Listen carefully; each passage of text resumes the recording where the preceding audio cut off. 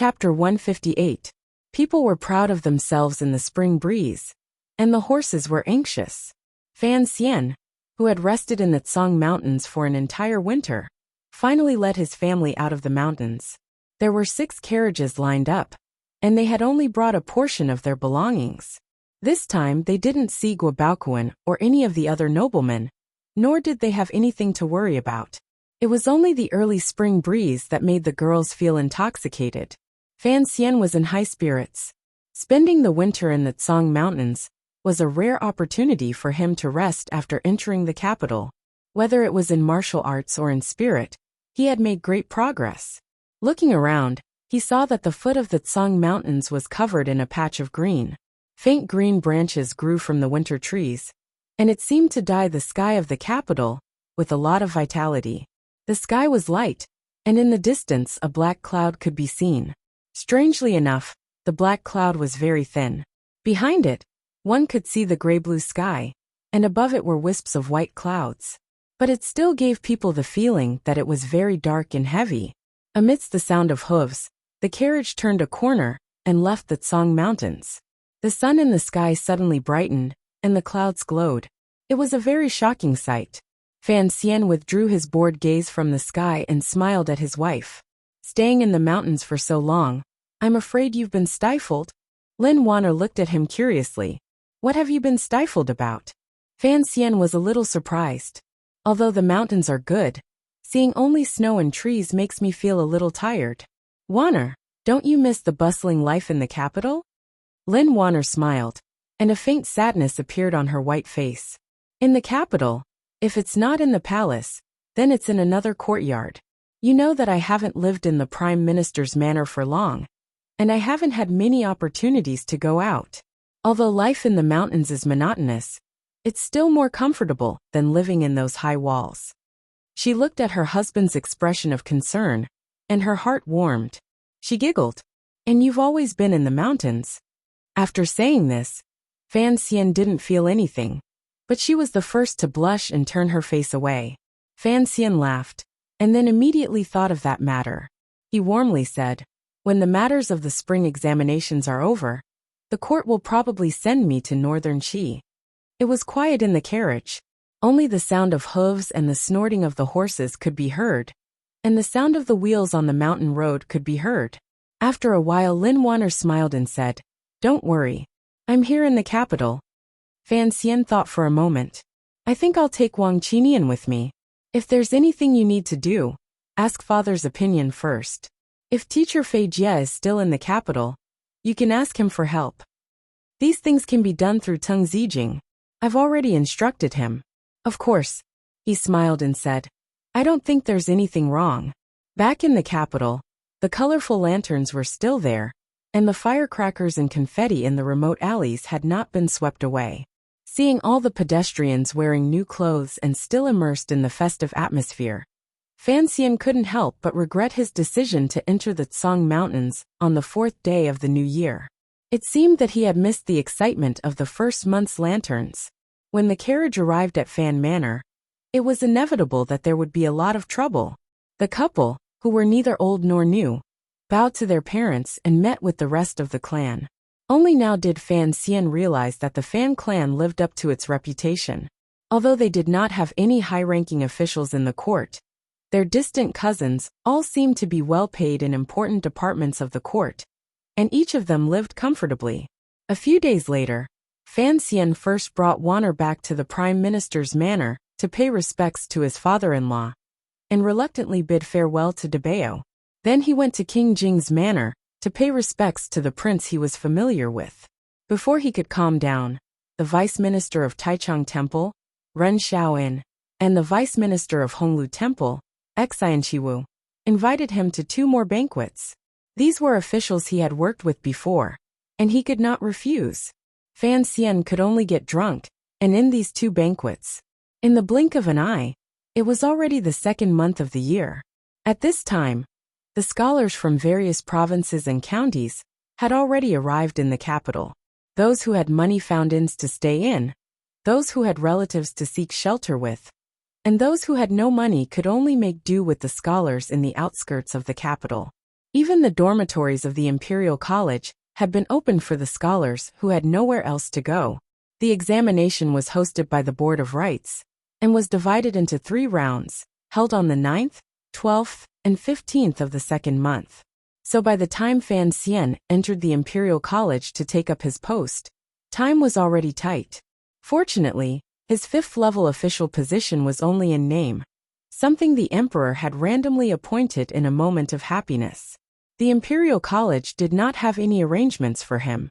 The examination was approaching, and the Imperial College naturally did not need him to teach, so he was free. Occasionally, there would be students studying at the Imperial College who would run into his room and stare at him with greedy eyes like a pack of hungry wolves. Fan Xian opened the fan in his hand with a swish and waved it incessantly in this late winter and early spring weather. After the students around him had coldly backed away, he smiled and said, "Everyone, I am still young, and I do not deserve to be called an educator. So please do not bring this matter up again, lest I embarrass myself." Seeing that his words were humorous, and that this 17-year-old man, who was already a 5th-ranked official in the imperial court, did not seem to be the kind of person who would look down on others with disdain, the feeling of estrangement between the students gradually disappeared. Someone boldly joked, "Master Fan, when you first entered the capital, you once commented on the strength of character at Yishir Tavern. Now you are in the mood to fan yourself?" Fan Xian laughed and replied, "What does that mean?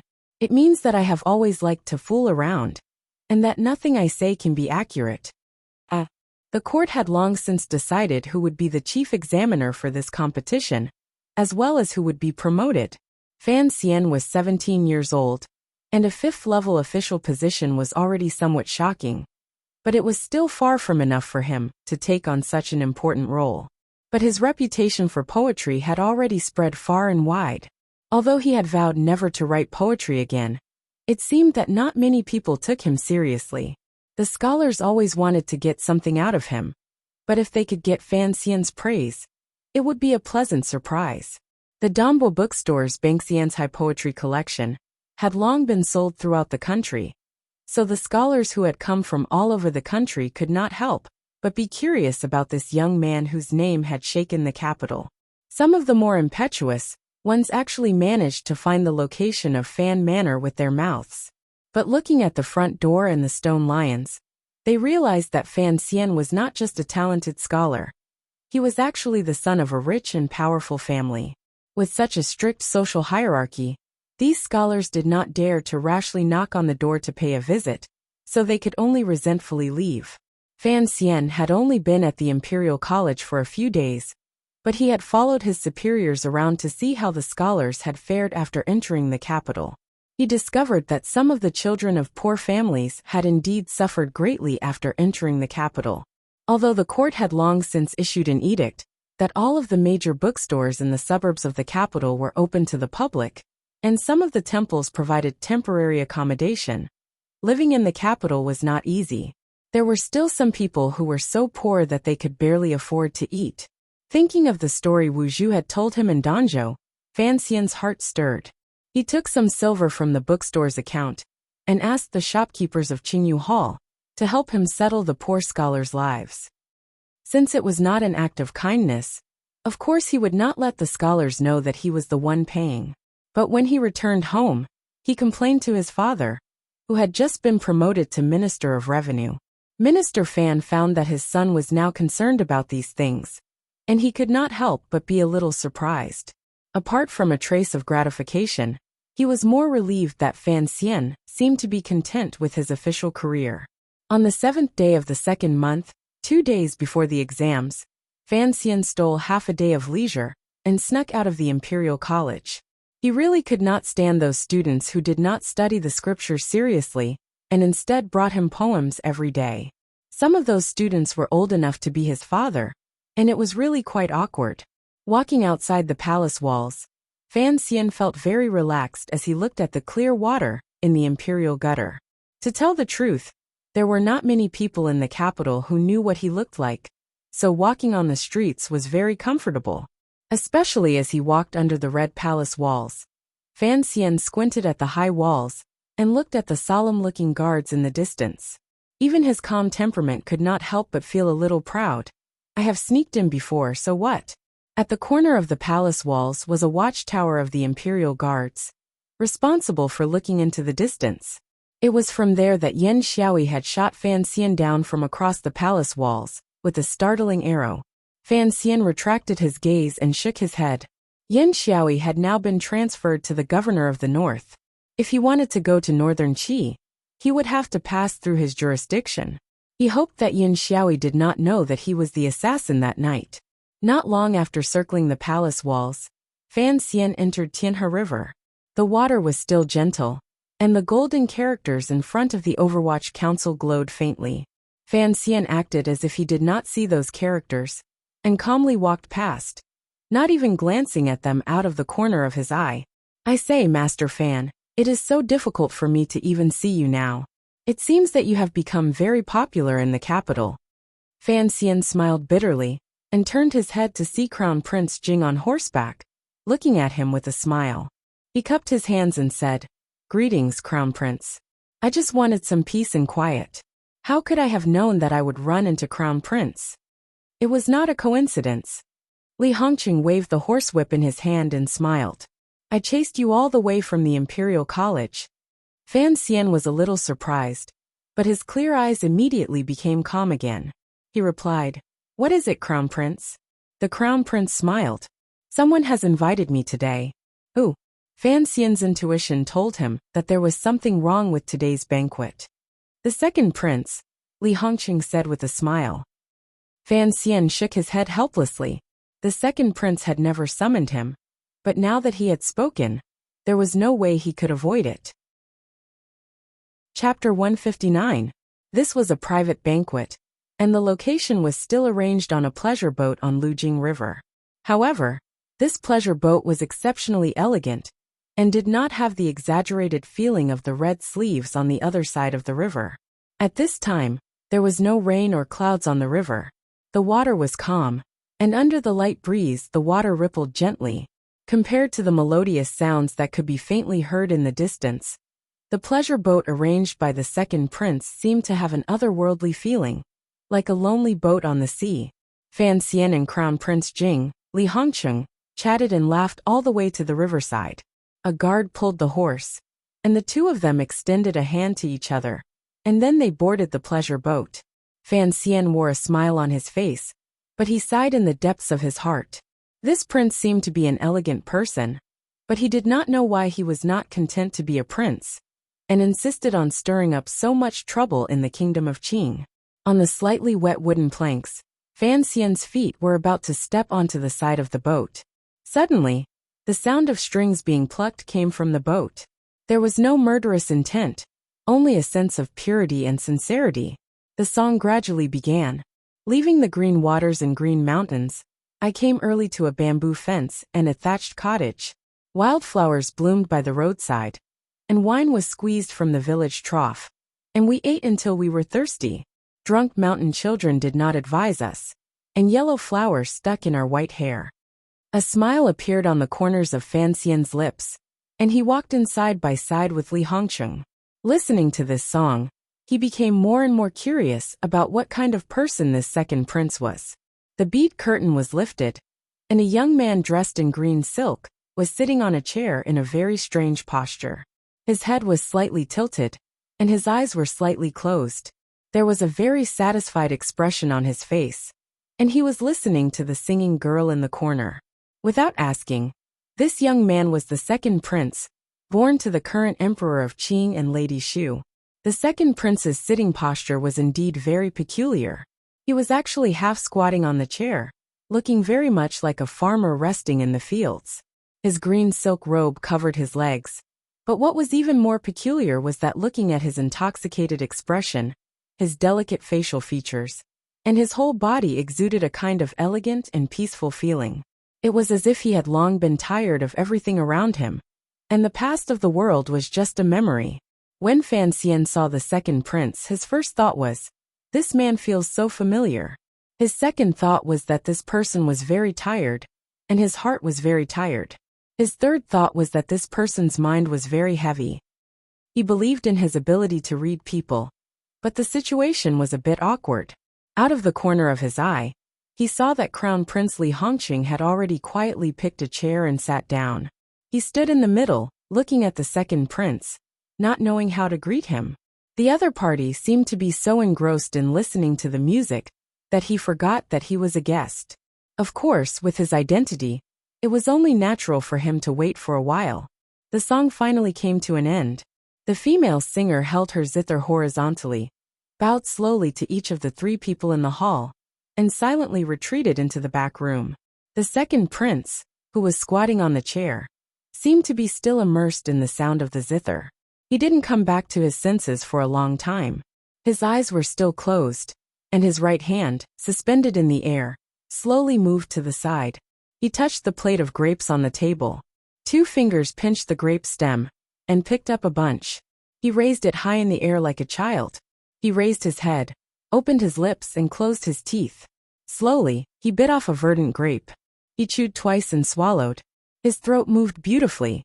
It seemed that even eating grapes was a very enjoyable thing. Fan Xian was not in a hurry. He looked at the prince with a slight smile. His eyes were calm, but he didn't let go of any of the other small movements. He was trying to see what kind of person he was. A moment later, the second prince sighed and placed the grape in his hand back onto the plate. Only then did he slowly open his eyes. He seemed to have just realized that the guest he had invited had arrived on the boat. A strange smile involuntarily flashed through his eyes. The corners of his mouth twitched slightly, and a somewhat bashful smile blossomed. Fan Xian's heart jumped. That familiar feeling grew stronger and stronger. The second prince looked calmly at Fan Xian, standing in front of him. He suddenly opened his mouth and asked, "Since you've come, why don't you sit?" Crown Prince Li Hongqing sat to the side, smiling and drinking tea. He didn't say anything to help Fan Xian. Fan Xian returned a warm smile and bowed to the second prince. "Your Highness, if I don't bow, I wouldn't dare to sit." The second prince looked at Fan Xian with a slight smile. "I didn't welcome you, so you don't have to bow to me." Fan Xian smiled. "Your Highness doesn't need to welcome me. I have to bow to your Highness." The second prince smiled and shook his head. He wiped his right hand, which was stained with grape juice, carelessly on his green silk robe. "On this boat, there are only me and my brother Hongqing, as well as your brother-in-law. There aren't any princes or officials." Fan Xian chuckled and cupped his hands in salute. He didn't say anything more. He sat down in the chair across from Crown Prince Li Hongqing. Since the second prince liked to play the role of a famous scholar, although he wasn't good at it, he could still sit in a sedan chair. In reality, the conversation between the two of them didn't have any deep meaning. But Fan Xian still felt that it was very strange, because the second prince spoke very slowly, and every time he opened his mouth, it was always half a beat slower than the average person. So when they spoke, it always felt as if the other person spoke suddenly. And what Fan Xian found even more interesting was that the more he looked at the second prince, the more familiar he felt. But he didn't know where this feeling of familiarity came from. He was very sure that it wasn't because of one "I paid for this pleasure boat. What do you think?" The second prince seemed eager to know how Fan Xian felt about this pleasure boat. Fan Xian smiled bitterly. He then looked around at the decorations of the boat. He found that whether it was the layout, the green pots in the corners, or the paintings hanging diagonally, this pleasure boat didn't seem like a pleasure boat. It seemed more like a study. He couldn't help but shake his head and smile. "Your Highness, this pleasure boat is very quiet. It doesn't fit with the word flower." The second prince smiled lightly and raised his head to look at him. "Quiet is good." Fan Xian suddenly felt that this kind of conversation was a bit boring and difficult. He was just about to turn his gaze to Li Hongqing, whom he was familiar with, for help when he heard Crown Prince Jing's words ring out. "I say, can you two not talk so tiredly?" Li Hongqing smiled and interrupted. The second prince chuckled and said to Fan Xian, "Do you see? Don't think that us royal children are boring people. Besides, you are already married to one. We are family. In the future, you should see each other more often." Li Hongqing laughed before Fan Xian could. "Our manner is one thing, but you are the second prince. You will be in danger if you go out."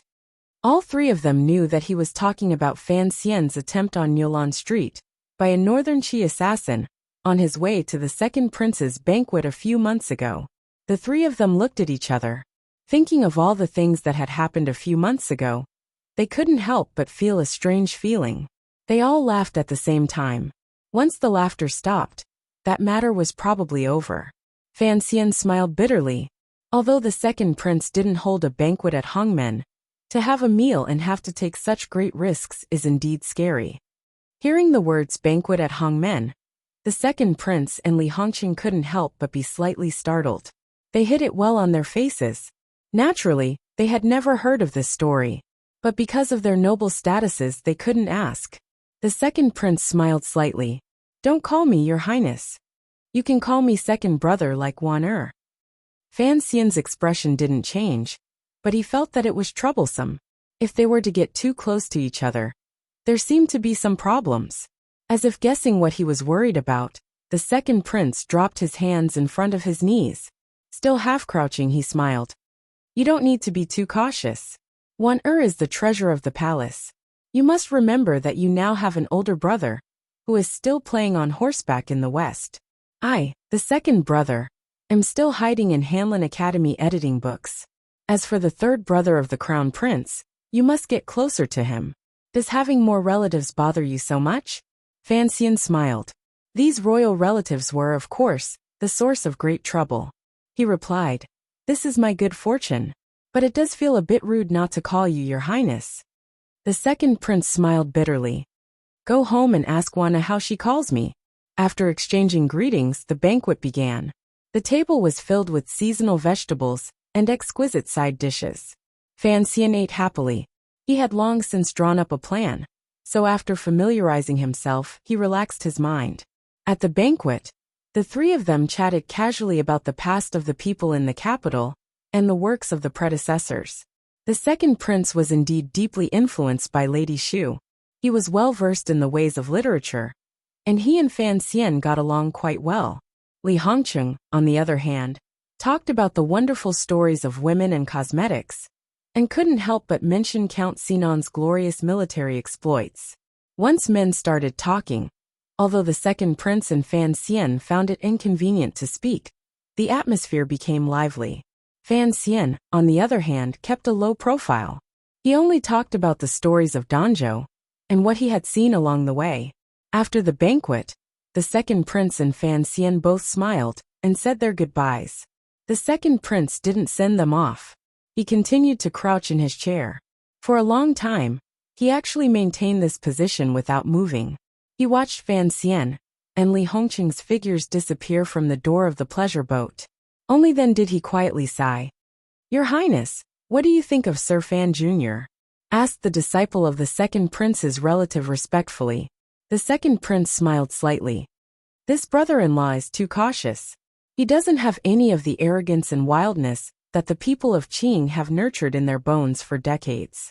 To tell the truth, I really wonder if the young Fan, who went crazy with poetry at the banquet, is the same person I met today. Having said this, he habitually lowered his head and stretched his hand to the side to touch the bunch of green grapes. The disciple immediately knew that the second prince was thinking about some extremely important matters of state. Not daring to disturb him, he quickly and quietly left through the door. After a long time, the second prince slowly raised his head. His eyes were filled with confusion. In reality, he wasn't thinking about any important matters of state. He was just thinking about the feast at Hongmen that Fan Xian had mentioned at the beginning. He had read the classics with his mother when he was young, but he still couldn't remember what this feast at Hongmen was. My brother-in-law is indeed very knowledgeable. It looks like I'll have to go back and do some research.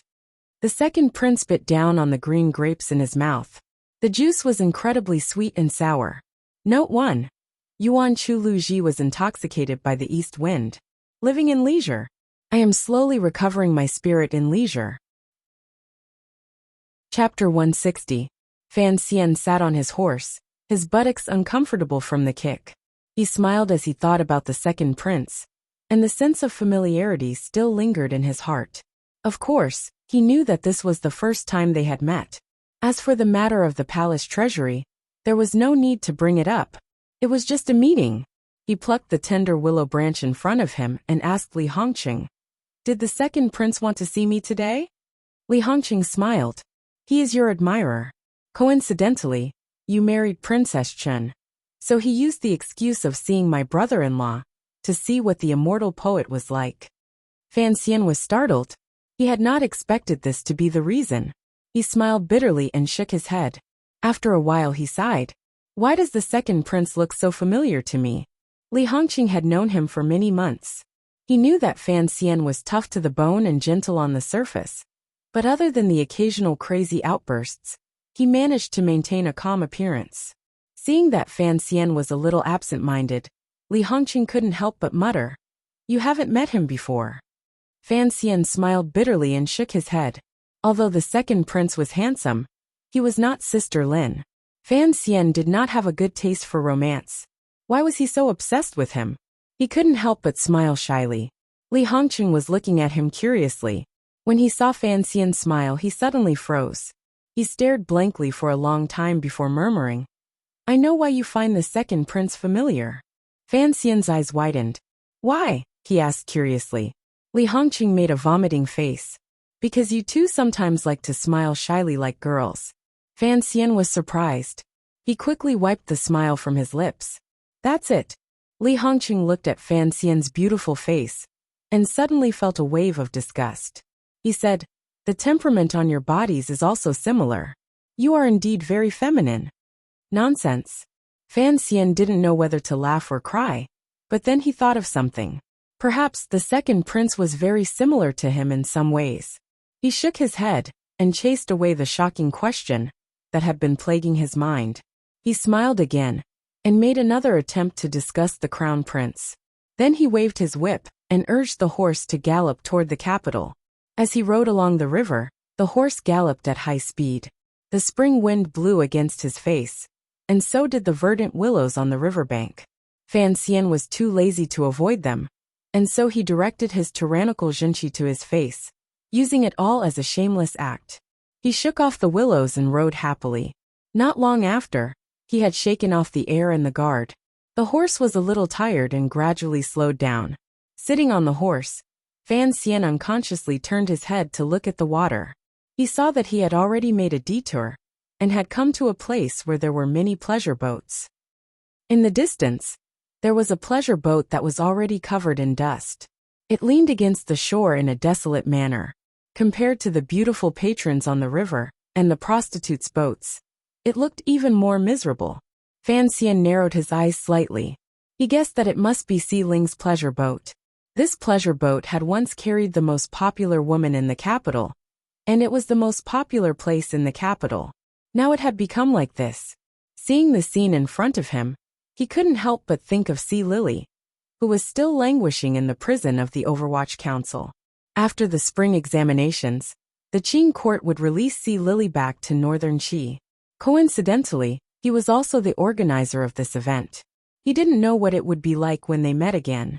Back when he was in prison, he had used drugs, words, and psychological attacks to trick the woman into revealing that the mastermind behind his assassination attempt was Wu Bowen.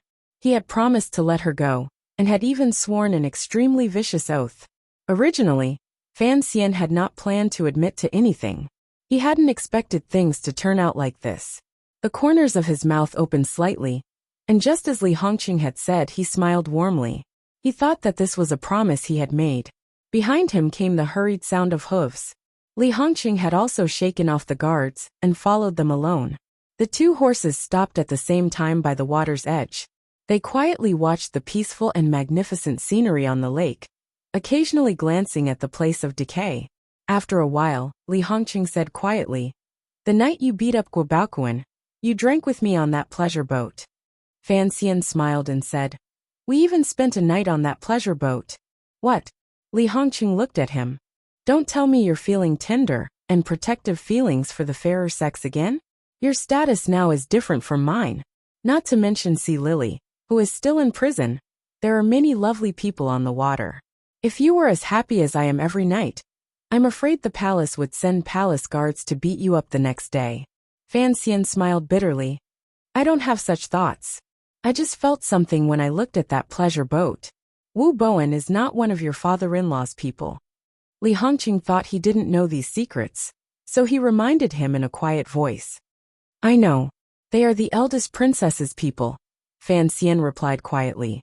But since the eldest princess is no longer in the capital, I can't be bothered to think about these questions. Don't forget, the eldest princess is on good terms with the empress.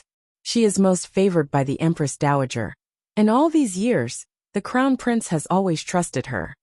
Li Hongqing looked at him quietly, as if he wanted to use these words to express something. Fan Xian smiled. Just say what you want to say. The second prince and I have just met, and there are some things that are not convenient to say. Since I've shaken off the guards, I want to speak with you in private. The two horses slowly walked forward, their heads occasionally rubbing against each other to show their affection. Li Hongqing pulled out the green willow branch in front of him and said quietly, After you return from northern Qi, you will probably be in charge of the palace treasury. Whether it is the Eastern Palace or the second prince, they all need you. I think you understand this. Fan Xian smiled and didn't say anything, listening to him continue. Although the Eastern Palace is showing goodwill to you now, that is because the eldest princess has left the capital. Although I don't know why the eldest princess hates you so much, I know that in the eyes of the Eastern Palace, 1,000 of you are not worth a single word from the eldest princess. So you cannot trust the Eastern Palace. Li Hongqing said very seriously, Our families have been friends for generations. You and I can be considered friends, so I want to remind you that if it really comes down to it, whether for public or private reasons, I hope you will lean to that side. He pointed at a lone mountain on the other side of the river. The back of the mountain was cut off by a forest, forming the character 2. What a coincidence! Fan Xian followed the direction of his finger and smiled bitterly as he shook his head. Lining up is a very stupid thing to do. Hongqing, I advise you not to line up too early. It's not a coincidence. That is the second prince's courtyard. Li Hongqing smiled. What you say is very similar to what my father said. But there are always many things to do in this world. Fan Xian shook his head in disagreement. After seeing the second prince today, I feel very strange. He is like a crystal. Why is he not willing to be like King Jing and be a peaceful prince? When Li Hongqing heard him mention his father, his eyes gradually grew cold. The warm smile of the past, like the spring breeze, also disappeared. He said lightly, There are no private matters in the emperor's family. There are many things that you cannot hide from even if you want to. You should remember how the previous emperor, who was my grandfather, ascended to the throne. 2 princes were assassinated on the same day. Back then, there was a storm of blood in Jingdo. If you could go back in time, wouldn't you also ask them why they wouldn't let you go? Fan Xian felt a chill in his heart. He forced a smile to hide his emotions. Back then, the country had just been founded, and it was not the same as the current peaceful scene. If the second prince had been willing to let you go, the Eastern Palace would not have done anything. Look at King Jing growing flowers and grass in his manor every day. Isn't he also very happy? The second prince can see that he really likes literature. Why can't he learn from your father? You've seen the emperor, and you've seen the eldest princess. My father is ranked second, but look at his appearance. He is already an old man. Li Hongqing said with a smile that was not quite a smile. Would giving way really have a good result? My father always has a grievance in his heart. Although I don't know the reason, I think it must be because of the emperor's family. In reality, Crown Prince Jing had guessed the real reason why King Jing was now a gardener. Fan Xian frowned. But you shouldn't have followed the second prince so closely. No matter how you look at it, he is the most unlikely person. In reality, given his friendship with Li Hongqing, these words were already too direct. After Li Hongqing heard this, he was slightly startled. Then a smile rose to his face. He knew that Fan Xian truly considered him a friend. In a quiet voice he was moved. If parents bring some desserts and place them in front of the children, we must first indicate that we want to eat them. Then, when the parents distribute the food, they will first think of you. Fan Xian smiled. The second prince has always been expressing his attitude. Correct. Li Hongqing's gaze left Fan Xian's face. across the small mountain on the other side of the Lujing River. He looked at the faintly visible Tsang mountain range in the distant sky. In a quiet voice he said, "The previous emperor was lucky because he only had 2 sons. The emperor is also lucky because he only has 3 sons. But when the great prince returns, who knows what problems will arise? So the second prince must be the first to express his attitude and fight for all the power he can. I still don't understand why you chose him." The reason is simple. Li Hongqing smiled. "I find him more pleasing to the eye." Fan Xian raised his eyebrows. He knew that the truth of these words could be counted as 3 out of 7. He could not completely believe it. But his eyes looked at the warm smile on Crown Prince Jing's face, and his face showed no expression. He was not a noble man who wished to be good to himself. He knew that there were many things in this world that he could not avoid. So from the beginning, he had never thought of hiding. A man in this world should be happy. Of course, in this process, there might be more to it. Before entering the city, Li Hongqing very naturally said that he wanted to go sit in a certain restaurant. Fan Xian was too lazy to accompany him, so he raised his hand to bid farewell. As he said goodbye, the crown prince, who loved to play with women, said with a faint smile, "Today, the second prince wants to see you first because after the examination, you probably won't be able to escape the crown prince's invitation." Fan Xian shivered slightly. He heard a hint of information in the crown prince's words. Although he did not have the qualifications to mark the examination papers, he would certainly be watching over the Imperial College and the Board of Rights. Chapter 161. That night, Fan Xian returned to his courtyard. He talked with Wan about his meeting with the second prince during the day. And then, as he had expected, another guest arrived. It was Xian Qiwu, who was close to the crown prince's palace. He sat down and drank tea. Looking at the names on the slip of paper in his hand, Fan Xian smiled. He knew what the crown prince wanted, but he didn't know why he had come to him. "Why are you showing me this?" Fan Xian held the slip of paper in his hand and shook his head with a wry smile. "Sir, I can't interfere with the imperial examinations. A few months ago, during the negotiations with Northern Qi, these two had been the head envoy and the deputy envoy. They worked very well together, and there was not much conflict in their personalities. Plus, the two of them had gotten drunk together a few days ago, so they were naturally more familiar with each other now." Xian Qiwu picked up his teacup and took a sip. "You should know what these names are." Of course, Fan Xian knew. The day after tomorrow was the day of the imperial examinations. At this critical juncture, all the manners were secretly communicating with each other like wives and grooms. The back door sills were almost broken from the trampling. It was said that even the head of the Board of Rights, Guayu, was annoyed. He didn't want to offend too many nobles, so he asked for an imperial edict and hid in the palace. The other 4 examiners and supervisors had already treated the Imperial College as their own manners, and didn't dare return to their manners. But with the power of the Eastern Palace, if the Crown Prince wanted to promote some of his own young talents in the imperial examinations, he should have a way. Everyone knew that Guayu was a staunch supporter of the Eastern Palace. If he just sent a word, there shouldn't be any problems. Why did he come looking for Fan Xian? As if sensing his confusion, Xian Qiwu smiled and shook his head. "Sir Fan, you are talented and everyone admires you. But it seems that you don't understand many of the rules in the capital. The imperial examination rules of this dynasty are all based on the previous dynasty's rules, and there aren't many changes. In order to prevent cheating, the examinees' papers have to be copied again to prevent their handwriting from being recognized. The most important step, however, is the step of covering their names."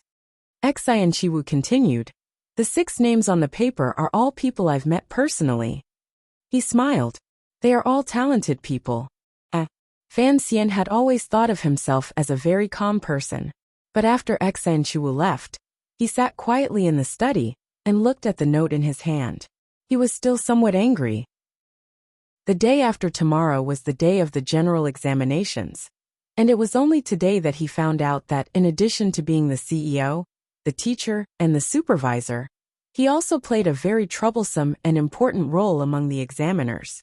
In their previous conversation, Xianqiwu had told him that the court had already issued an edict ordering Fan Xian, a fifth-level official of the Imperial College, to be the clerk of the examination. The clerk of the examination was a rather strange position, but it was actually an official who was fully responsible for the order of the examination. He held considerable power in his hands. More importantly, after the examination papers were sealed, and before the officials of the Board of Rites and the Imperial College began to copy the papers again, the clerk of the examination was in charge of the sealing of the names. Anyone who wanted to play tricks in this examination would first have to deal with the blanking of their names. Even if the students behind them had bribed the officials of the Board of Rites, or even the examiners, if they did not tamper with the blanking of the names, the examiners would not be able to do anything. After so many years of the examination, the officials of the Kingdom of Qing had long become proficient in these fraudulent transactions. The distribution of power among the various factions had also become somewhat predictable, but because it was the famous Fan Xian who had inexplicably taken the position of clerk of the examination, the various factions in the court could not help but feel uncertain. No one knew what this young immortal fan of poetry would do. That was why the Crown Prince had unhesitatingly asked Xianqiwu to come to Fan Manor first. He believed that Fan Xian would not go against his wishes. And these days, the Crown Prince believed that the Eastern Palace had given Fan Xian enough rewards. It was time for Fan Xian to show his attitude. Fan Xian looked at the 6 names on the paper again and smiled. He crushed the paper into powder and slowly walked back to his bedroom. He felt a sense of gratitude towards the second prince. If the second prince had done the same thing, he would have been caught in the middle.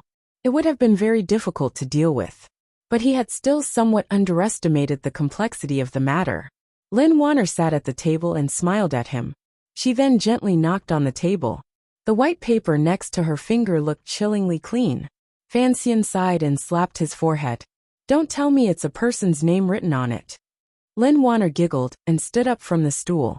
She walked to his side and held his arm. You are indeed a smart man, my husband. Fan Xian smiled bitterly.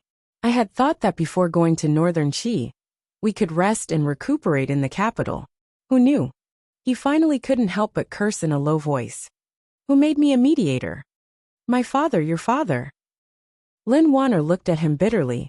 Although this position is not as important as a promotion, it is a very important position. According to the tradition of previous years, after the examination, the students will enter the court as officials. In the future, when they see you, they will have to call you teacher. It is a very important position. Fan Xian said unhappily. Aren't our 2 not-so-close fathers a bit too enthusiastic? I'm only 17.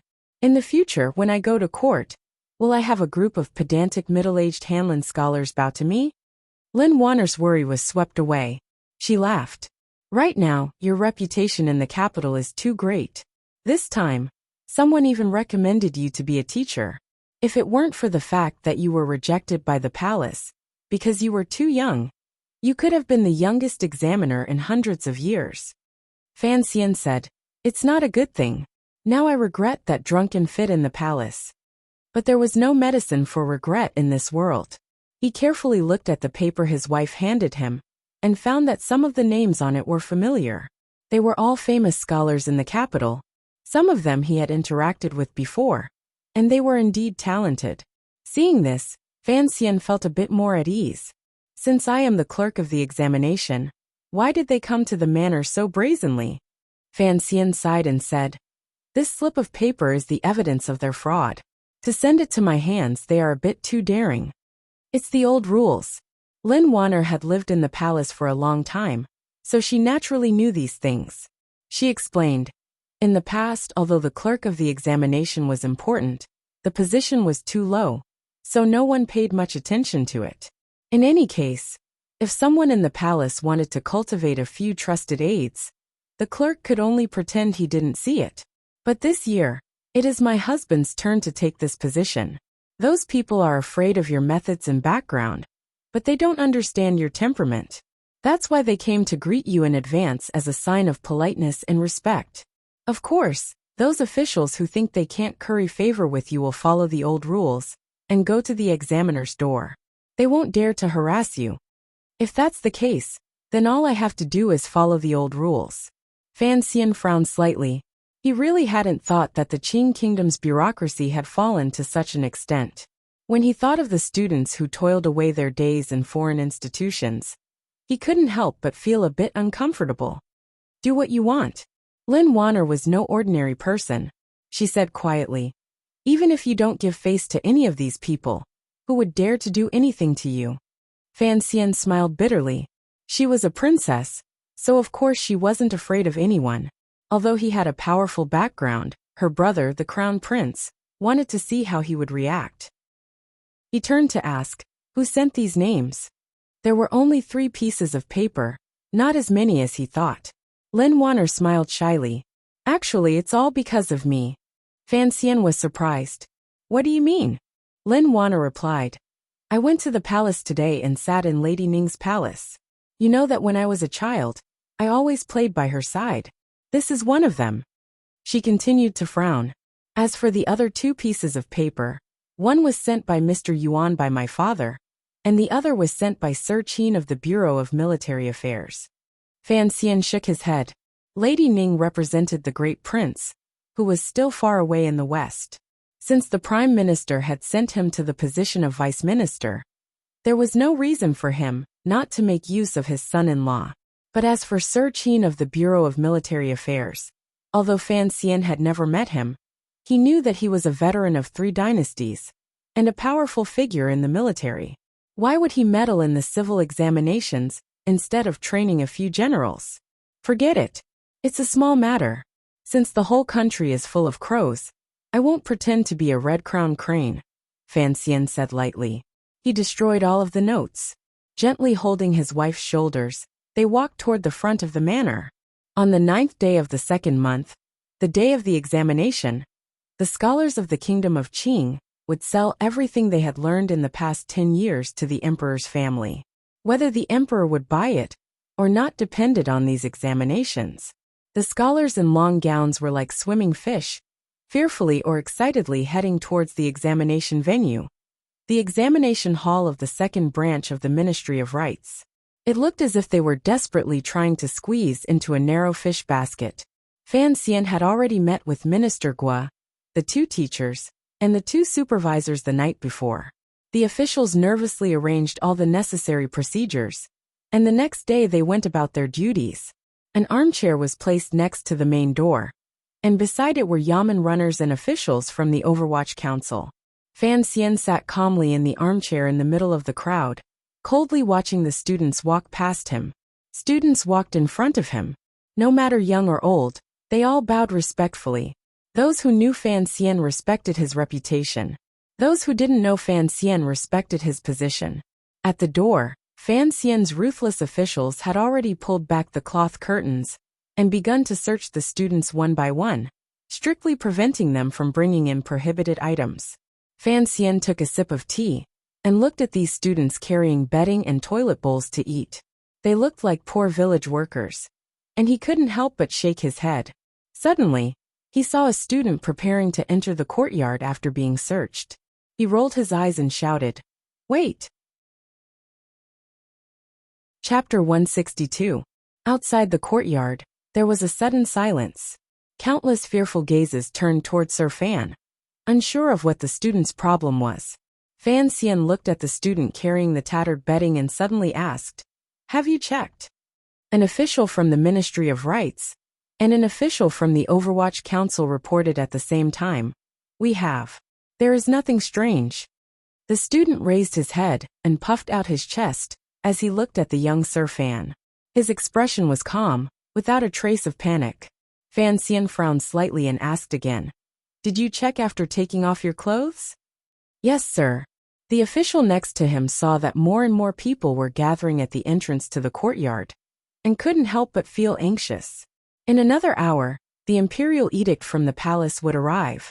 At this speed, it would be difficult to let all the scholars in. At that moment, Fan Xian suddenly stood up from his chair and walked to the side of the calm-looking student. He looked him up and down and suddenly laughed.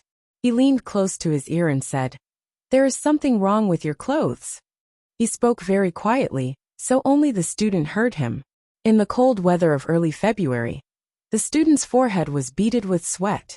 The student's name was Yang Wanli. He had no idea how Sir Fan, famous for his poetry, had discovered his secret. Under Fan Xian's quiet gaze, he couldn't help but feel like he was about to collapse. Fan Xian suddenly smiled and said, "Go in. If you reveal it now, your 10 years of effort will have been wasted. But remember, during these 2 days in the examination hall, don't let me find out that you have used your clothes." Yang Wanli was pleasantly surprised, but it was difficult to suppress the lingering fear. With a sullen face he said, "Thank you, sir, for your help." Afraid that this young eagle-eyed scholar would change his mind again, he shouldered the tattered bedding, covered his face, and rushed into the examination hall.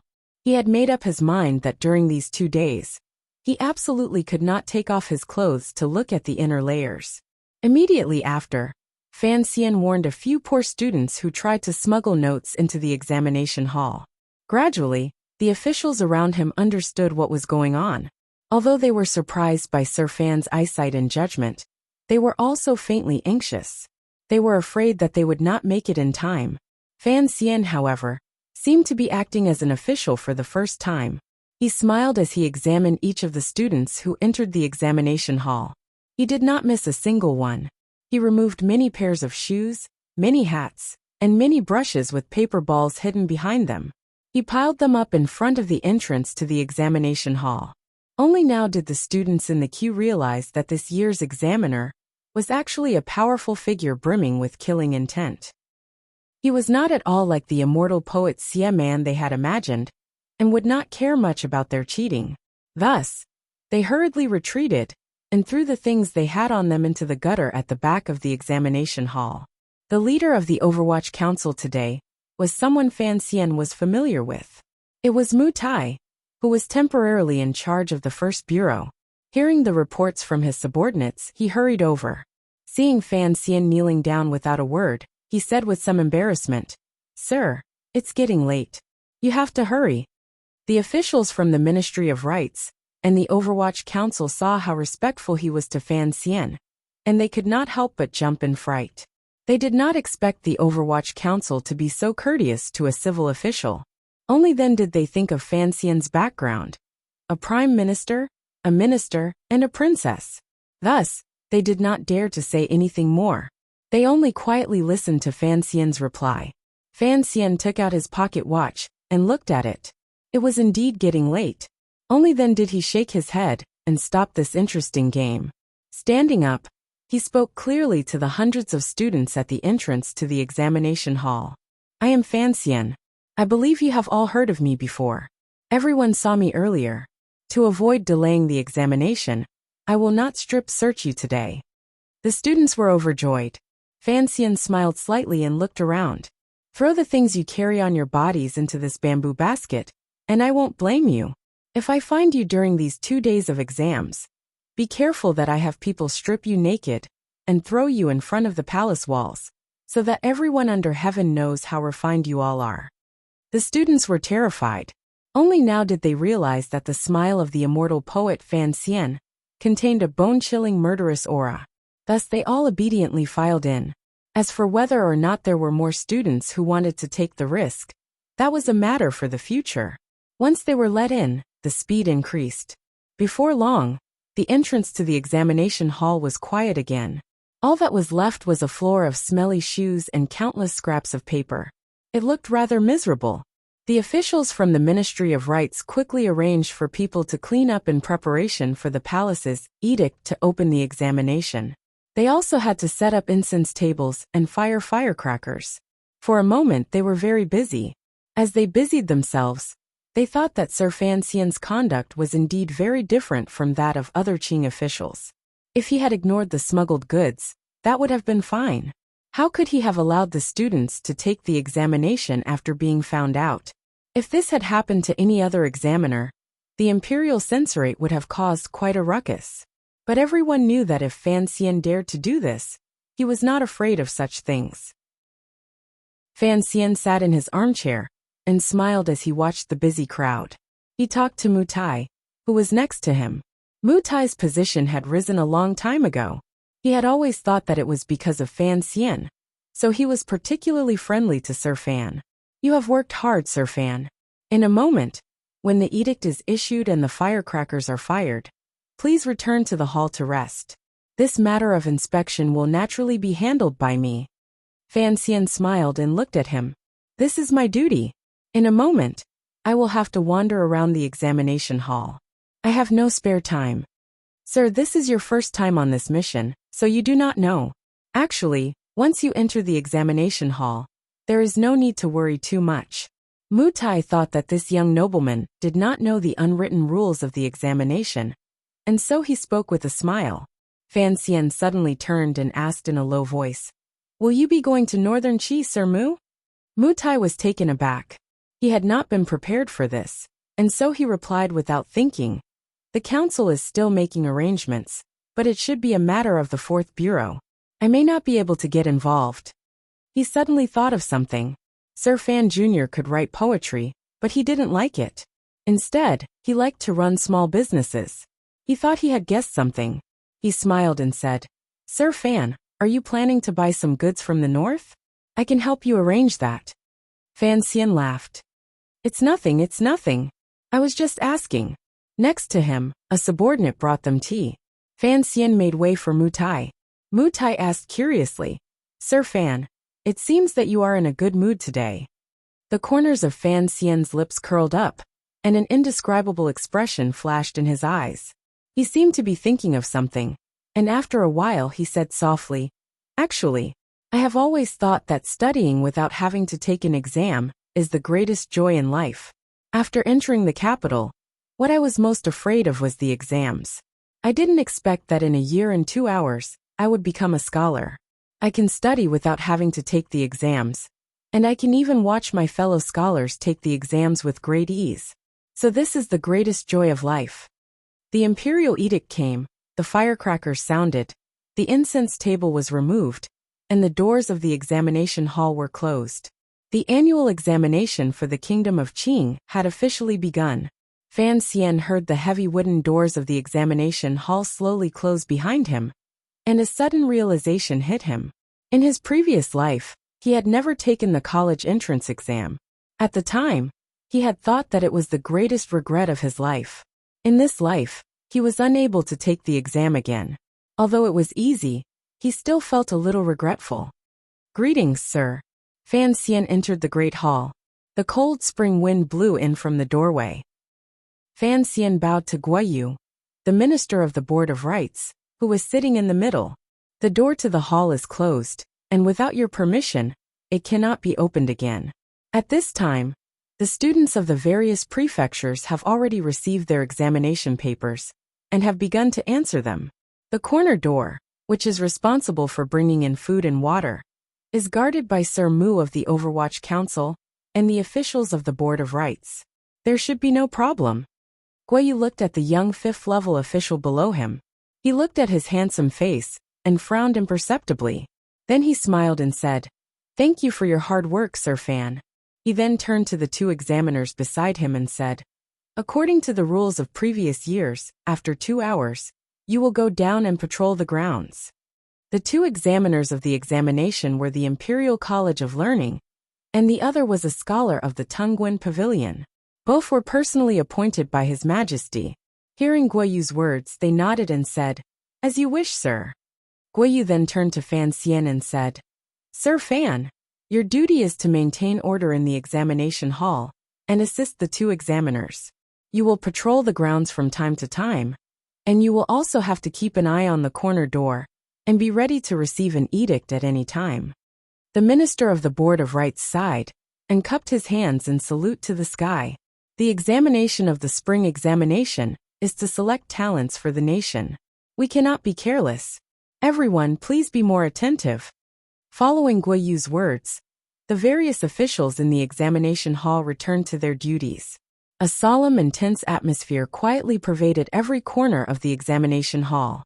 Everyone knew that after several northern expeditions, His Majesty had shifted the focus of governing the nation to the rule of law.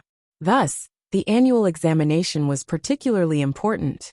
A few years ago, There had even been a precedent of an incognito inspection, so no one dared to be careless. Furthermore, this year's spring examination was one of the most important moments in the lives of those students who were burying themselves in their desks, furiously scribbling away. If they could successfully pass, then they would leap into the Dragon's Gate. If not, then they could only return to their hometowns and prepare for the next year's provincial examination. Who knew how many people's youthful years would be wasted by going back and forth? There were also those who were stubborn and arrogant. Once they failed, they would linger in the capital and refuse to return to their hometowns. There were those who were defeated, those who wandered about, and even more who disappeared without a trace. This was the grand ceremony of the nation, the arena of life and death for the scholars. Fan Xian stood on the stone steps and closed his eyes, listening to the rustling sounds coming from all around the examination hall. He thought of the slips of paper the crown prince and others had handed him, and a strange smile rose to the corners of his lips. Chapter 163. The sun gradually rose, dispersing the chill in the exam hall. The nervous students finally had a chance to warm up. They kept rubbing their hands together to ensure that their handwriting would not appear too stiff. Calligraphy was one of the criteria for grading, so even though the exam had already begun, most of them were still working on their scripts.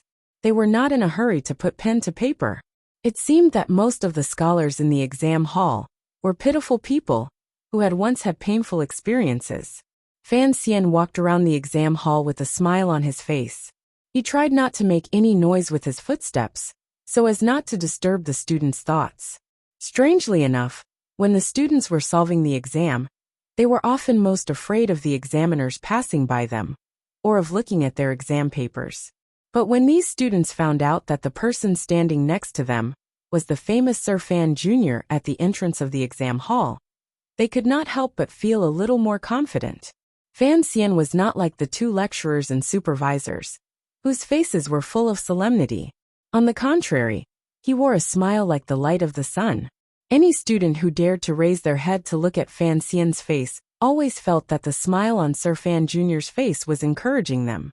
After walking around the exam hall, Fan Xian returned to the corner gate. Mu Tai had already brewed tea and was waiting for him.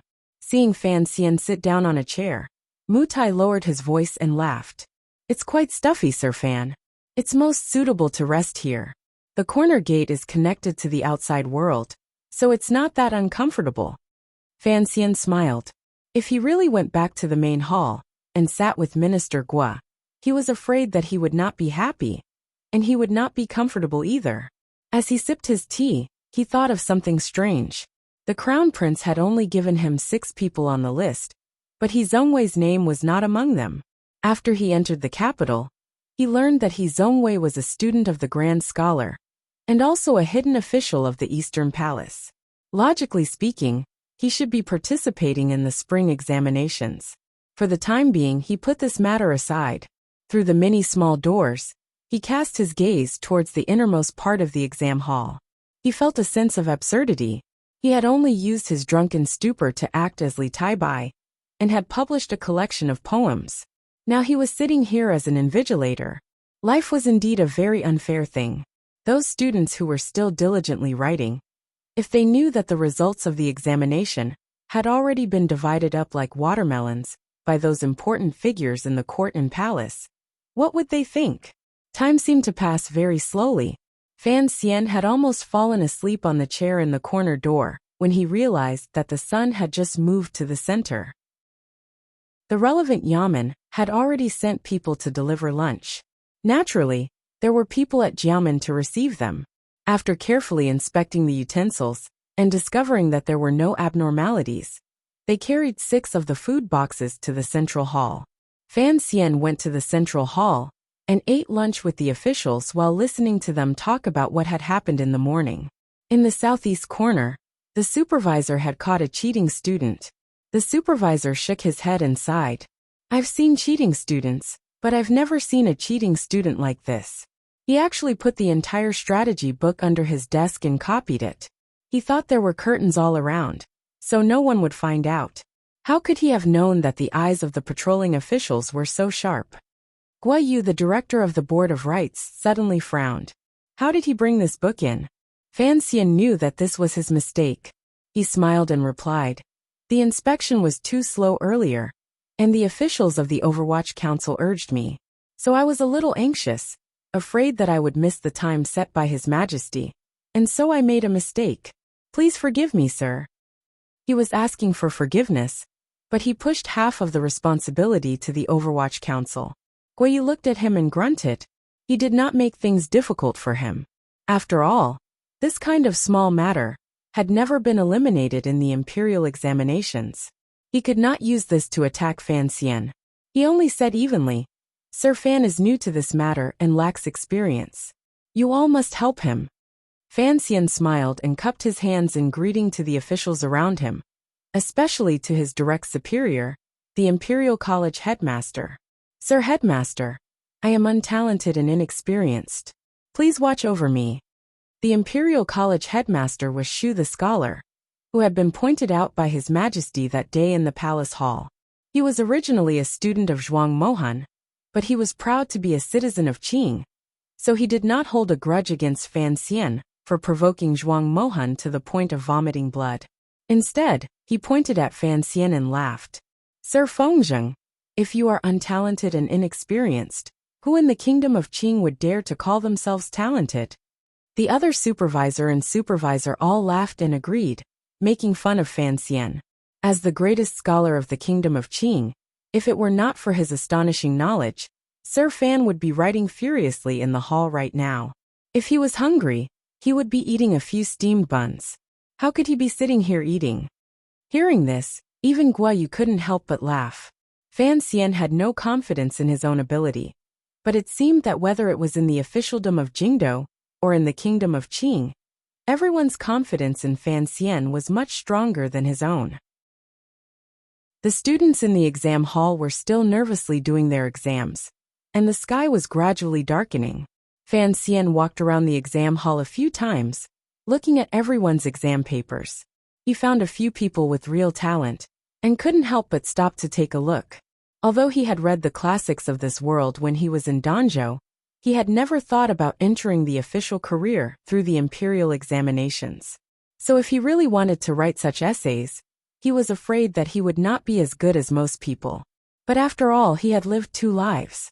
To put it bluntly, he was a well-read person, and he had a good eye. He secretly memorized the names of those people, and then walked to the corner door. He pretended to yawn and tilted his head. He found that Mu Tai was already half lying in a chair, almost asleep. He could not help but laugh. This Mu Tai was a wonderful person, and naturally had the ability to get things done. Otherwise, Chen Pingping would not have let him take over part of the power of the First Bureau. But his ability to conduct himself was lacking. Perhaps it was because he had just begun to learn how to flatter people. But every time he saw Fan Xian, he was incomparably respectful. For some reason, it made Fan Xian feel a little uncomfortable. "Sir, the corner door cannot be opened." Seeing that Fan Xian had walked to a secluded place beside the corner door, an Overwatch Council official showed a troubled expression. He stepped forward and stopped him. Other than delivering food and water, the corner door must always be closed. "I know the rules." Fan Xian smiled. "I just wanted to walk around and see if there was anything fun to do." His words were a little strange and out of place. This was the grand ceremony of the nation, the imperial examinations, and Fan Xian, as an examiner, wanted to find something fun to do in the examination hall. Strangely, after the Overwatch Council official heard these words, he smiled slightly and replied, "There are a lot of fun things in the council. Please come often in the future." Fan Xian calmed down. Looking at the official's ordinary face, he suddenly opened his mouth. "You are the person I was looking for?" "Correct, Commissioner," the official said with his head lowered. Fan Xian looked into his eyes. He knew that this Overwatch Council official did not have a high position, but he was certainly a trusted aide that Chen Pingping had placed in the First Bureau. He could not help but smile. "Did Sir Chen say when exactly?" "After the imperial examinations, within 3 days," the official replied quietly. "Good. I still have something I need your help with." I need to investigate the backgrounds of a few people. Fan Xian told the official the names he had memorized earlier. I don't want to investigate their family background, just their character. Yes, the official said quietly. Please show me your token, Commissioner. Fan Xian took out the token from his waist that had helped him countless times and waved it in front of the official's eyes. He then asked warmly, Do you remember? The official replied softly, Yes, but I will report this to the director. I understand. Fan Xian smiled warmly. Before sealing the papers, I want your report. Yes. Do I need to know your name? No, the official said quietly. The official quietly said, I am just a low-level official in the council. I dare not trouble you to record my name.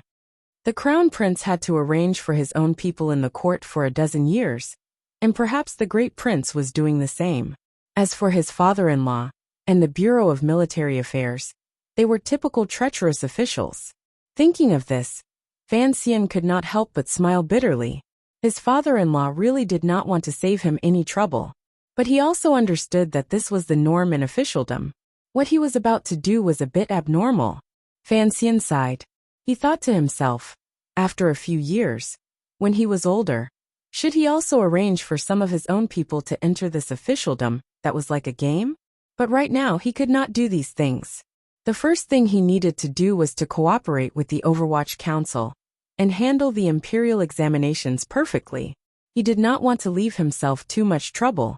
After successfully forcing the eldest princess out of the palace with the message paper, he had handled everything calmly. If it were not for the fact that the Eastern Palace had used such a tyrannical method to pull him in, perhaps he would have continued to endure. And he did not think that his plan was too risky.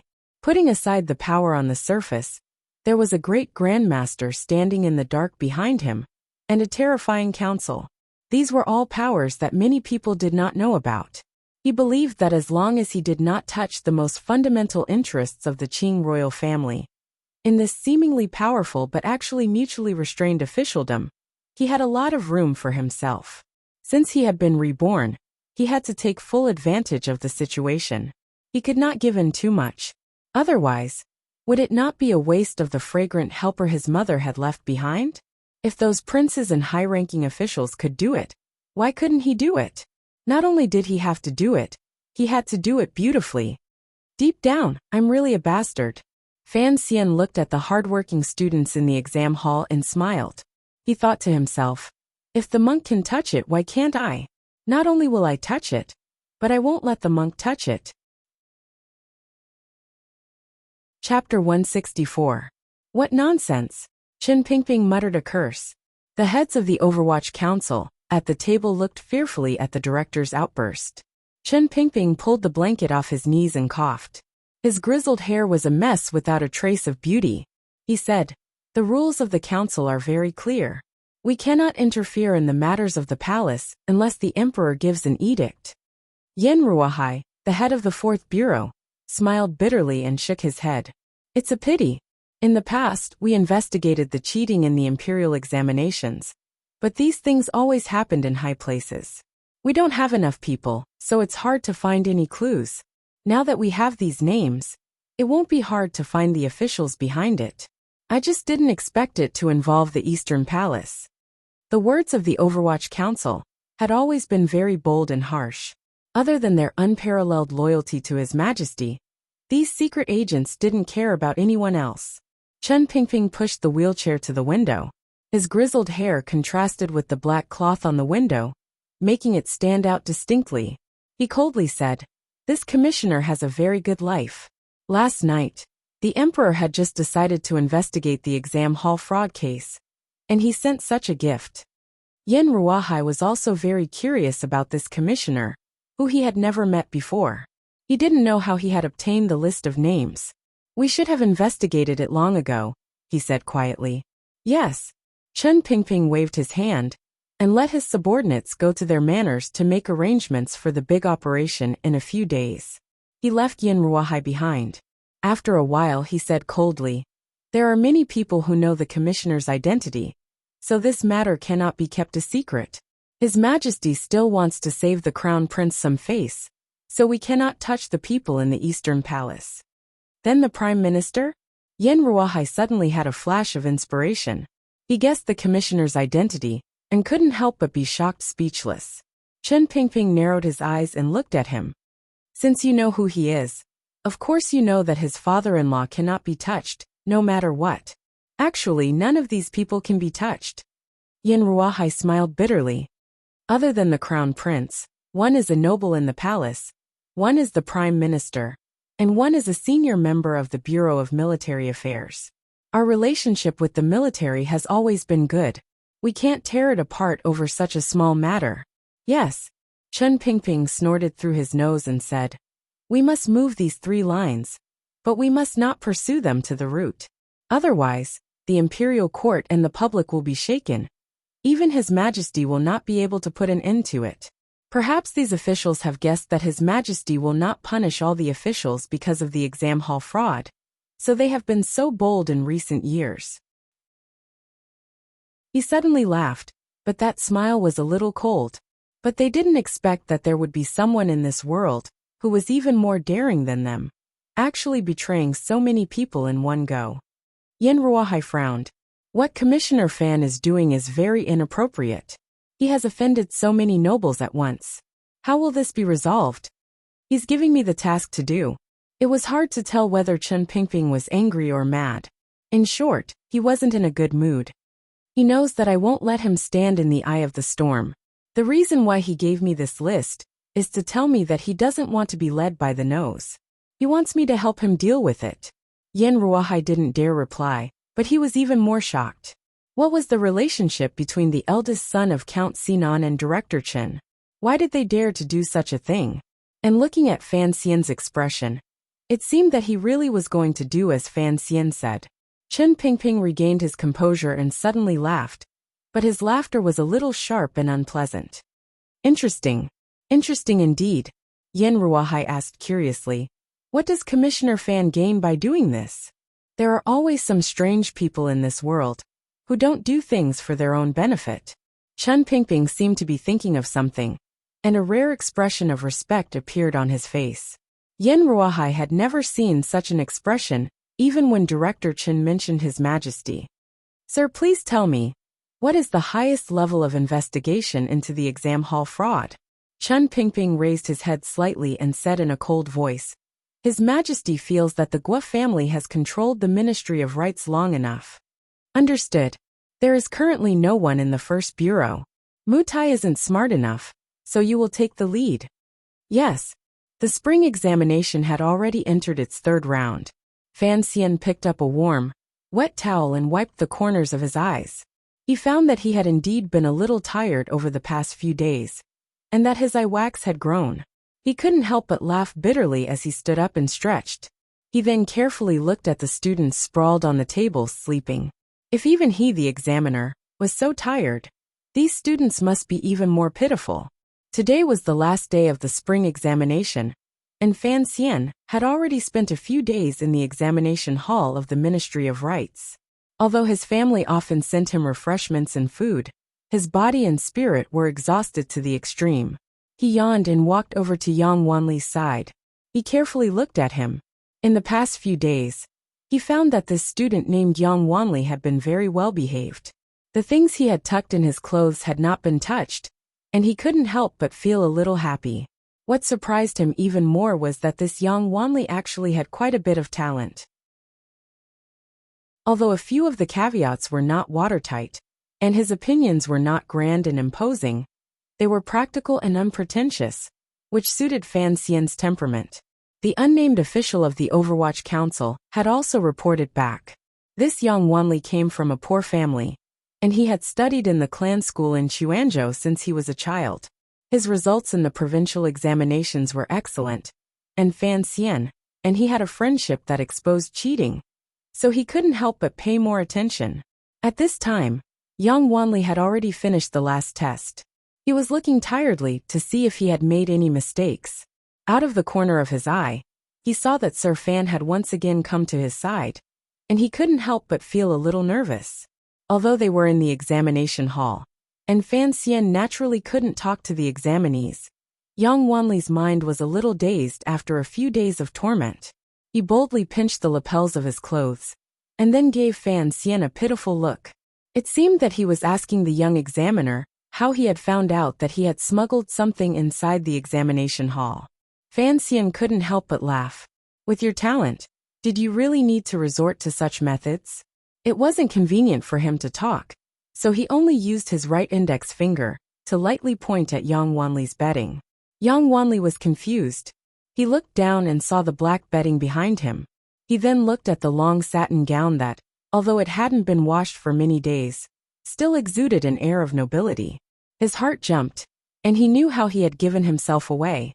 Just think, which examinee could afford to wear a washed silk gown and carry a roll of black bedding into the examination hall?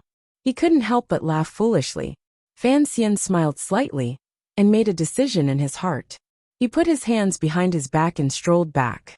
It was already night, and the examinees gradually left the examination hall of the Ministry of Rites. After a few days of torment, everyone had long been exhausted. They yawned endlessly and their bodies stank. Their faces were full of confusion.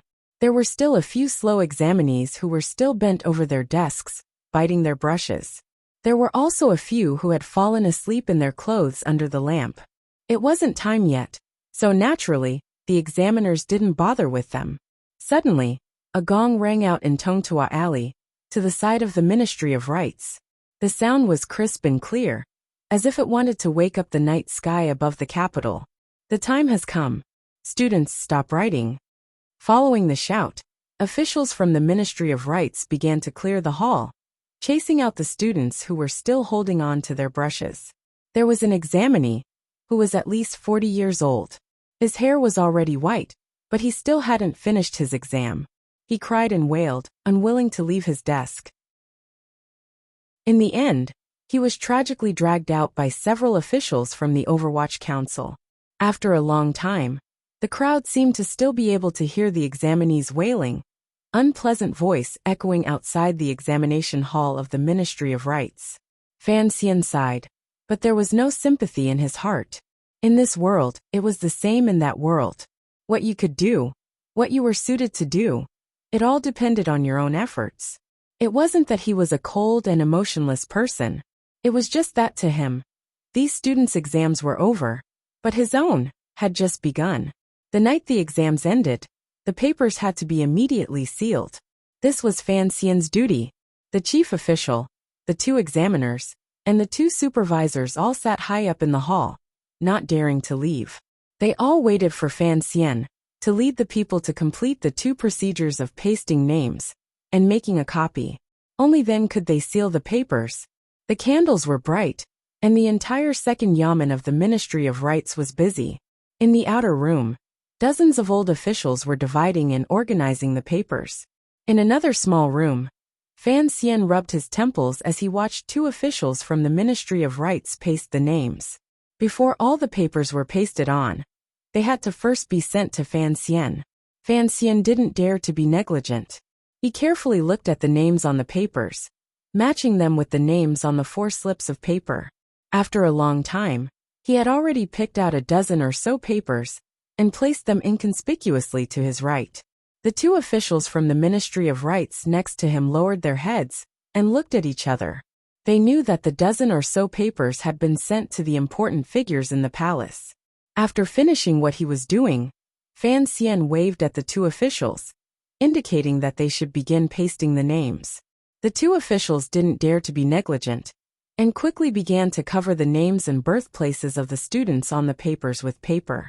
Fan Xian didn't try to avoid suspicion. He carefully watched from the side, and finally realized how these officials of the Kingdom of Qing did this. It turned out that when pasting the names on the papers that he had picked out, the strips of paper used were slightly shorter than those used by ordinary students. Fan Xian couldn't help but laugh as he watched the officials from the Ministry of Rites solemnly paste a short slip of paper onto the exam papers he had chosen. If Guo Yu were to find out in the future that not all of these exam papers had been requested by high-ranking officials of the court, and that some of them had been written by talented scholars that he had taken a liking to, such as that simpleton Yang Wanli, Would Guo Yu be so angry that he would vomit blood? What he didn't know was that if his little trick fell into the hands of the elders of the Overwatch Council, Guo Yu wouldn't even have the chance to vomit blood. Chapter 165. It was a thin strip of paper that had very little difference in the length of the name. If one were to look at it casually, they would not be able to see anything strange. But if the transcriber was aware, he would certainly be able to tell. Fan Xian watched as Yang Wanli's paper was pasted with a short strip of paper, and for some reason, his mood became extremely good. He smiled and shook his head. He could not help but ask, even if they were picked out, how do I mark them when copying? The official beside him smiled awkwardly. He knew that this newly famous person still did not understand the rules. Carefully, he replied, Sir Fan Jr., when copying, as long as you work on the strokes of certain words, the person who approves the scrolls will naturally understand. Fan Xian suddenly understood and sighed in admiration. That way, even if the person marking the paper doesn't know who it is, as long as he knows it's the right person, it's fine. Yes, sir. The official from the Board of Rights replied politely, but in his heart, he was cursing this world-shaking young man for not even knowing these old rules of officialdom. What he did not know was that Fan Xian was also cursing these people for being stupid. If it were not for the Qing officials being so arrogant, how could these loophole-ridden old rules have been followed for so many years? He would not have been able to use these loopholes to do things for those true scholars.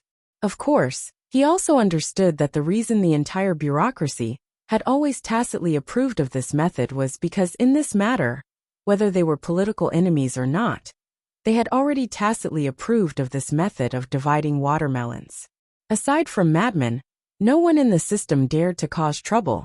In fact, the Eastern Palace, the elders, and even the Prime Minister all had other ways to arrange this matter, but they all came to him at the same time. One reason was because the middleman was responsible for sealing the names, which was an important step in the process. The other reason was that, apart from Prime Minister Lin, the other parties wanted to see what Fan Xian's attitude was. Fan Xian's attitude was actually very simple: screw you. After all, not everyone was as idle as Fan Xian. After all, not everyone had a good father like Fan Xian, and not everyone had a good mother like Princess Iron Fan. After a busy night, the civil service examination, which could decide the lives of countless scholars, finally came to an end. Many officials rubbed their sleepy eyes and gathered in the main hall, listening to the chief examiner of this year's spring examination, the Minister of Rights, Guo Youji's lecture. Guo Yu waved his hand tiredly to dismiss the lower-ranking officials. He then looked kindly at Fan Xian. You have worked hard these past few days, Sir Fan. I wouldn't dare. Fan Xian forced himself to smile. Sir, I wouldn't dare to say that. Besides, I'm still young. Guo Yu smiled and said, everyone has worked hard. Actually, all of the high-ranking officials present understood the inside story of this civil service examination. Guo Yu and the two teachers were not the only ones who had profited from it. Even Fan Xian didn't know that a few days ago, someone had already sent his share of silver to Fan Manor. That sum was even more frightening than half a year's worth of revenue from Danbo Bookstore. For several days, the examination hall was filled with the rancid smell of something yellow and white. Fan Xian stood on the stone steps and covered his nose with his hand. He took one last look at the dark hall, and a satisfied smile appeared on his face. He had been in this world for many years, and all he knew was that he had to live. But he didn't know how he should live. It wasn't until he made up his mind to do this that he realized that being a good person in the general sense felt good. Of course, being a good person didn't mean being a pedantic old man. The officials of the three ministries had already gathered the examination papers. Led by the eunuchs of the palace, and protected by the palace guards and secret agents of the Overwatch Council, they traveled through the capital's almost white night sky toward the Imperial College. Within a few days, the copied papers would be finished, and the candidates for the top 3 would be selected. They would then be sent to the Imperial Academy, where the top 3 would be chosen. Fan Xian left the smelly examination hall. A carriage from Fan Manor was already waiting for him at the gate. After getting into the carriage, He accepted a towel from Tung Zijing and wiped his face. He asked tiredly, "Father, do you have any objections to what I did?" "No." Tung Zijing shifted his injured thigh and replied quietly, "It's just that the old master seems a little unhappy. He feels that you should have informed the Prime Minister ahead of time. Furthermore, the scope of this matter is too wide. If the public were to become angry, I'm afraid that neither the Prime Minister nor the old master would be able to protect you." Fan Xian smiled and didn't say anything. He still had the Overwatch Council behind him. More importantly, Chen Pingping had Wang Qinian pass on a message that the emperor was preparing to reorganize the government this year. He was just going with the flow. Chen Pingping was probably scolding him for causing trouble on the surface, but he was secretly pleased that he finally had a reason to make a move. Fan Xian only needed to provide the Overwatch Council with a reason, and then the council would present this reason to the emperor, for him to make a decision. As for the Crown Prince and Ning the Talented, Fan Xian had other plans. Earlier, when he had copied the names, Fan Xian had chosen a few talented names to hide, regardless of whether they were from the Eastern Palace or from the Great Prince. He had protected them, and it could be considered an explanation to the other party. When the matter came out, Fan Xian wanted people to feel that he had done this not because he was biased towards one side of the government, but because he was a pure scholar who had made a noble and crazy decision based on some rotten obsession. In the following days, the capital was calm. Since Fan Xian had already revealed the truth, the hidden powers of the Overwatch Council began to cooperate. At least before the list of the top 3 came out, no shocking news spread through the officialdom. In the end, the people that Fan Xian had secretly stuffed into the top 3 were not eliminated. It was clear that in the Imperial College and the Ministry of Rights, there were spies from that terrifying old man, Chen Pingping, secretly helping Fan Xian hide. As for Guo Yu and the other high-ranking officials, perhaps because they had been too used to cheating in the exam hall in the past few years, and because they had masters like the Eastern Palace behind them, they clearly didn't pay enough attention and didn't see such an obvious problem. On the 22nd of the second month, the spring branches on both sides of the road gradually unfurled, and the birds on the branches flew in pairs. It was a joyous time of spring. In an inn on the west side of the capital, not far from the Imperial College, students from all over the country, who were waiting for news, gathered downstairs in a panic. There was no wine or food on the table, because these students were not in the mood to eat and drink at the moment. All of their thoughts were focused on gathering information. No chance. A student from Shandong Road smiled bitterly and shook his head. "I think there's still no chance this time." "Brother Jialin, why do you say that?" The student sitting next to him had a slightly dark expression. It was Yang Wanli, the one who had met Fan Xian's eyes during the exam. He came from Chuanzhou and often made a living by the sea. He was very different from those gifted scholars who were born into nobility and spent the first half of their lives in the study hall. It could be seen that his mood was very relaxed. He picked up a pair of vinegar-soaked peanuts from the table and ate them. As he chewed, he said unclearly, "Brother Jialin is a famous figure in Shandong Road, and his treatises are brilliant. A few days ago, after everyone read them, they were full of praise. As for me, I'm not good at this, and I'm not good at writing. Although I'm confident that I'll be able to make it to Muling County, I'm sure I won't be able to make it onto the list." Cheng Jialin came from Shandong Road, and this was his 3rd time participating in the exam. He smiled bitterly and lowered his voice. "Don't tell me you and I don't know these things? There are only so many candidates for each exam. The high-ranking officials in the court ask for a few, the palace decides on a few, and the Imperial College chooses a few. Outsiders like us may have some fame in our hometown, but what are we in the capital? Even if the court wanted to find a few talented people to serve as foils to shut the mouths of the scholars, there are plenty of famous scholars in the capital to choose from. How could it be us?" The other scholar at the table had a lean face, and he did not seem to be a man of fortune.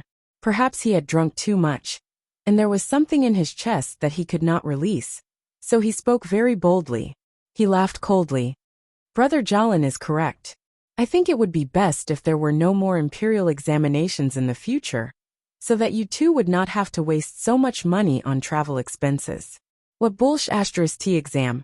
It's just the high-ranking officials in the court choosing their own dogs. Cheng Jialan's face darkened, and then he became slightly afraid.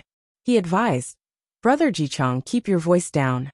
If the secret agents of the Overwatch Council hear us, not only will our careers be ruined, I'm afraid even our lives will be in danger.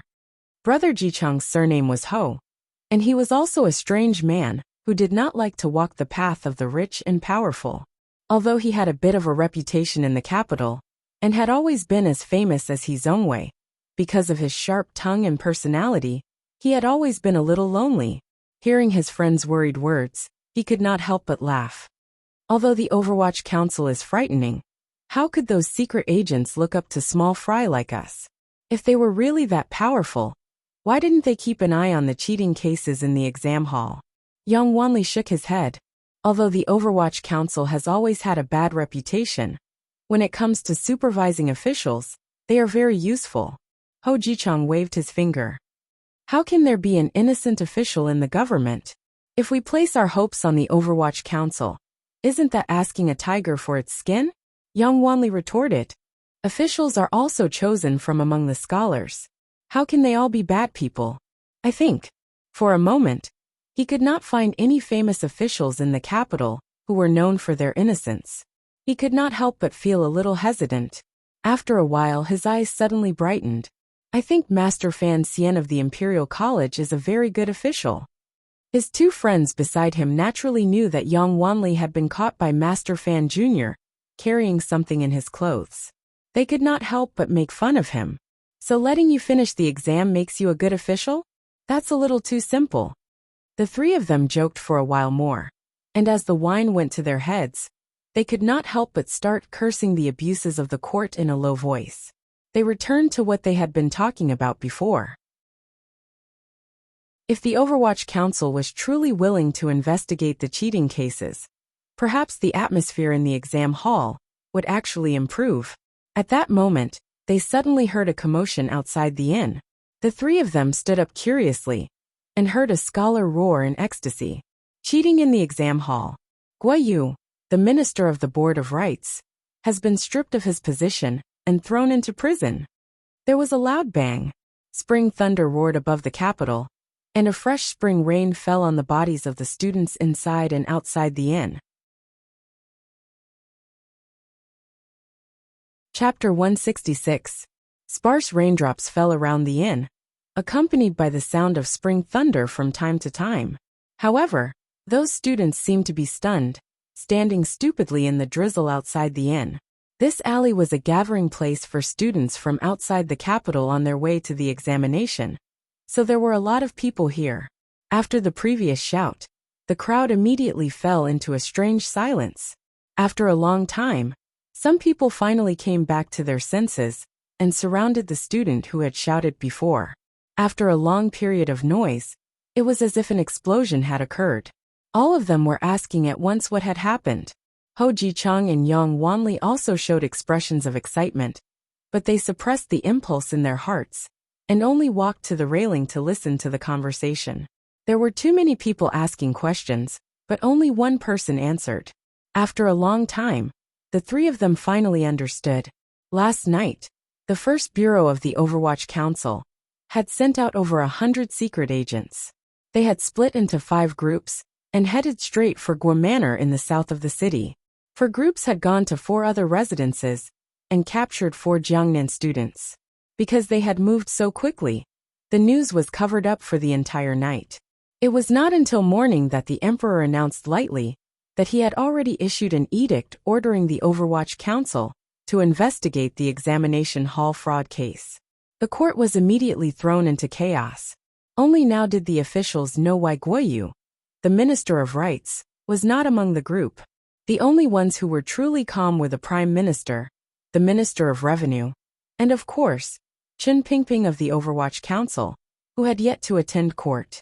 This time, the Overwatch Council had acted quickly and accurately, especially the group that had captured the 4 Jiangnan scholars. On the spot, they had found letters between them and other officials, and in Gua Manor, they had seized an astonishing amount of silver. According to the preliminary results of the investigation, the 4 Jiangnan scholars were all from powerful families, and 3 of them were salt merchants. This time, they had brought large amounts of gold and silver to the capital for the examinations, and after a lot of effort, they had finally found Minister Gua's tutelage. Guayu had already entered the prison of the Overwatch Council, and the 4 Jiangnan scholars had become pitiful guests. Since yesterday, the 4th Bureau of the Overwatch Council had begun to order the Jiangnan branch to arrest them, in order to make sure the case was irrefutable. Because these 4 Jiangnan scholars had nominally bribed the chief official of the spring examination, Minister Gua, in reality, most of the money had been sent to the Eastern Palace.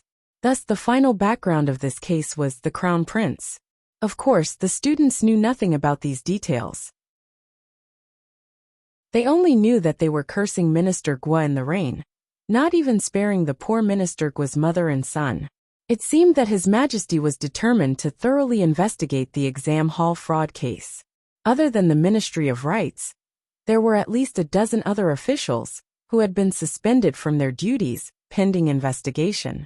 According to rumors in the Jianghu, the reason why the investigation had been so quick and accurate was all because of a blacklist. On that list were the names of the scholars who had colluded with the court officials during the spring examination. The Overwatch Council had used the scholars to make their own deductions, and the results were excellent.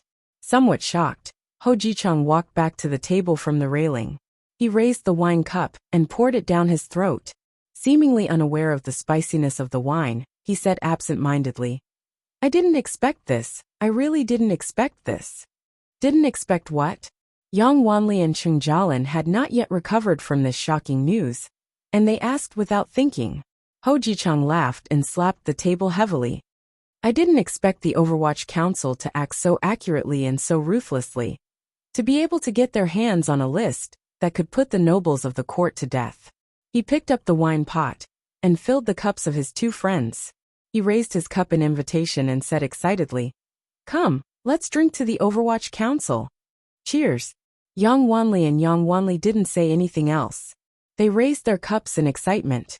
At that moment, the inn was filled with excited young scholars, inviting people to drink to their heart's content. The kingdom of Qing had been corrupt for a long time. Although everyone knew that it was impossible to completely change the situation by simply catching a minister of rights, as the saying goes, a journey of 10,000 miles begins with a single step.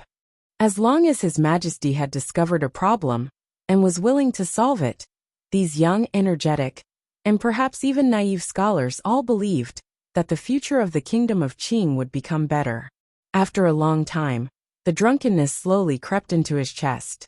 Yang Wanli's eyes were glazed over, and he laughed somewhat foolishly. How satisfying. Even if I don't pass this time, to be able to witness such a shocking event, it can be considered satisfying. Cheng Jialin drank less, and he was also the most sober. He had always been passionate about his career, and he hesitantly asked, "Since the exam hall fraud case has been uncovered, then will there be a retake of the exam this time?" "There won't be. On the contrary." After drinking a few pots of wine, Ho Jicheng's thin face appeared calm, and his eyes became very clear. "This is only a warning from His Majesty, and there are precedents. 12 years ago, when the world was first settled, there was also an incident in the exam. That year, 14 officials of the Board of Rights were executed, but the results of the exam were still announced as usual.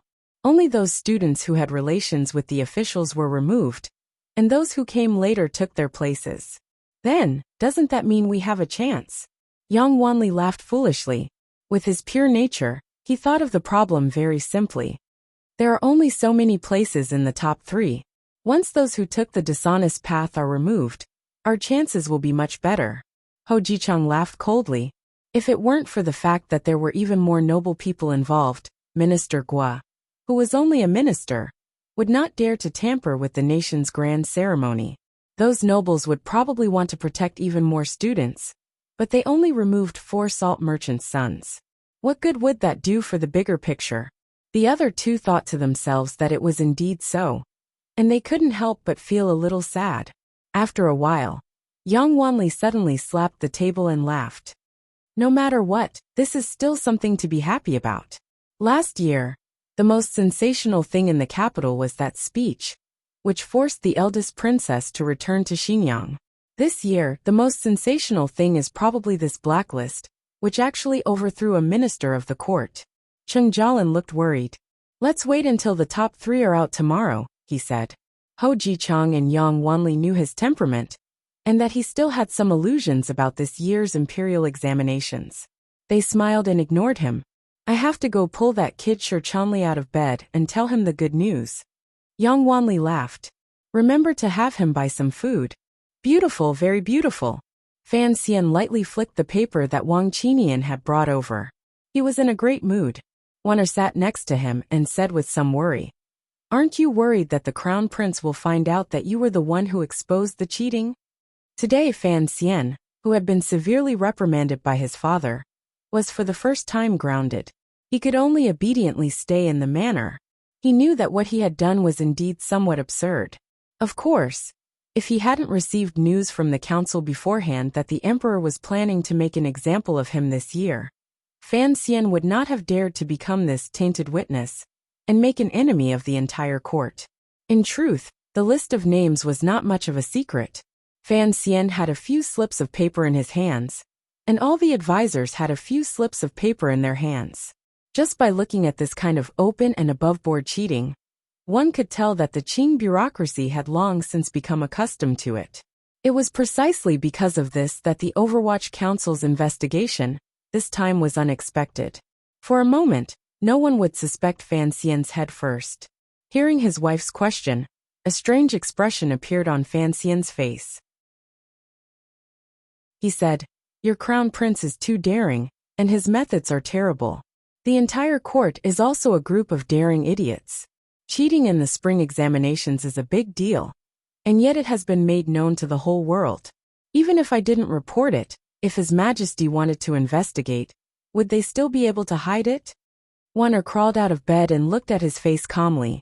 Husband, don't take such risks in the future. There is no wall in this world that can withstand the wind. If people find out that you had something to do with this, what will you do in the future? What will I do? Cold. Fan Xian made another witty remark that his wife did not understand. He smiled and said, So what if they find out? Wanner sighed. She thought that her husband was well-educated and well-mannered. He looked calm on the outside, but no one could predict when he would do something so crazy. Fan Xian knew that his wife was worried about him. He quietly said, The key to this matter is still in the palace. What is the imperial examination? It is a way for His Majesty to gather talents for himself. In the previous dynasty, there was an emperor who laughed during the imperial examination and said that all the heroes of the world had fallen into his net. His Majesty can tolerate the officials of the court using the imperial examination places to exchange for wealth, but he cannot tolerate all the places being used for ill-gotten gains. Furthermore, both the crown prince and the great prince have interfered in this matter. Our uncle, the emperor, has to ask himself, what are his two sons trying to do? Wanner did not quite understand. She asked curiously, Of course they want to cultivate their own power in the future. Fan Xian smiled and continued to ask, Then His Majesty will have to ask, Why do you want to cultivate your own power? The great prince is someone who leads an army. What does he need such a large power in the court? Wanner smiled bitterly and said, What about the crown prince? He is the heir to the throne of a country. Cultivating talents is acceptable. After all, he is going to be the emperor who will control the country in the future. In the past, when I listened to the Grand Tutor's lectures in the Eastern Palace, the Grand Tutor once said that the Eastern Palace cannot do nothing. He must not be afraid of rumors. He must first prepare some officials for future use. This is true loyalty and filial piety. Fan Xian shook his head and revealed a faint sneer. He said, The Grand Tutor's essay is probably good, and his reasoning is certainly correct. But the problem is that His Majesty is healthy. The Eastern Palace is now beginning to cultivate talents. His Majesty must ask himself, Is the Crown Prince anxious? Chapter 167. Wanner sucked in a breath of cold air. She realized that this was indeed the case. She heard Fan Xian continue with a smile. That is why His Majesty can endure it for a while. But he cannot endure it forever. He can endure the officials, but he cannot endure his own son. If His Majesty does not want to think about it, then so be it. But once he starts thinking about the first problem, he cannot help but suspect many things. So it is only natural that he will clean up the exam hall scandal. Lin Wanner leaned her head against his chest. Actually, these things are simple. If I want to think about it, I can understand it. Why can't the Crown Prince and the others understand? It's not that they don't understand.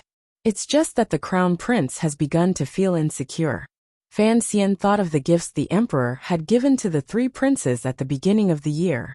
The deeper meaning contained within was something even Fan Xian could not understand. Presumably, regardless of whether it was the Crown Prince or the Great Prince, they were both frightened and uneasy. That was why they had stretched their hands so far on the exam field. Lin Wanner sighed.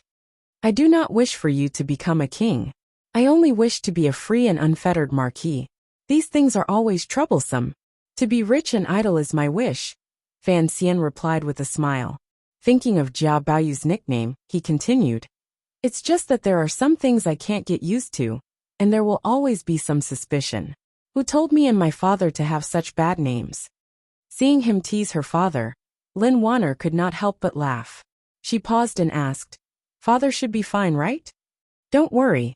Father went to the Prime Minister's manor that night. He shook his head and sighed in admiration. That's why I said that the Overwatch Council has handled this matter beautifully. Look at the officials who have been caught recently. Other than Minister Gua, there are people in the Eastern Palace and the Bureau of Military Affairs who have all fallen from their horses. Although my father-in-law has lost a right assistant minister, he hasn't been hurt to the core. This sense of propriety, if it wasn't done by an old hand who has been immersed in officialdom for decades, couldn't have been mastered to such perfection. Is it difficult? Lin Wanner asked with a smile. Fan Xian ran his fingers through his wife's black hair. Very difficult. You have to hurt those powers, but not let them die of pain. Otherwise, the Emperor will not be able to handle it. After saying this, a faint look of worry appeared on his face. What's wrong? The attentive Wanner hugged her husband's arm tightly and asked with concern. Fan Xian shook his head, trying to get rid of that hidden worry in his heart. I had originally thought that this scandal would not be able to be hidden from the world, so I was prepared to fight a hard battle. I didn't expect the Overwatch Council to cover me so well. But you're right. There are no concrete walls in this world. The Eastern Palace will eventually find out about my relationship with the Overwatch Council. Furthermore, there are too many madmen in the Qin Kingdom. Right now, I am worried about that crippled madman. Chen Pingping. Lin Wanner immediately knew who he was talking about, but she didn't know what connection her husband had with the Overwatch Council other than exposing the fraud. So she had some doubts. Her doubts were so strong that they overshadowed the words cement wall. Fan Xian smiled, and did not explain the matter completely. He only quietly said, I'm worried that Chen Pingping never wanted to hide this matter from the beginning. How dare he? Every girl liked their husband to be a hero filled with a sense of justice. So when Fan Xian secretly exposed the fraud, although Lin Wanner was worried, her heart was filled with satisfaction and pride. Hearing that Chen Pingping wanted to push her husband to the world, she thought of the danger and trembled. She snorted and said, Tomorrow, I will go to the palace to find the Empress Dowager. Fan Xian laughed and comforted her. Even if Chen Pingping is pushing me out, I'm afraid he doesn't have any bad intentions. Lin Wanner did not understand, but Fan Xian knew that this was a good opportunity. After the banquet, if he wanted to firmly establish his reputation among the people of the Qin Kingdom, this scandal was undoubtedly the best opportunity. According to what Fei Jie had said, since his mother's close comrade, Chen Pingping, had always been unwilling to let him be a rich man in the palace treasury, and insisted on letting him take charge of the Overwatch Council. Then, according to Chen Pingping's legendary personality, it was not impossible for him to use the scandal to suddenly jump out of the crowd. The problem was, what was the ratio of gain to loss? Fan Xian was still a bit uncertain. He climbed out of bed and looked out the window at the light rain. Only then did he realize that it was almost noon. He and his wife had been in bed for most of the day. He couldn't help but smile sweetly, but his smile was a bit tired. This time, he exposed the fraud case, first, because he really pitied those truly talented scholars, second, because he was angry that those princes were using him as a rope, and most importantly, because he wanted to test Chen Pingping one last time. Fan Xian was going to Northern Qi, so he had to know what attitude that terrifyingly powerful old man of the Overwatch Council had toward him. At the same time, he wanted to see clearly what attitude the emperor behind the old man had toward him. Attitude determined everything. Attitude determined relationships. Attitude could reveal history. It could reveal one's past. Fan Xian slightly narrowed his eyes. Through the glass window that had been branded with his mother's scent, he looked at the dark clouds in the sky. He felt that everything in the Qing kingdom was like an interesting brain teaser, and he seemed to be walking on a path that was infinitely close to the truth. Perhaps his goal was already very close. Outside Fan Manor, on the slightly damp street, an unmarked carriage was quietly waiting. Suddenly, a figure floated out from inside like a falling leaf.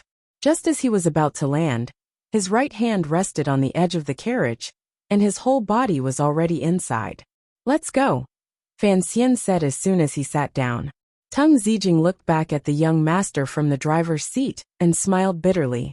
"Young master, if the old master knew you were going out at this time of the year, he would teach me a lesson."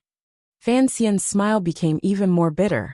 "If we don't hurry, not only will the old master use a stick to beat this unfilial son of mine, but even that gentle mistress of yours will use a rope to tie me up."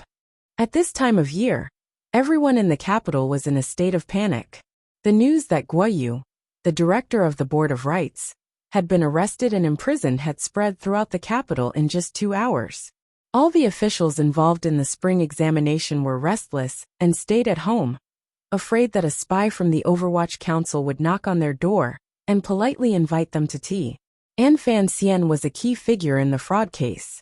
Count Sinan, Fan Jian, and Princess Chen, who knew the inside story, did not dare to let him act. So he had to sneak out and sigh. "Teng Zijing, it's fortunate that I have you as a confidant in the capital. Otherwise it would be difficult for me to even go out." Wang Qinian, who had been sitting quietly by his side, clearly had the most bitter smile on his face. "Sir, I have always wanted to work hard to become your confidant." Fan Xian laughed and teased him. "Wang Qinian, you should go do crosstalk." The whip cracked, and the black carriage slowly moved forward. The wheels rolled over the puddles of water on the street. The green trees around them were washed by the rain, appearing even more green and tender. Behind the carriage were a few secret agents of the Overwatch Council, wearing raincoats. They followed the carriage from a distance. They were all from the Qinian unit, responsible for Commissioner Fan's safety. What if there are officials in the court seeking revenge? I don't have enough people here. Wang Qinian knew what Fan Xian had done with the council, and was a little worried. Fan Xian smiled, and a chill appeared in his eyes. "Things are different now, and the place we are going to is not Nyolan Street. I want to see, other than that crazy woman, who else would dare to assassinate me in the capital, right under His Majesty's nose?" "Where are we going?" Teng Zijing asked in a low voice, not turning his head. Fan Xian looked at Wang Qinian, and Wang Qinian whispered a name, then explained. "Coincidentally, the students you have taken a liking to are all staying in the same inn." The carriage stopped outside Die Alley. It was still drizzling. After Fan Xian alighted, he and Teng Zijing walked in, paper umbrellas in hand. Wang Qinian had long since disappeared into the crowd.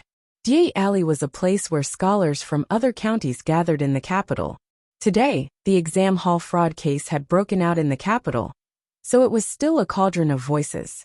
Fan Xian raised his umbrella and carefully walked along the street, leaning slightly outward to prevent the rain from falling into the pots of the hawkers sheltering under the eaves of the street. Excuse me," a thin scholar hurriedly shouted, carrying 2 jugs of wine in his hands. He brushed past Fan Xian and Teng Zijing, rushing forward, unafraid of the rain falling from the sky. But as he passed, he turned his head to look at Fan Xian. Fan Xian raised his umbrella and watched the man disappear into the rain. He shook his head and laughed. Isn't this just like the bunch of crazy people who graduated? Once the exam was over, they would get drunk. He smacked his lips, a little regretful that he hadn't been able to attend the school's graduation banquet because of his health. Teng Zijing didn't quite understand, but he still explained respectfully. I guess it's because of Guo Yu's downfall that these students are so excited. Is Minister Guo's reputation that bad? Fan Xian casually walked forward, looking like a young master who liked to take a stroll in the rain.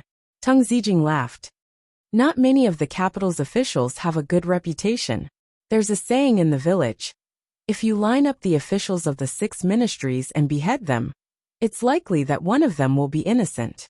Fan Xian laughed. In his previous life, there was also a joke like this. Then do you think my father was the one who was innocent? Everyone knew that Count Sinan had been an assistant minister in the Ministry of Revenue, and later a minister, who knew how much money he had taken from the national treasury. In terms of corrupt officials, Fan Xian's father and father-in-law would probably be in the top 3. But Teng Zijing didn't dare say this. Hearing the young master's question, cold sweat began to drip down his back. He smiled bitterly. Young master, I misspoke. Please don't take it to heart. What are corrupt officials afraid of? The world doesn't worry about corrupt officials, but they worry about corrupt and incompetent officials. Young master, your words are inappropriate. Suddenly, someone unceremoniously squeezed into Fan Xian's umbrella to shelter from the rain. In his hand was a paper-wrapped roast chicken. The slightly charred aroma of the roast chicken couldn't be drowned out by the rain. Chapter 168. The rain continued to fall. The umbrellas among the pedestrians in the alley were like a few pitiful flowers blooming. Fan Xian smiled slightly and glanced at this impetuous young man. He found that the other party was already drenched, so he didn't say anything. If the other party really was a bad person, in that instant Fan Xian had at least 5 ways to immediately incapacitate the other party. Clearly, he was just a poor scholar buying roast chicken to make up for the banquet. Fan Xian didn't stop. He raised his umbrella and walked forward. He walked confidently, and the young man who had squeezed into the umbrella also walked confidently. Without a word, he stood to Fan Xian's right and used his cloth umbrella to block the sky above his head. His demeanor was calm as he followed. Like this, they walked dozens of steps under the umbrella. Fan Xian increasingly felt that the young man's temperament was rather cute. If he was a normal scholar, he wouldn't have so rashly squeezed under someone else's umbrella. Furthermore, he walked silently for dozens of steps without a trace of discomfort. So he tilted his head slightly and carefully looked him over. He found that the young man's appearance was rather ordinary. However, his eyebrows were very thick. It was as if someone had used a brush to paint them thickly. Teng Zijing followed 2 steps behind. The 2 people under the umbrella continued to walk silently. It was unclear whether they were competing in patience or something else. In the end, it was Fan Xian who smiled and asked, I said earlier that it was inappropriate. What was inappropriate? Seeing that the owner of the umbrella had spoken, the young scholar smiled politely and said, if an official is corrupt, he naturally won't put his mind on political affairs. If you want a corrupt official to be capable, I'm afraid this in itself is a very laughable matter. Fan Xian smiled, and found that the umbrella could not hold the 2 of them. The young scholar's right shoulder was already wet. So he quietly shifted the umbrella over to the other side and replied, even if a corrupt official is negligent in political affairs, it is still better than someone who doesn't know anything and blindly messes around after becoming an official. The young scholar raised his eyebrows, as if he didn't understand. As long as he is willing to work, it is better than neglecting political affairs. Fan Xian's hand tightened around the umbrella handle. He shook his head and said, if a river dike is not repaired, it will probably break every few years. If an honest official who doesn't know how to work the river works blindly repairs the dikes, perhaps there will be a few quarrels every year. Do you think the commoners living along the river hope that the county is an incompetent and diligent official? or an incompetent and lazy corrupt official? The young scholar was momentarily at a loss for words. After a long while he chuckled and said, "I'm afraid this is also a special case. There are always some things that a government official must do, such as measuring the fields and distributing grain, providing disaster relief to the people, and adjudicating cases and prisons. If he is a lazy official, I'm afraid that his administration will also be in a mess." Fan Xian smiled and said, "So the key lies in ability, not purity or greed." Actually, this view of his was not necessarily correct. It could be said that he had been influenced by the official novels of his previous life. But this kind of argument was quite fresh among the people of the kingdom of Qing. The young scholar who shared the umbrella with him couldn't help but be interested.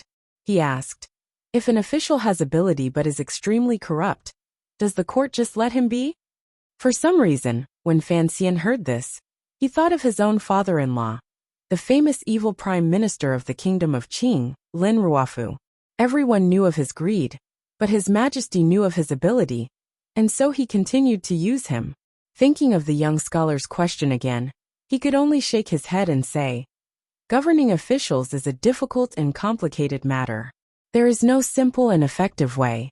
But if we only ask for the court's supervision and self-cultivation, then we can extravagantly hope that the officialdom will be clean and tidy. If the court strengthens its supervision, can't it prevent corruption?" The young scholar frowned, his thick eyebrows squeezed together like rafters. "Let's say that Guoyu, the Minister of Rights, has already been imprisoned. If the Overwatch Council had been like this a few years ago, the atmosphere in the exam hall would have been corrupted to what it is today." Fan Xian actually didn't have much of an opinion on politics, but deep in his bones he was not afraid of harming the country. His interest was piqued, and he continued, "If Director Chen of the Overwatch Council bribed Guoyu and allowed his nephew to be recorded as a first-class official, then who do you think will supervise this matter?" The young scholar didn't think much of it. "Of course there will be His Majesty, who is as sharp as lightning." Fan Xian was even more unconvinced. How could it be so easy for one person to rule the world? In fact, he knew that the emperor must have some secret means to keep the Overwatch Council in check and balance. These means might even include the power that his father had never revealed. But some of the inexperienced political ideas of his previous life made Fan Xian scoff at the emperor's work. He never thought that the emperor, who saw the world as a juicy piece of meat in a bowl, would have the spirit to care about all the injustices in the officialdom. Casually talking, the two under the umbrella arrived outside an inn. The young scholar smiled warmly. "Thank you for your gift, master. I have arrived." Fan Xian tilted the umbrella to one side and glanced at the name of the inn. Coincidentally, it was also the place he was looking for. He smiled. "I'll go in with you. I'm going to the inn to find someone." The name of the inn was very common, but also very common, Tongfu Inn. When he entered the inn with the young scholar, he learned that his name was Shi Chanli, who was also an examinee entering the capital. But it was not convenient for Fan Xian to say his name, so he only told the other that his surname was Fan. "Who are you looking for, Master Fan?" Only now did Shi Chanli realize from the young man's clothing that he must be the son of an influential family. His words were not as unrestrained as they had been under the umbrella, but more reserved. "I'm here to visit a friend. It's not convenient for us to talk. If fate wills it, we will meet again." Having said this, he bowed to Fan Xian and walked to the corner of the inn's front hall. There was a wine table there. Next to the table were two people who looked like students competing with each other. Next to them was someone who was already drunk and unconscious, sleeping on the table. Seeing that there were no dishes on the table, it seemed that they were waiting for Shi Chanli's roast chicken. Fan Xian squinted and saw that the drunk person at the table was Yang Wanli, whom he had come to visit. He smiled and followed Shi Chanli to the table. Shi Chanli didn't know that Fan Xian was still behind him. He put the roast chicken, wrapped in oil paper, on the table and laughed at the two people who had stopped competing. "Ho Jichang," he said, "you called me to bring food, but you didn't leave me some wine." Ho Jichang smiled and said, "This wine of mine is a low-quality wine that I bought from the alley earlier. Although the taste is not good, the quantity is sufficient. Let me introduce you. This is the scholar from Shandong Road, Chengjialan. Just as he reached out his hand in Chengjialan's direction, he was surprised to find a smiling, handsome young man standing behind Shi Chanli. This young man looked somewhat familiar. Brother Shi, who is this? Ho Jichang asked. Shi Chanli was startled.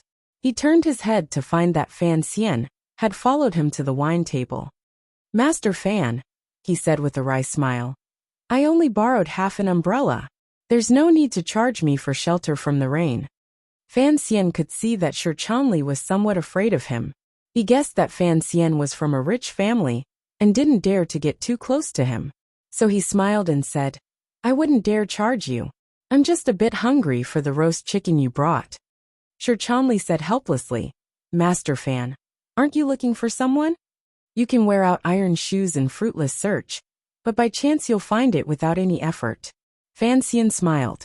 When he first met Sheng Yan on the banks of the Lujing River, he had said these words, but there had been no reaction.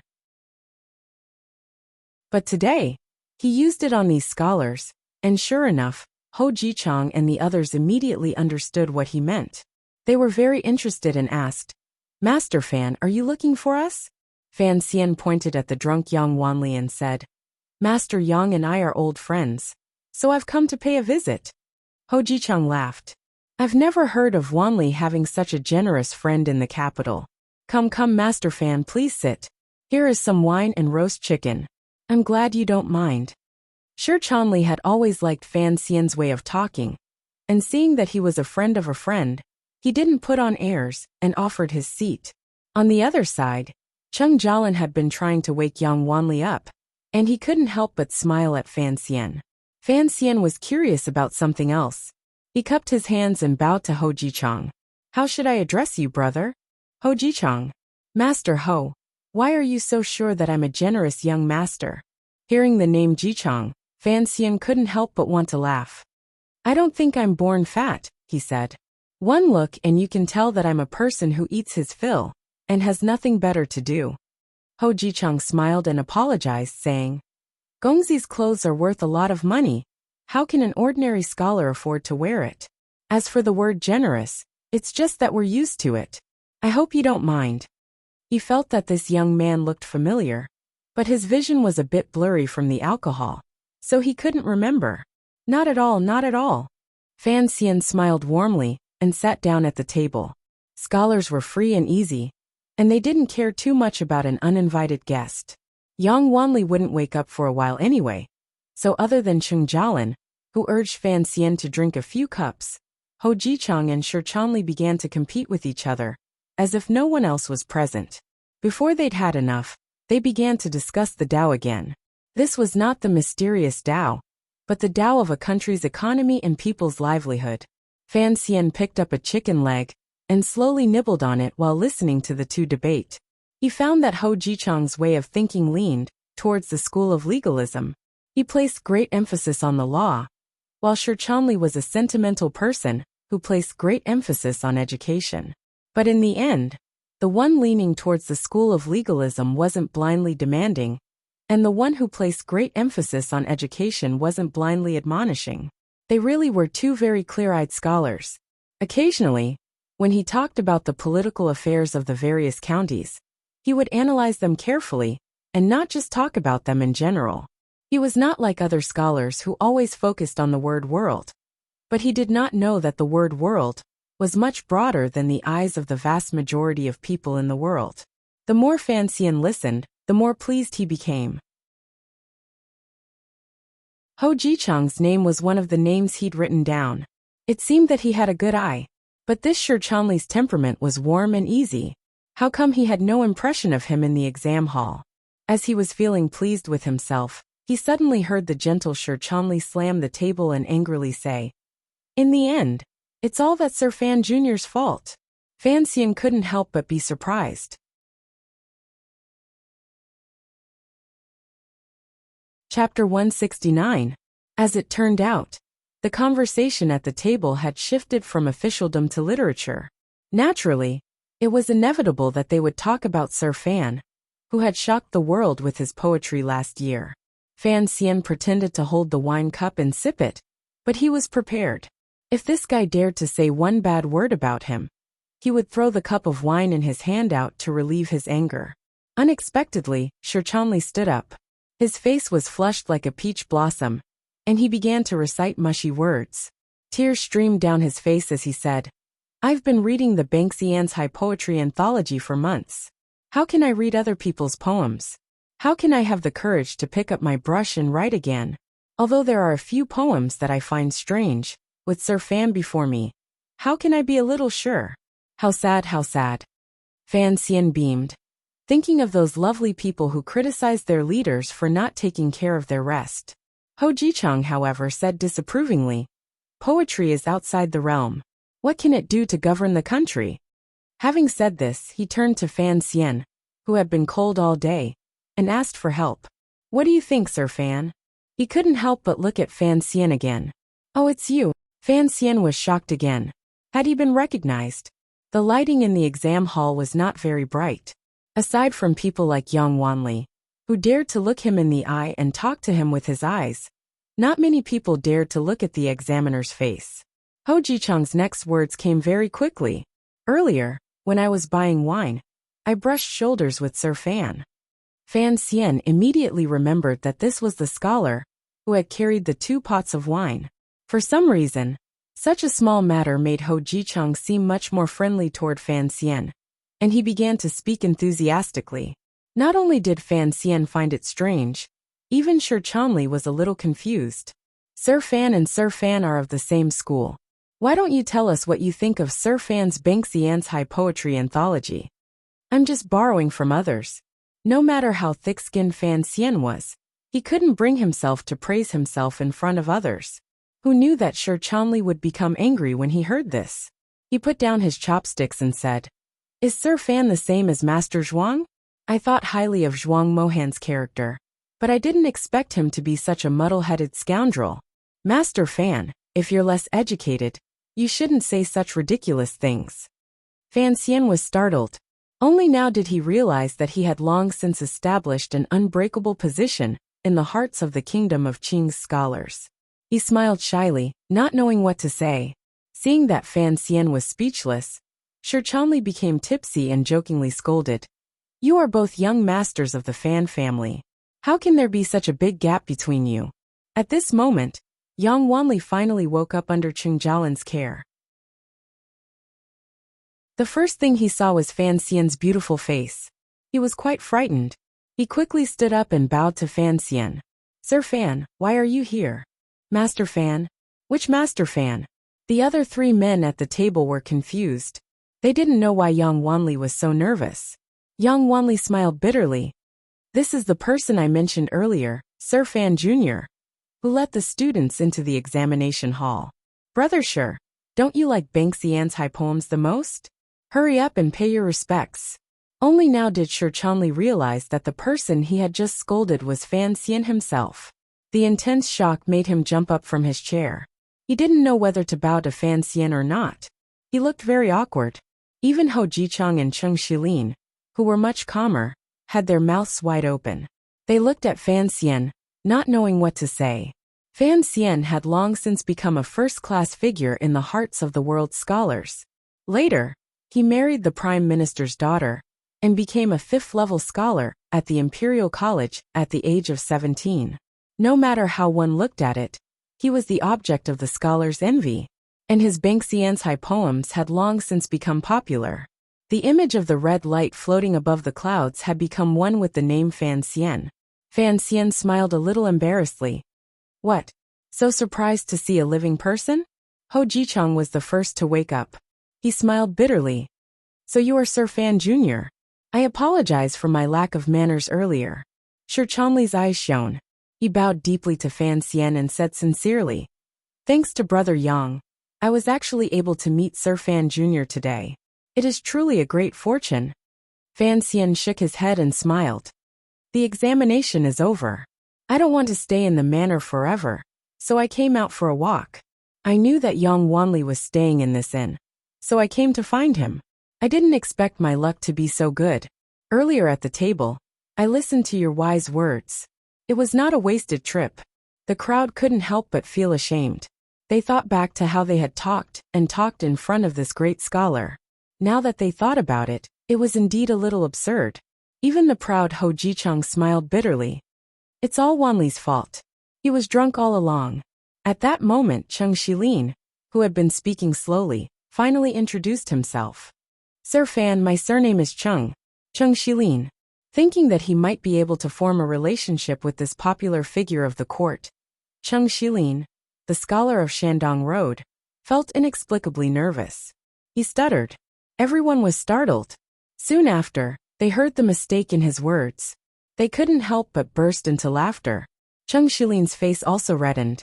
He mumbled, not knowing what to say. Fortunately, his laughter diluted some of the shock in everyone's hearts. Hearing that Sir Fan Jr. had come to find him, young Wanli couldn't help but feel a little puzzled and flattered. What orders do you have, Sir Fan Jr.? Fortunately, these people all knew what they were doing, and most of them still had the selfish thought of putting the treasure on their table. So they didn't make a ruckus. The students inside and outside the inn continued to drink and make merry. No one knew that Sir Fan Jr., who was often mentioned, was in the inn at that moment. Otherwise, there would have been a great deal of noise and excitement. Fan Xian had originally just wanted to give young Wanli a hint, but he hadn't expected such a situation. Naturally, it wasn't appropriate to talk about it. He smiled and said, "No matter what, Brother Yang and I are fated to share a robe." He turned to Shi Chanli and said, "Brother Yang and I are fated to share a robe." He then turned to Ho Jicheng and said, "Brother Ho and I are fated to meet, so there are some things I would like to remind you all." As soon as these words came out, even Cheng Shilin, who had not been named, became nervous. Ho Jicheng could no longer maintain his calm expression. Every scholar wanted a good future, and this Sir Fan Jr. was the censor of this year's civil service examination. Now that he had come here without avoiding suspicion, what he had to say was naturally very important.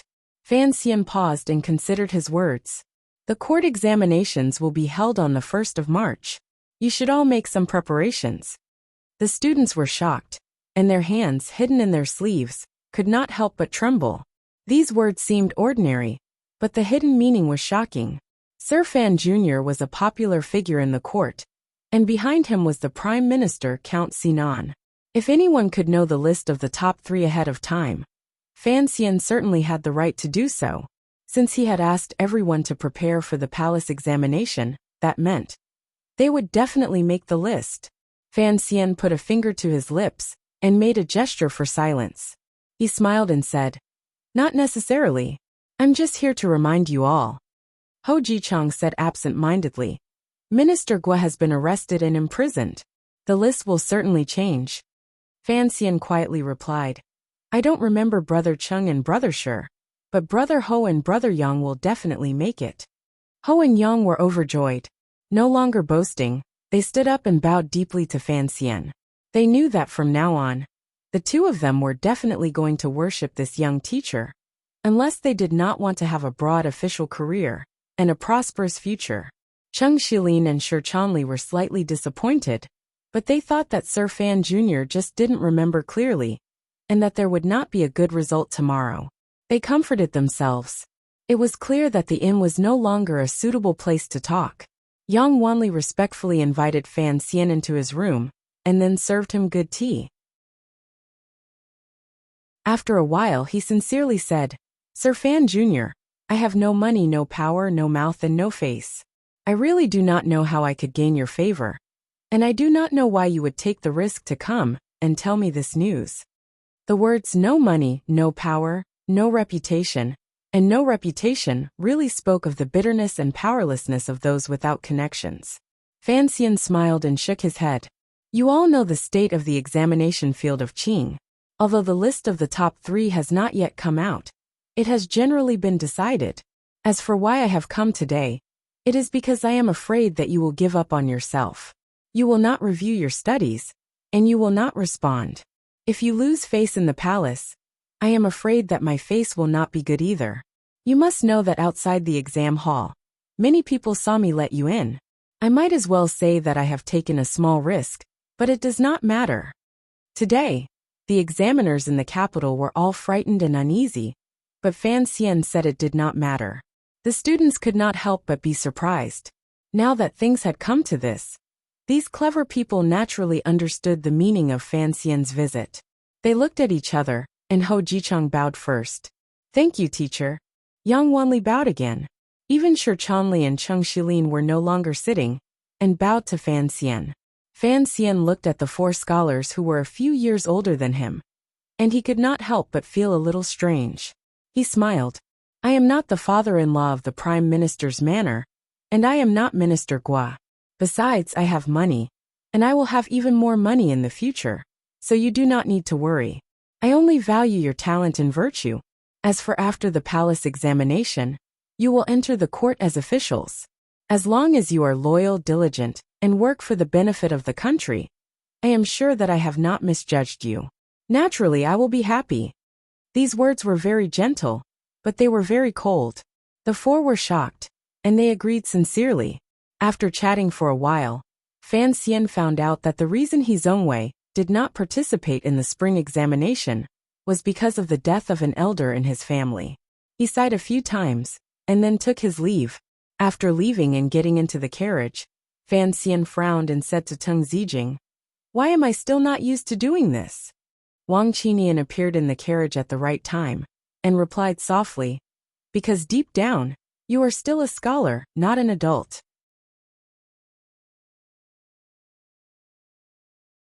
Chapter 170. After Fan Xian left the Tongfu Tavern, the four scholars in the room looked at each other.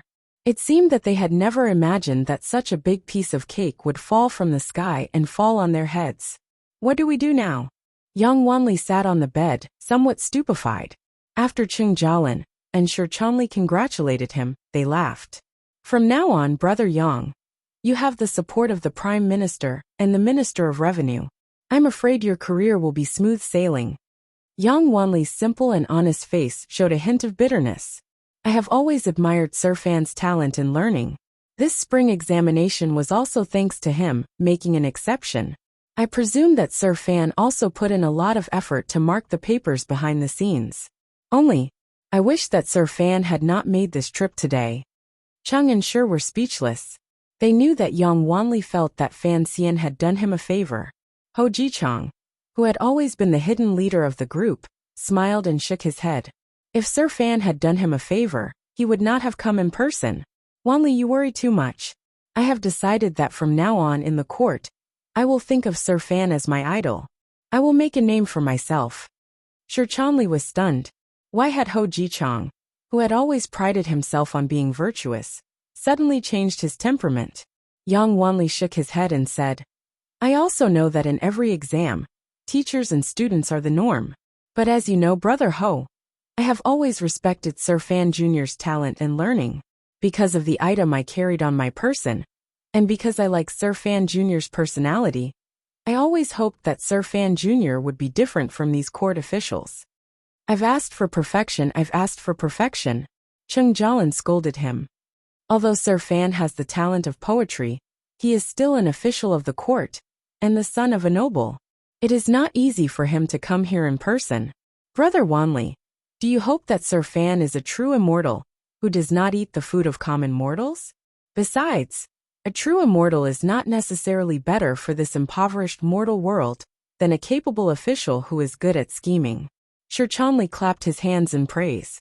Brother Jialin, although you are a man of few words, your words today are very clear. He turned to Yang Wanli and said, If we are talking about admiration, Wanli, you definitely cannot compare to me. I often hold the Banksian's High Poetry Anthology in my hands, and can recite the hundreds of poems inside like the back of my hand. However, seeing Sir Fan Jr. today, I am not at all disappointed. Why? It is all because poetry speaks from the heart. Sir Fan Jr. is indeed a free and easy person of my generation. How can he be compared to those corrupt officials in court? He smiled and continued. When I brought the roast chicken here earlier, there weren't many people holding umbrellas in the alley.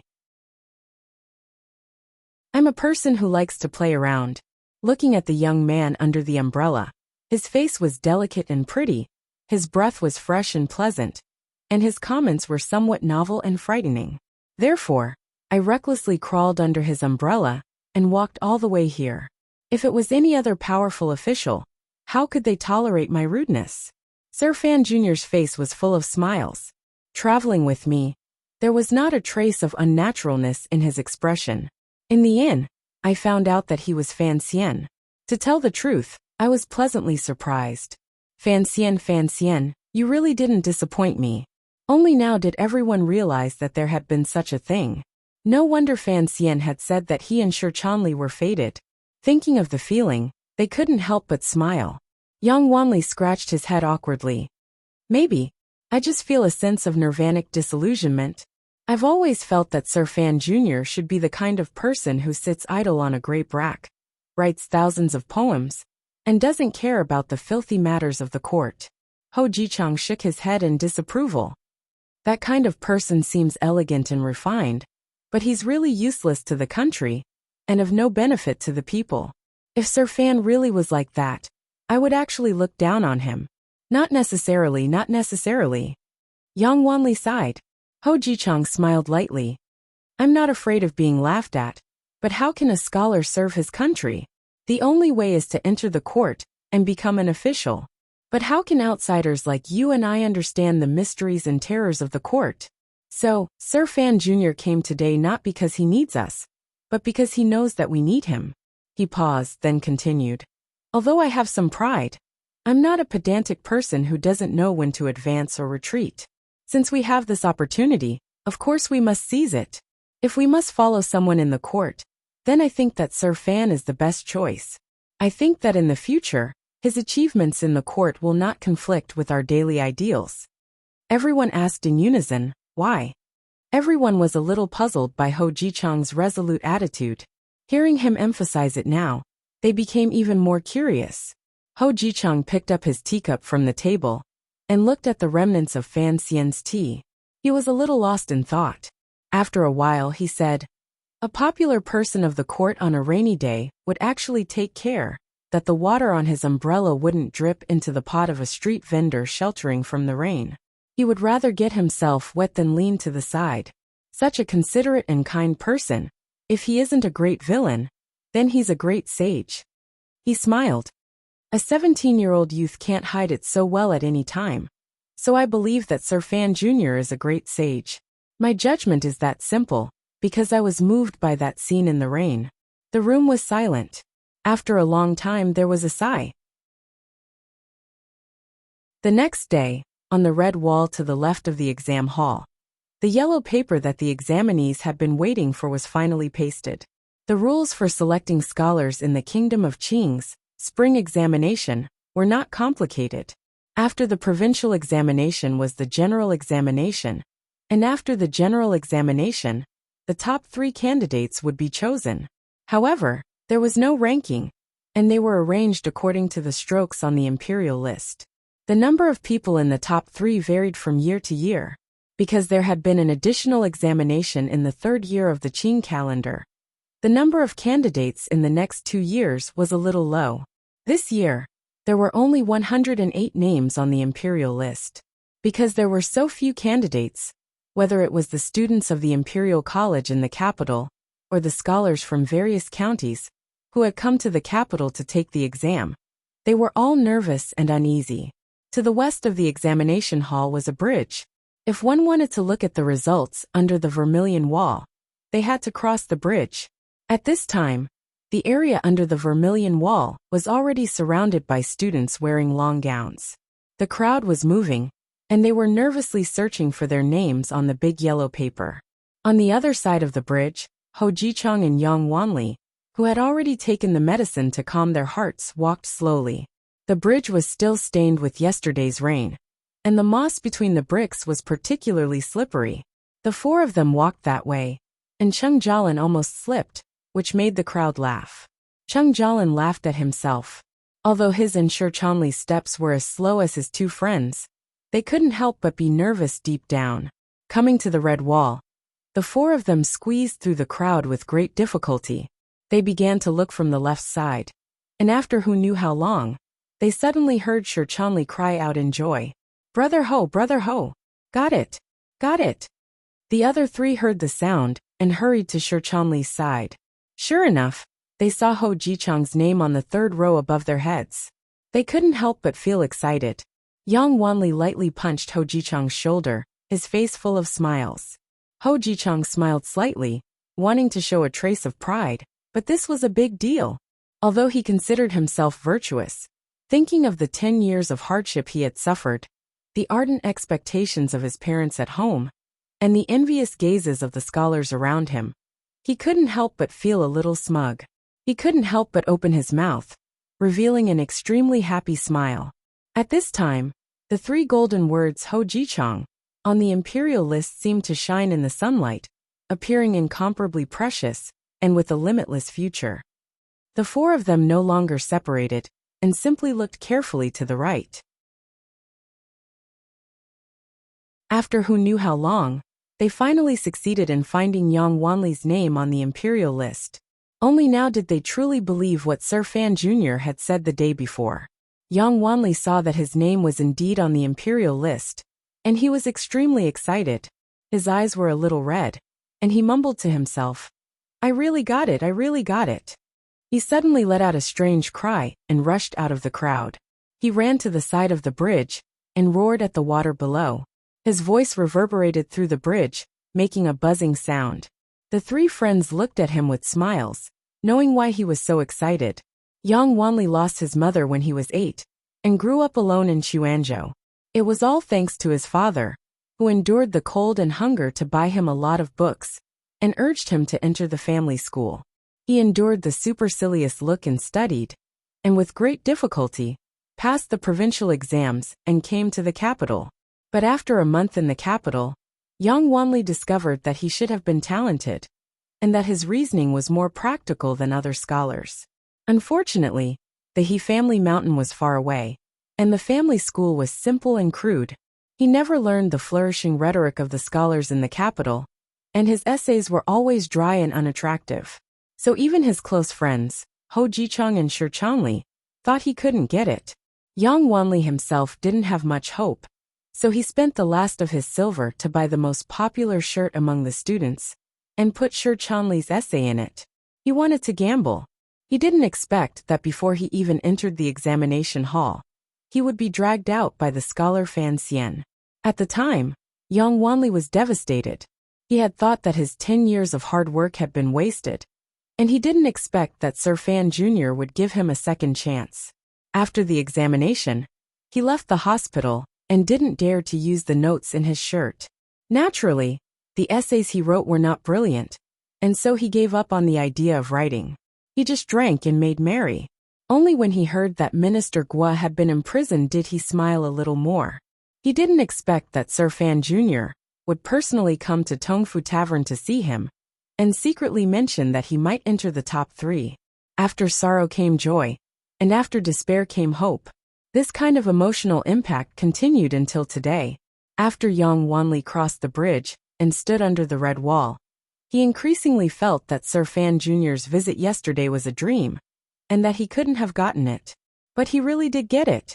Yang Wanli looked at his slightly twisted face in the rippling water, and calmed down a little. Naturally, he understood why he had been so lucky in a few short days, and he was very grateful to that young man.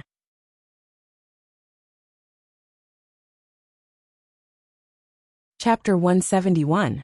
None of the scholars noticed Yang Wanli's deranged actions.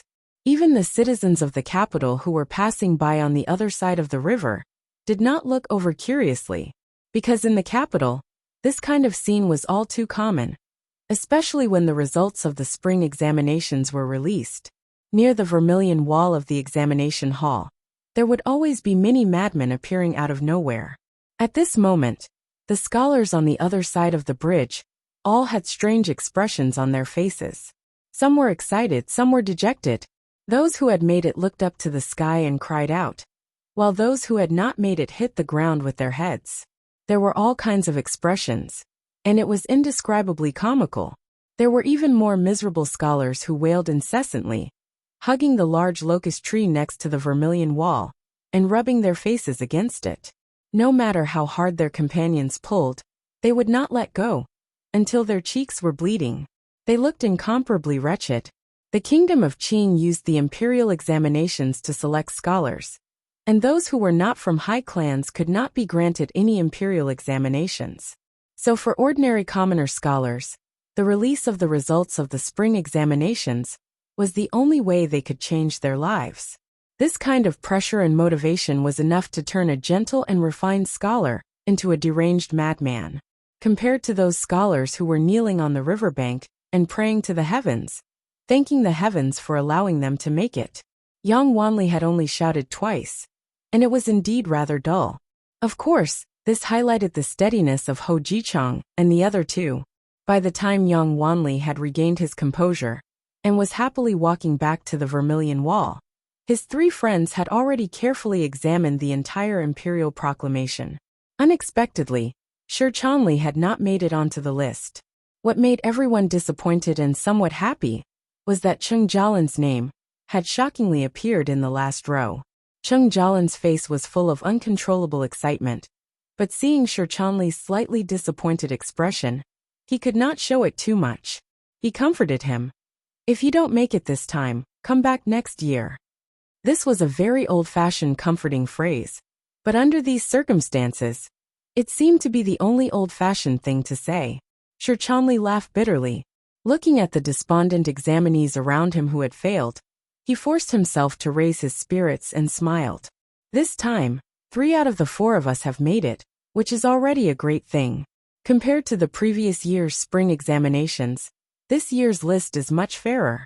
As for me, I'll have to reconsider."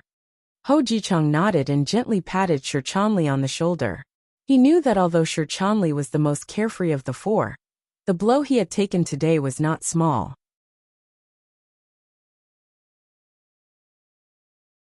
He changed the subject and smiled. "I don't know how Sir Fan Jr. did it to protect so many people. I see that the rankings are different from previous years. There are more names with real talent, and there are fewer stupid and incompetent people who rely solely on their family background. It must have something to do with the Overwatch Council's investigation of the exam hall fraud." At this moment, the few of them had already walked to a quiet place by the riverbank and sat down. Their voices were still very soft, afraid that they would cause trouble for their fellow disciple Master Xian. Ho Jichang shook his head. Although many officials were arrested this time, other than a few Jiangnan scholars, no other scholars were exposed. From this, it can be seen that before the Overwatch Council acted, Sir Fan Xian had already made arrangements. He shook his head with a bitter smile and sighed. He thought that young Sir Fan really did have a strong background to be able to do something like this during the national ceremony. But it seemed that he had not misjudged Fan Xian. This year's list was much fairer. The 4 of them chatted about the situation in the capital. Over the past 2 days, there had been many officials who had fallen from grace. Everyone in the officialdom was in danger, but Fan Xian looked very confident. At this moment Shi Chanli, who had been silent all this time, suddenly opened his mouth. "I think that Sir Fan has something to do with the scandal being exposed." The other 3 were shocked. "If that is true, then Sir Fan is even more amazing than we thought." Of course, Fan Xian had something to do with the scandal at the exam hall, but the Overwatch Council had acted appropriately. Although Guiyu, the director of the Board of Rights, had fallen, the Eastern Palace had not suffered too much damage. So for the time being, the Crown Prince was only suspicious of Fan Xian. And in this list, the Eastern Palace still had 3 people they needed. Compared to the Great Prince and the Bureau of Military Affairs, this was a very good result. Fan Xian sat in his study, looking at the list that Wang Qinian had copied out. He frowned slightly. The capital had not been peaceful for the past 2 days. The chief official Guiyu, a teacher, and a supervisor had all been invited to tea by the Overwatch Council. As for Fan Xian, as the examiner of the spring examination, he had been in charge of the crucial step of sealing the names. Yet nothing had happened. It was inevitable that some people would begin to speculate. But he was also somewhat happy. Of the students he favored, aside from Shi Chanli, who had a personality that he liked the most had successfully entered the list. As for the results of the court examinations, That would depend on their luck. There was really nothing he could do to help. As he left the study, he saw a green silhouette walking toward him. Fan Xian let out a cry and prepared to hide in his room. He cried bitterly in his heart. Who would have thought that his father would come to his courtyard today? Count Sinan Fanjian was now the official minister of revenue, but his stern face had not changed much. He coldly pushed open the door to his son's room, which had not been closed in time.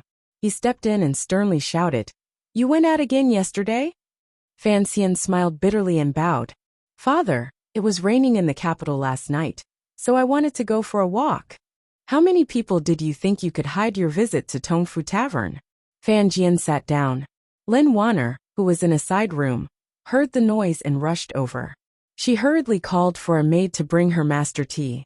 Fan Jian looked at his daughter-in-law warmly and smiled. He waved his hand, indicating that she should go back to her room to rest. His expression was as cold as ice. "The matters of the exam hall are complicated. You rashly did that, so be it. I asked you to stay in the mansion to avoid this storm. Yesterday, you went to the Tongfu Tavern to see those students. Today, when the imperial proclamation comes out, everyone can see clearly that those students are on the proclamation. How will the world see you?" Fan Xian smiled. "Although I am young, I am still a teacher. It is normal for me to go and see the examinees. As for the list, everyone knows what is going on. Why should I care? But recently, the Overwatch Council has been investigating a case of cheating, and the cause of this matter is the slip of paper you passed to them." Fan Jian coldly said, "And gee, if you are truly working for the country, then you should not have placed your own people in the top 3. If you only wanted to use the spring examinations to cultivate your own power, then you should not have turned against Guo Yu and pulled him down." Count Sinan looked at his young son in front of him. After a long while he sighed. "No matter where you are, you have your own set of rules. The officialdom of the capital is even more so. Among officials, there are honest officials and corrupt officials. Among officials, there are slanderous officials and honest officials. These are two distinct paths. If you want to be an honest official, then do not walk the path of slanderous officials." Hearing his father call him by his courtesy name, Fan Xian knew that the old man was indeed angry. He gently replied, "I do not want to be an honest official, nor do I want to be a slanderous official. I want to be a powerful official."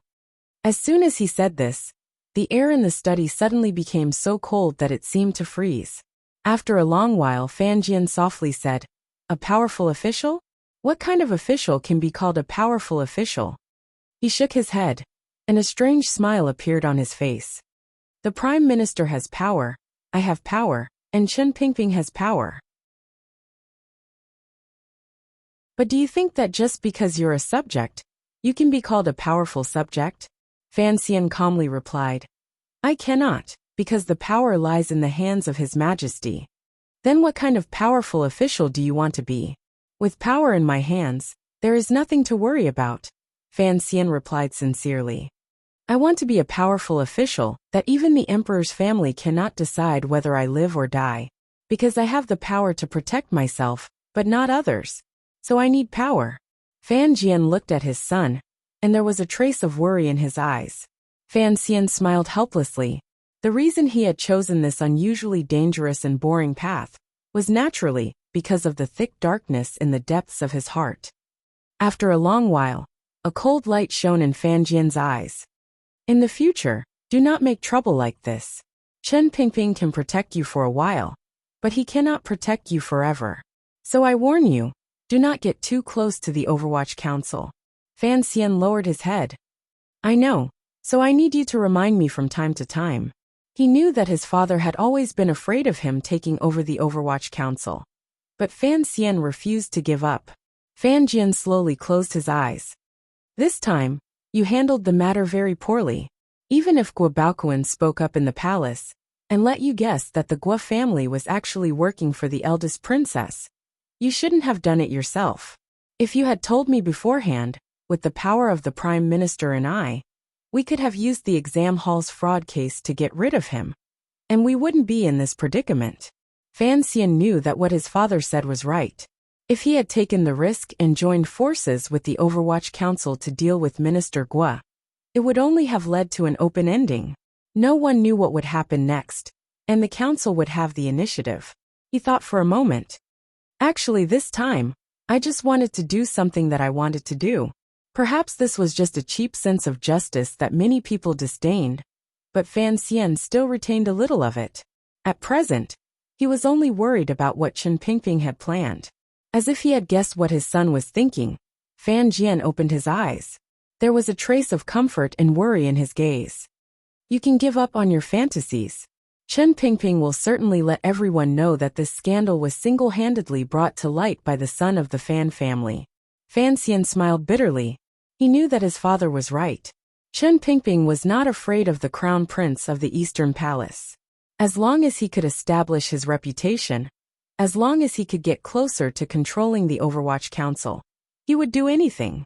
Before leaving his son's study, Count Sinan said lightly, "In the future, you need to be more mature. You can keep the childish declarations of powerful officials to yourself. There's no need to tell me."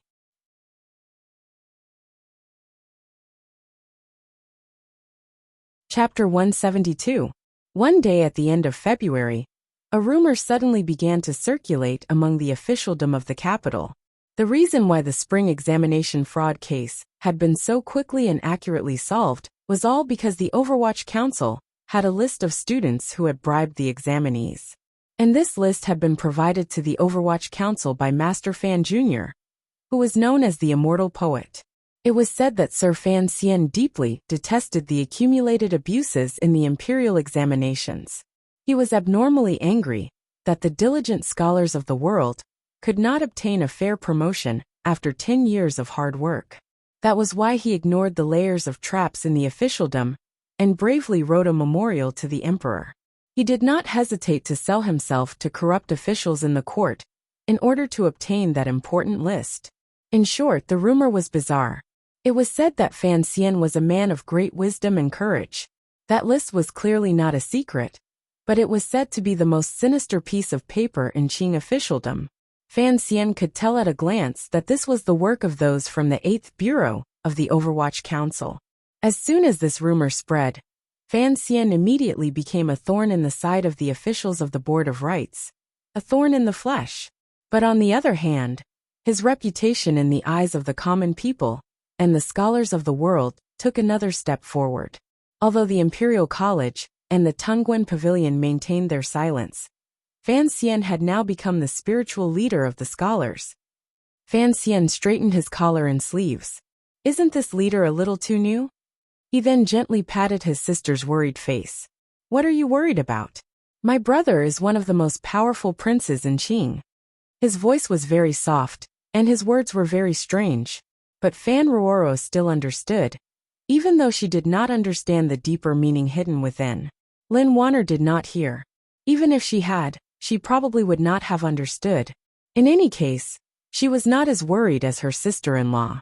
Smiling, she tied the jade rui that the Empress had given her to her husband's belt. Pretending to dust it, she said, "Come back soon." It was as Count Sinan had said. Fan Xian was too immature and had left behind too many problems. Once the rumor spread, Jingdo was shocked. Everyone's gaze fell on Fan Xian. Although the people behind the officials who had fallen from power because of the corruption case were wary of Fan Xian's background, they still began to move. That morning, a young censor from the Imperial Censorate had already sent a letter to the palace, accusing Fan Xian of fraud and immoral conduct. Fan Xian had left to go to the Ministry of Justice to be tried. Originally, the cheating case had been investigated by the Overwatch Council, but the officials who had suffered greatly from the scandal were not willing to let the Overwatch Council deal with Fan Xian, so they used the Ministry of Justice's route. The Ministry of Justice had never been on good terms with the Prime Minister, nor did they have any friendship with Fan Xian. The Ministry of Justice had never been on good terms with the Prime Minister, nor did they have any relationship with Fan.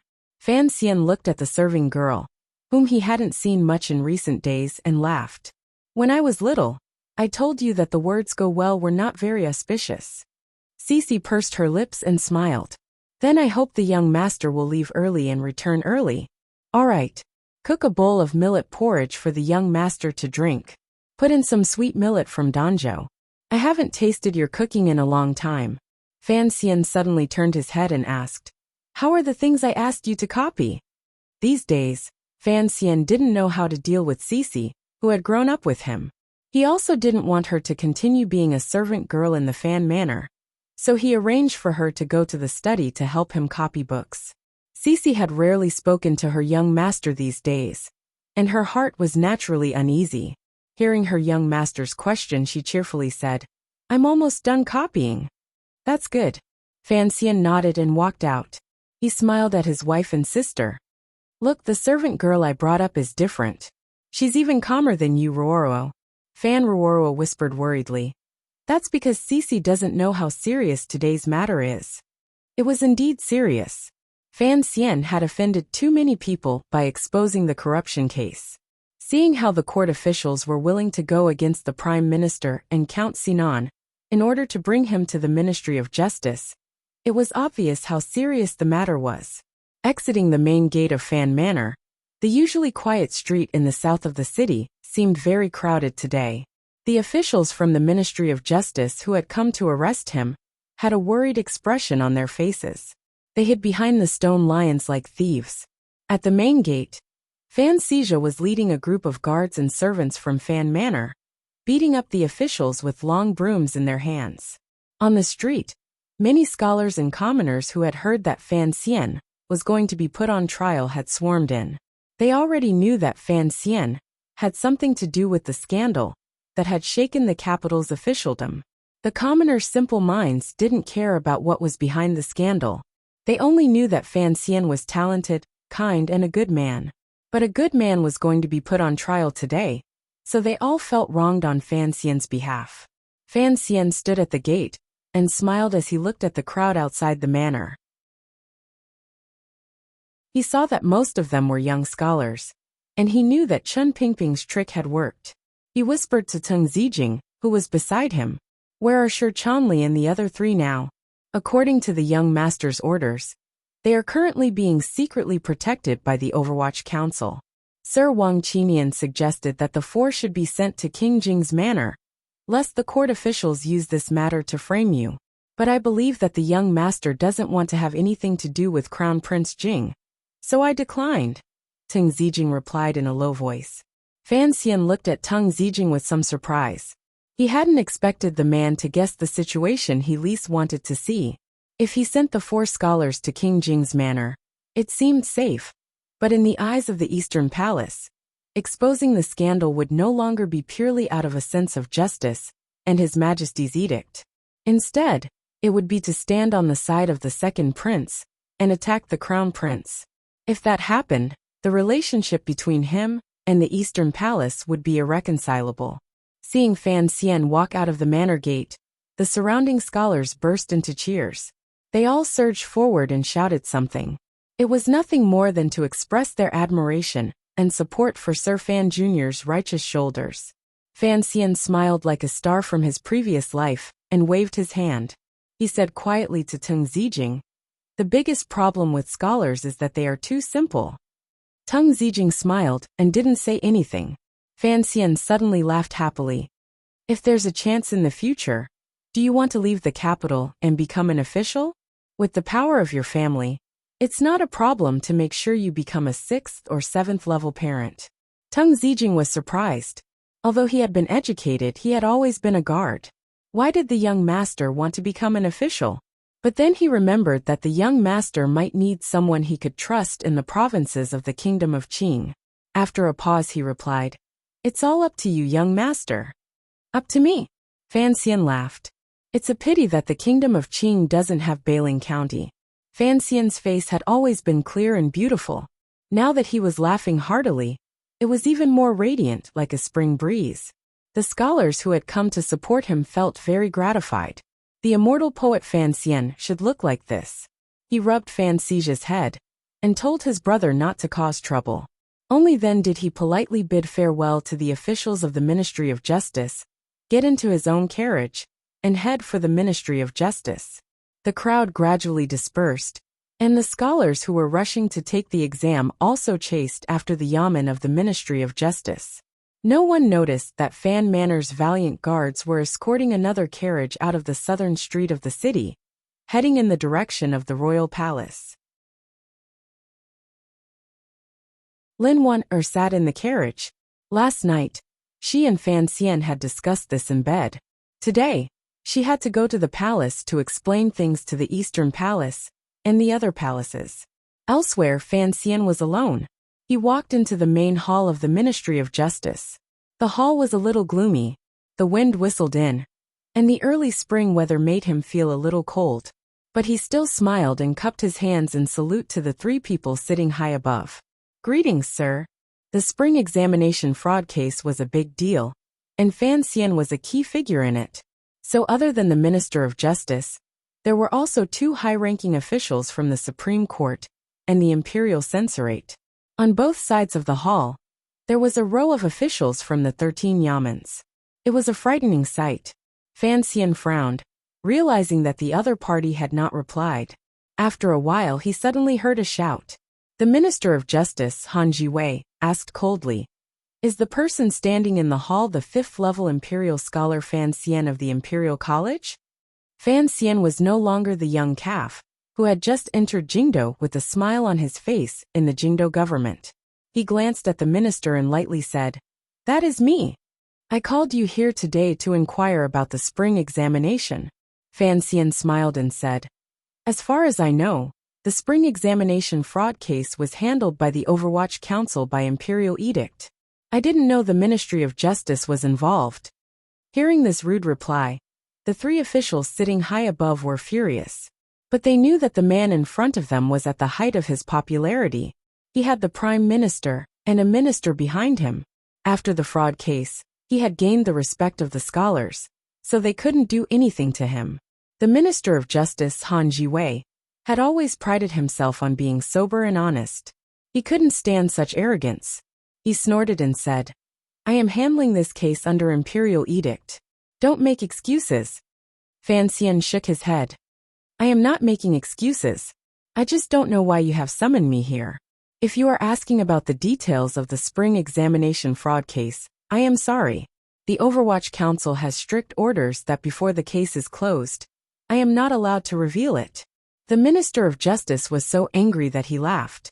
"Are you not going to answer the court's questions? The Overwatch Council is a part of the court, and the Ministry of Justice is a part of the court." Fan Xian sighed. "As you know, this matter involves too many people. I really don't know how to handle it. The laws of Qing do not make it clear."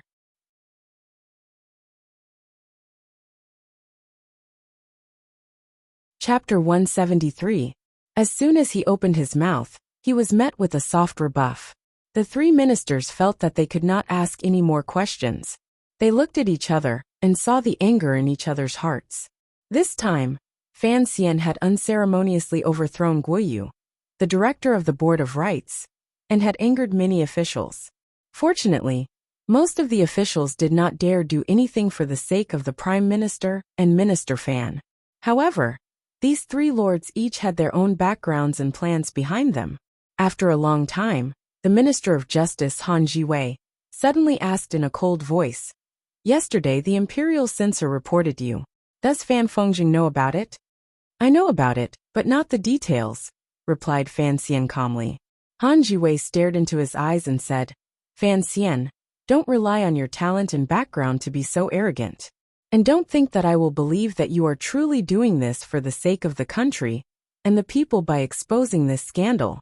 If you do not explain clearly what you did during the spring examination, don't blame me for being rude to you." Fan Xian frowned. "There is something wrong with your words, sir. If I did something during the spring examination, would I be willing to take the risk of reporting this to the court? As for the word filthy, I would like to return it to you." "How dare you?"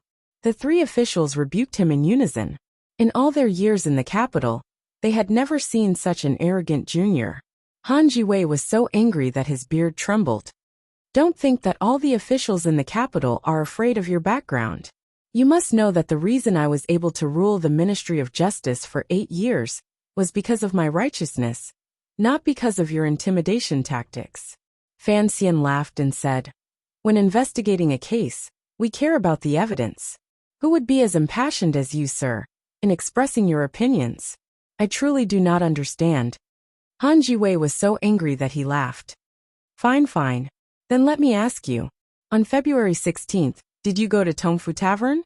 Fan Xian knew that he was asking about that rainy day. Yes, he replied with a smile. Did you go to see Yang Wanli and the others? Yes. Before Yang Wanli entered the palace for the spring examination, did you whisper something to him? Yes. As the examiner of this spring examination, you have the heavy responsibility of supervising the examination.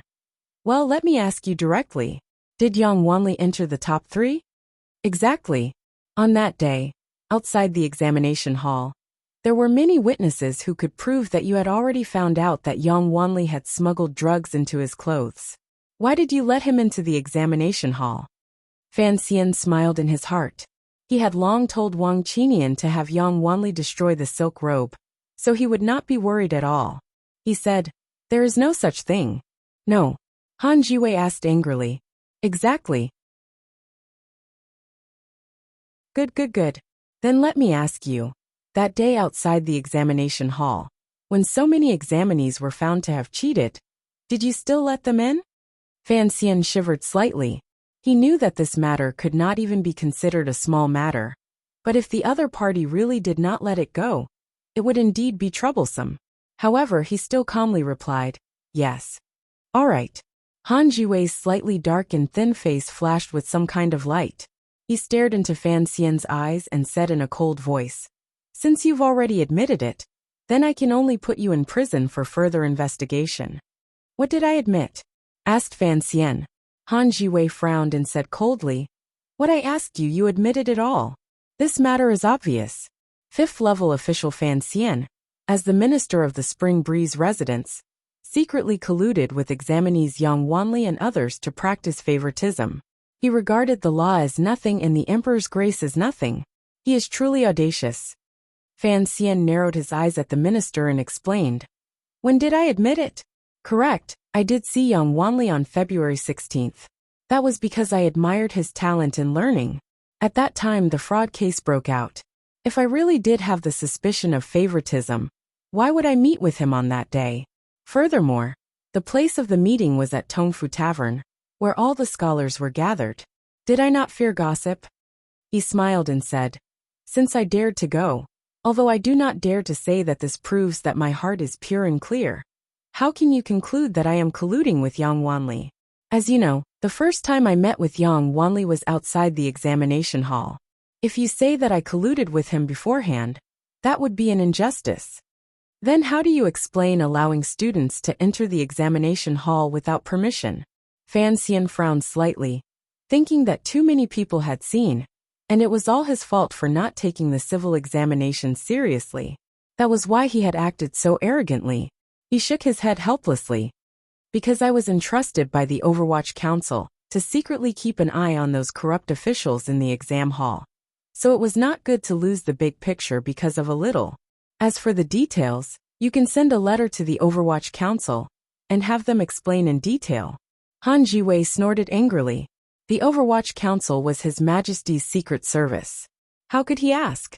The more he looked at Fan Xian's pretty face, the angrier he became. He pushed the lot pot away and shouted, fine. You don't want to admit it. Men, beat this shameless bastard. Don't beat him. 2 people in the court said the same thing at the same time. One of them was the junior minister of the Supreme Court. He smiled bitterly as he tried to persuade the Minister of Justice. The young man in front of him was not an ordinary son of a rich and powerful family. He could not be beaten. The nobles behind him only hoped to teach him a lesson and punish him for his crimes. How could they dare to beat him? After Minister Han calmed down a little, he remembered that Fan Xian was not only the son-in-law of the Prime Minister, but also the son of the minister. He was a civil official that His Majesty greatly admired. Furthermore, Han Jiwei was in the territory of the 6 ministries. How could he not know Lin Wanner's identity? After being reminded by his 2 colleagues, Han Jiwei could not help but frown. If he really beat Fan Xian up, he would not be able to explain himself to the other nobles in the palace. Then the three of them became curious. Who was the other person who said he could not beat him? The three of them looked down the hall and found Fan Xian looking at them innocently. The vice minister of the Supreme Court was a little amused. He could not help but ask, "Why not?" Fan Xian explained sincerely, "I am a scholar. According to the laws of Qing, I do not need to kneel. When questioning someone, torture is not allowed. Therefore, I said I could not beat him. Otherwise, if the censor came tomorrow and accused Minister Han of not following the laws of Qing, wouldn't that be my fault?" The imperial censor of the imperial censorate, Guozheng, was actually a distant relative of Guoyu. He was the leader of the group that had submitted the memorial to Fan Xian. Hearing the barbs in Fan Xian's words, he couldn't help but laugh coldly. "Master Fan, you are not only talented, but you are also very familiar with the laws of the Qing kingdom. But do you know that in the first edict of the Qing kingdom, there are 15 major crimes for which the rules you mentioned earlier can be ignored?" Of course, this censor would not actually dare to use torture on Fan Xian, but he was willing to threaten him with words and vent the frustrations of the officials in the capital these days.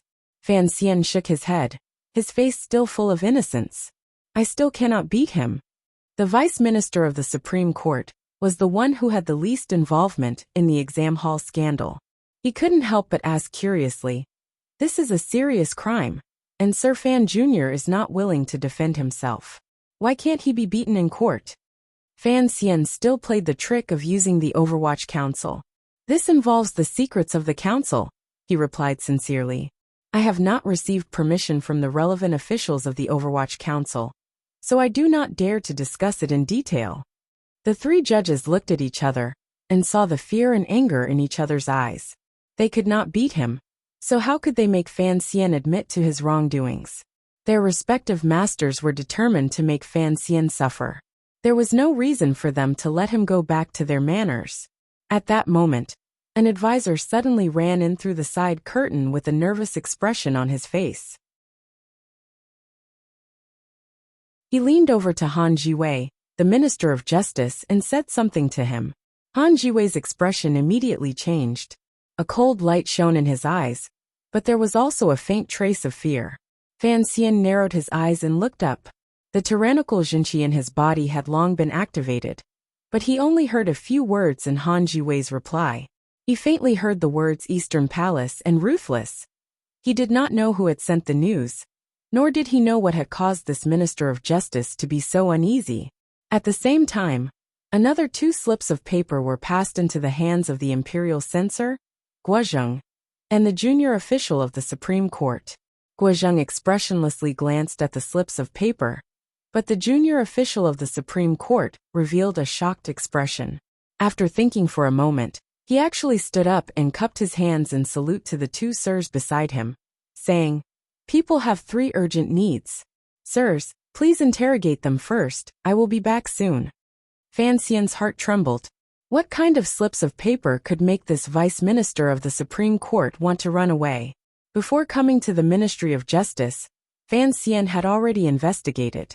The Minister of Justice seemed to be fair and honest, but he was actually a member of the Eastern Palace. The Vice Minister of the Supreme Court had a good relationship with the Qin family of the Bureau of Military Affairs. As for the censor, Guozheng, when he was young, had an unclear relationship with the eldest princess. If Fan Xian did not have the terrifying power of the Overwatch Council, he would not have known about this relationship, which had been hidden for many years. As he was thinking, he suddenly heard a shout in the hall. "Guards! Fan Xian, the Imperial College's official, is roaring in court. This is a case of fraud, and he has committed 15 major crimes. Beat him." Han Jiwei's facial muscles twisted, as if he had made a great decision. The vice minister of the Supreme Court had long since slipped away.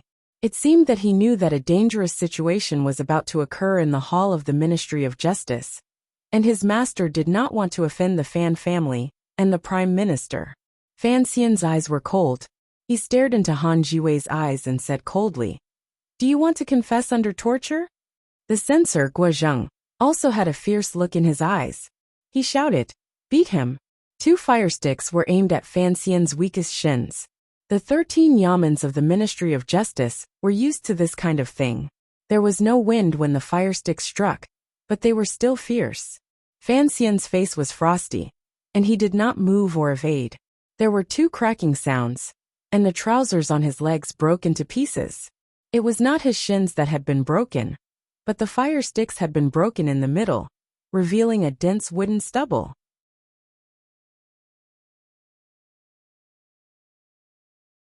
Chapter 174. Fan Xian took a deep breath and let the tyrannical Jinqi in his body slowly circulate. His clothes fluttered, and the rui ornament that the empress had given him swayed at his waist. He looked coldly at the bailiffs of the 13 yamens, who were closing in on him.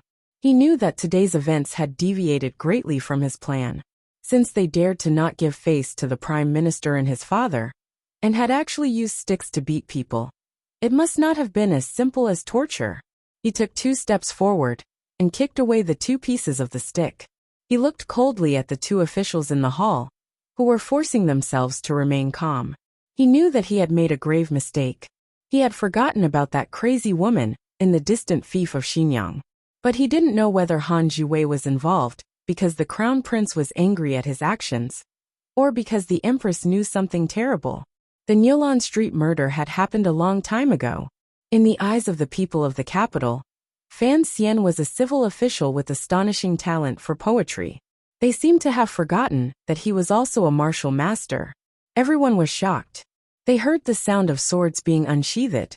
Countless swords were pointed at Fan Xian, who was standing proudly in the hall. The sticks used by the 13 yamens of the Ministry of Justice were specially made. An ordinary 7th-level master would only be able to howl in pain. But who knew that the tyrannical Jinqi in Fan Xian's body was so fierce that he did not dodge or evade the blows. Instead, he took the blows head-on and broke them in half. This scene frightened all the bailiffs of the Ministry of Justice. Only now did they remember that this seemingly weak and beautiful civil official had once cut open the stomach of Cheng Jushu, an 8th-level master of Northern Qi. Dozens of swords had already been unsheathed. In the cold hall of the Ministry of Justice, they gave off a cold light and surrounded Fan Xian. Fan Xian took 2 steps forward, and the dozen swords also took 2 steps back in fear. Fan Xian frowned at Han Jiwei and Guo Zheng. "Have you considered the consequences of your reckless actions?" he asked quietly. Han Jiwei and Guo Zheng felt a chill in their hearts. Although this beautiful young man's words were indifferent, they were incomparably sinister. Although Prime Minister Lin Ruofu's influence in the court had been greatly reduced because of Wu Bowen, he was still the head of all the officials in the kingdom of Qing. There was also the Minister of Revenue, who had grown up with the emperor. Han Jiwei suddenly felt some regret. He should not have followed the orders of that noble. Because Guo Zheng was angry at Guo Yu's downfall, and because he had the support of the eldest princess, he knew that since the matter had already begun, it naturally couldn't end peacefully. Gritting his teeth, he shouted, "This official is here to investigate the case. What consequences can there be?" Han Jiwei thought that now that things had come to this, there was no room for regret. He steeled his heart and said coldly, "Correct, Sir Fan Jr. If you are willing to admit to your involvement in the spring exam fraud case, naturally there will be no need to use torture. If you are unwilling to admit, according to Qing law, we can use torture." Fan Xian pursed his thin lips and looked at him with a faint smile. 15 great crimes, 15 great crimes. He shook his head and sighed. "If there is a chance in the future, I will have to change the laws of Qing." "Who can change the law?"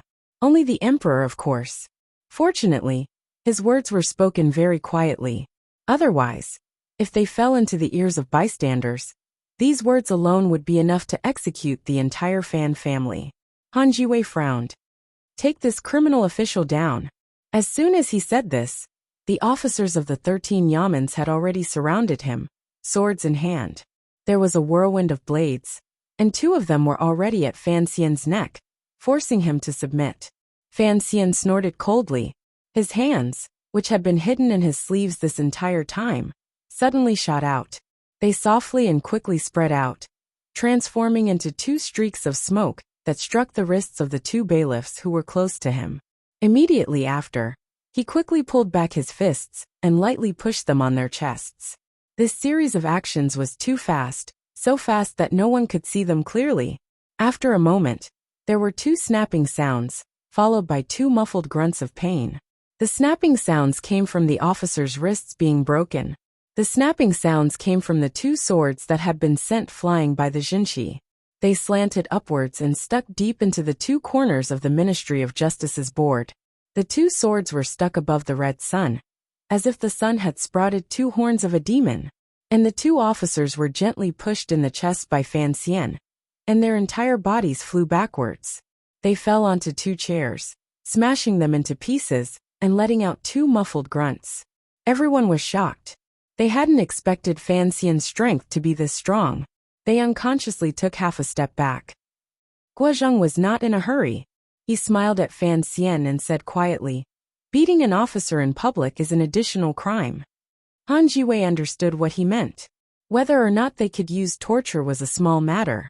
As long as they could pin the crime on Fan Xian, it would be fine. The more Fan Xian refused to surrender, and the more he resisted, the better. Guozheng looked at Fan Xian and smiled. "Young Master Fan, it would be best if you behaved. I know you are skilled in both the pen and the sword, and that it would not be difficult for you to escape from the Ministry of Justice. But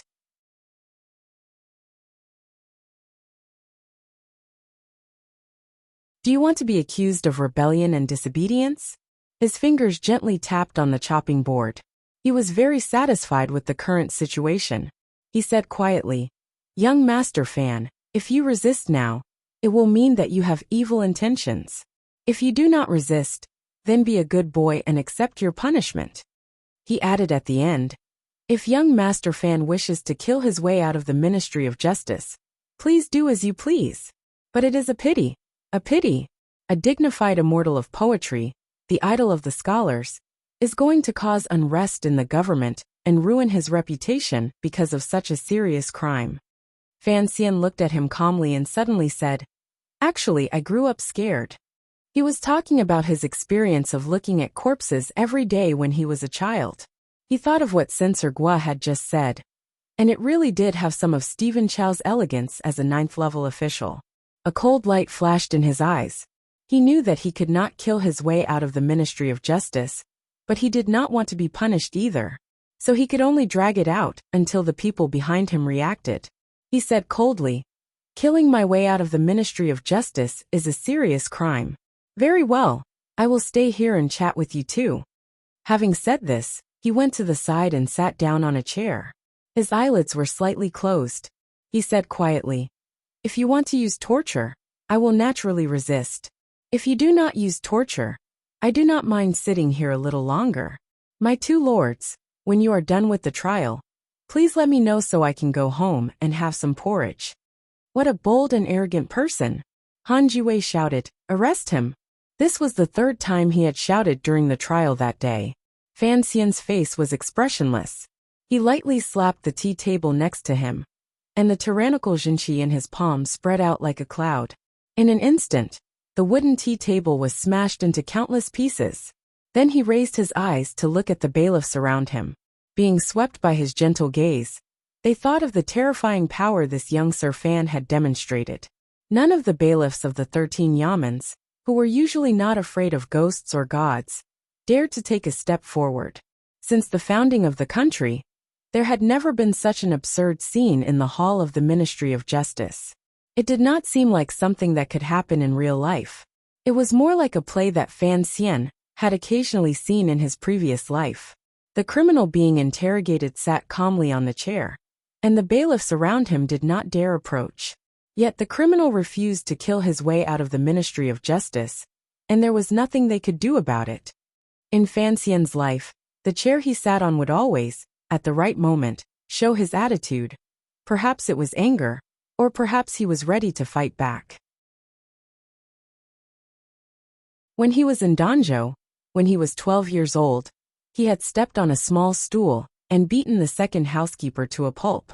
On the day he had first entered the capital, he had sat on the chair under the side door, suppressing his anger and preparing to receive the second aunt's gentle words.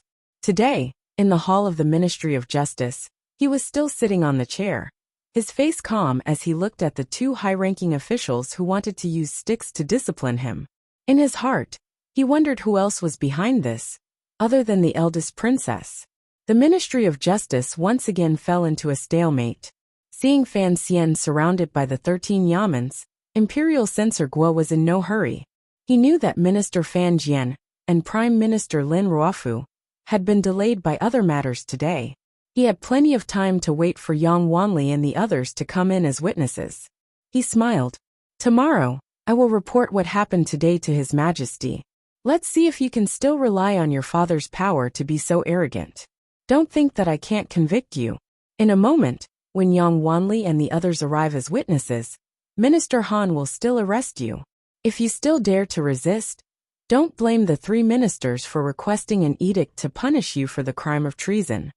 Fan Xian said quietly, Sir Guo, since both sides have shed all pretense of cordiality today, I will say this plainly. If Yang Wanli and the others have any problems, you should prepare for your funeral. This was a naked threat. Since the founding of the Kingdom of Qing, Fan Xian was the first person who had dared to threaten a minister of the court and an imperial censor in the hall of the Ministry of Justice, with his status as a 5th-level official. Sensing the murderous intent in Fan Xian's light words, Han Jiwei felt an inexplicable chill in his heart. The corner of his eye twitched, and he said coldly, Fan Xian, you must know that you are an official of the court, not a powerful swordsman. Today, you have caused a ruckus in the Ministry of Justice. I want to see how you will deal with this. Fan Xian said quietly, the Ministry of Justice wants to force a confession out of you. The imperial censor is angry that Minister Guo has been removed from his position and wants revenge. I don't know what kind of official you are. Tomorrow, I will write a great poem about what happened today and spread it throughout the world. This will teach the people of the Kingdom of Qing today and what the officials are like. It will also teach His Majesty to see who these officials listen to in today's court. Say what you will. Guo Zheng knew that with Fan Xian's current reputation, it was not impossible for him to pull this off. He said quietly, Sir Fan, if you know the details of the scandal, why did you not report it to your superiors and have the court investigate it? Instead, you acted through the Overwatch Council. In any case, you have committed the crime of looking down on the court. I want to see how Minister Fan explains this to the court tomorrow. His words were overbearing, and a murderous look flashed across Fan Xian's handsome face. He stood up and stared coldly at the 2 high-ranking officials on the stage. The officials around him grew nervous, and they pointed their sharp blades at Fan Xian's vital points. Just as danger was about to erupt, Yen Ruohai's cold voice came from outside the Ministry of Justice. The Overwatch Council is acting on orders. Since when do we need to explain everything to the imperial censor? Fan Xian smiled and shook his head. It was a pity that the people from the council had arrived a little early.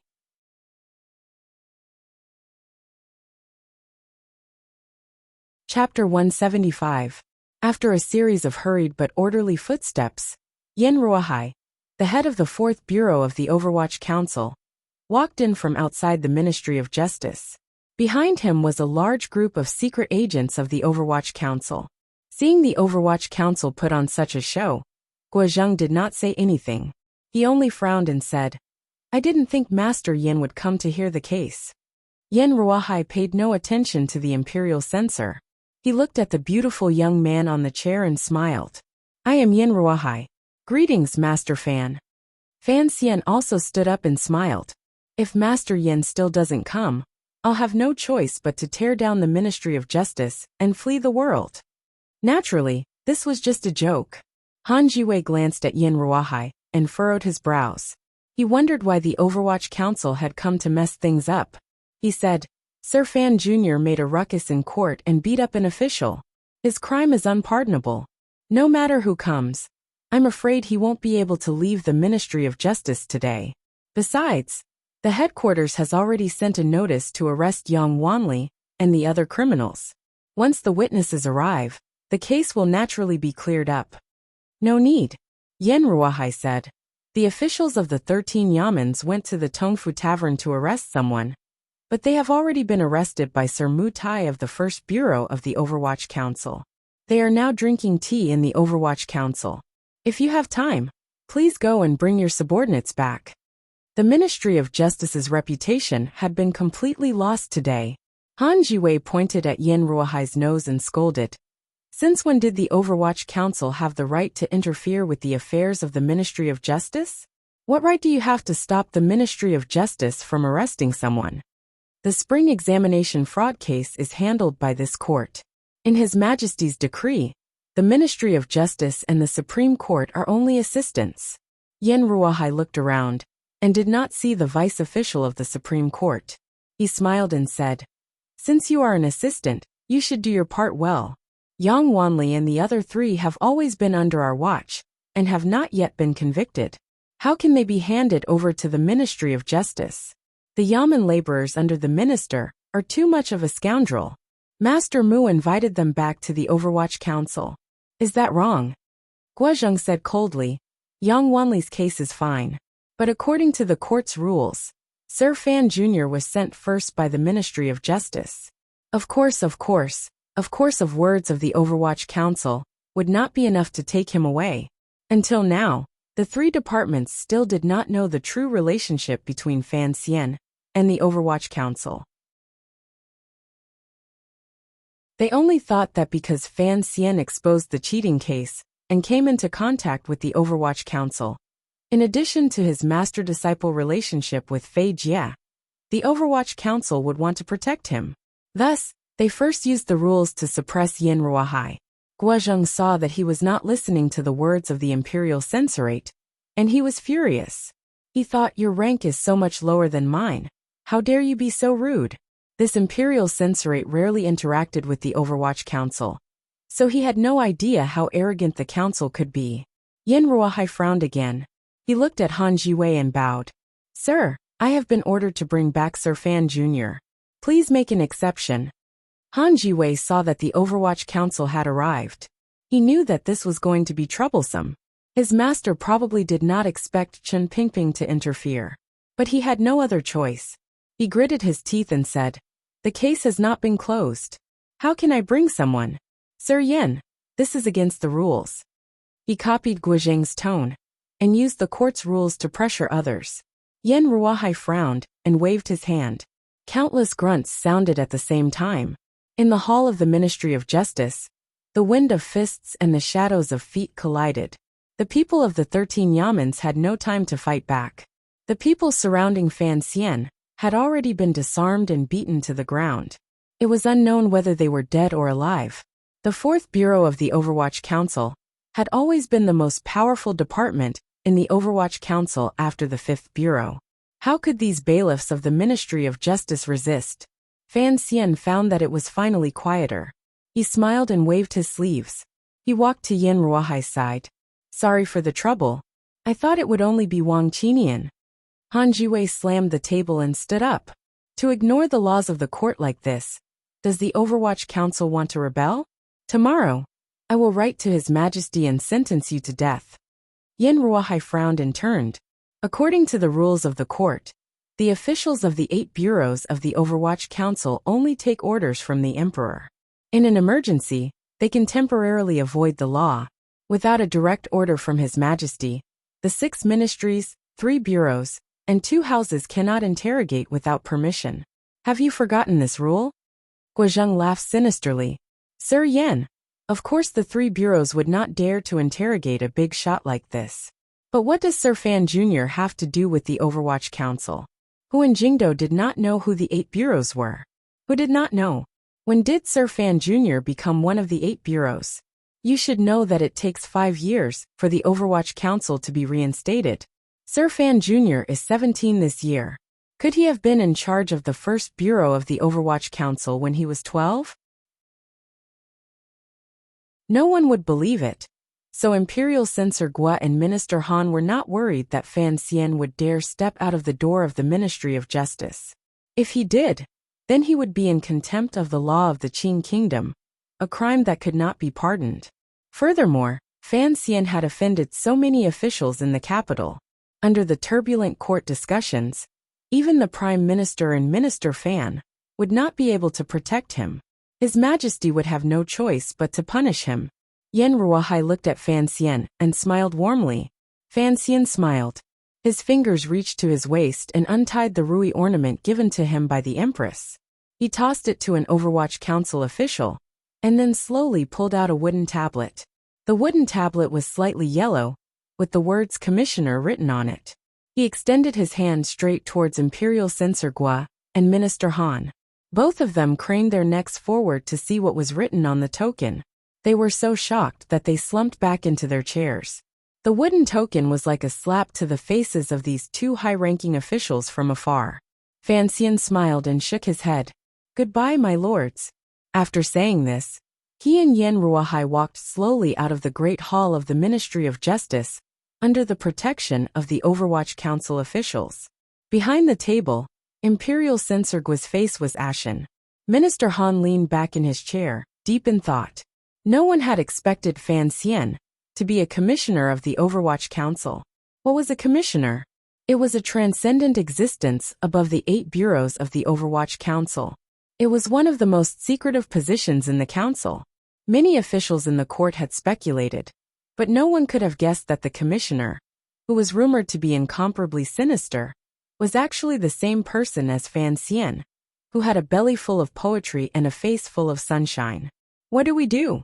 Han Jiwei opened his eyes, and a cold light flashed in them. Neither the 6 bureaus nor the 3 bureaus have the right to interrogate the commissioner of the Overwatch Council, unless His Majesty orders it. But you and I both know that His Majesty would never make such an order. Guozheng frowned. Looking at the large group of people disappearing from the stone steps in front of the Ministry of Justice, he said coldly, "What a turtle made of iron. I can't even find a place to start. But I'm still curious. Why didn't Fan Xian reveal his identity at the beginning? Why did he have to come to the Ministry of Justice? Was he really not afraid that we would use the aces of the court to capture him before Yan Ruohai arrived?" Minister Han also did not understand, but there was great worry in the depths of his heart. Since he could not bite Fan Xian to death today, then what awaited him was certainly a powerful counterattack that was about to arrive. He sighed and thought of Fan Xian's final words of goodbye. He slowly savored a wave of bitterness and fear. He didn't know whether or not the power behind him could protect him. Walking out of the Ministry of Justice, Fan Xian calmly said, "The director forced me to reveal my identity. There was no need to play such a boring game." Yan Ruohai smiled slightly. The director believed that since he purposely wanted the people of the capital to know of your identity, then he needed to reveal it at the right place, at the right time, and in a relatively dramatic way. Today, in the Great Hall of the Ministry of Justice of the Kingdom of Qing, the scholars of the capital have gathered outside to voice their grievances for you. It is a great opportunity. Fan Xian shook his head and said nothing. In reality, today was a bit risky. If the powerful powers hidden behind the 6 ministries wanted to end this battle, they could have used even more ruthless methods. If it weren't for the obvious results of his training in the Tsang Mountains, he wouldn't have had the confidence to talk and laugh freely in the gloomy hall. The Overwatch Council is a secret service organization, so its reputation has never been good. Yan Ruohai quietly explained. So the director made the matter of you exposing the fraud case widely known, and took the lead in establishing your reputation. That way, once your identity as the commissioner of the Overwatch Council is exposed, the scholars and commoners will not feel fear and disgust when they think of you. So, it was just an image-building project. Fan Xian took a deep breath. The depression in his chest had not yet dissipated. There would be time to think about it in detail in the future. Yan Ruohai did not understand what this young commissioner meant. He took the small jade Rui ornament that Fan Xian had taken off earlier from the hands of a subordinate and handed it to him. Fan Xian placed the Rui in his palm and gently stroked it. Suddenly he asked, "Wana entered the palace to explain to the crown prince. Furthermore, I believe that this spring examination did not damage the crown prince's reputation. Given the crown prince's personality, he should not be so unyielding." Before, Minister Han suddenly became ruthless. Who in the Eastern Palace was he relying on? Yin Ruohai smiled. If it wasn't the Crown Prince, then it was the Empress. The Empress? Fan Xian raised his eyebrows. He thought that he had offended more and more people, but he didn't know if the Empress was dealing with him because of the reason he was afraid of. He clenched the jade rui ornament in his hand. Thinking that this ornament had been given to him by the Empress, he unconsciously wanted to throw it away. Yen Ruohai smiled and reminded him, "You can do whatever you want with a gift from the palace. That is a great crime." Fan Xian smiled. "Thank you for the reminder. But now that my identity as the commissioner is known to the world, which Yamen would dare to interrogate me?" The Yamen wouldn't dare, but the palace would. Yen Ruohai gently patted his shoulder. He found that this young man was even younger than his own son. He shook his head and sighed. Fan Xian nodded in acknowledgement. He then said sincerely, "Please do not worry, Sir Yen, on this trip to Northern Qi. I will bring you back safely." "Thank you," said Yen Ruohai.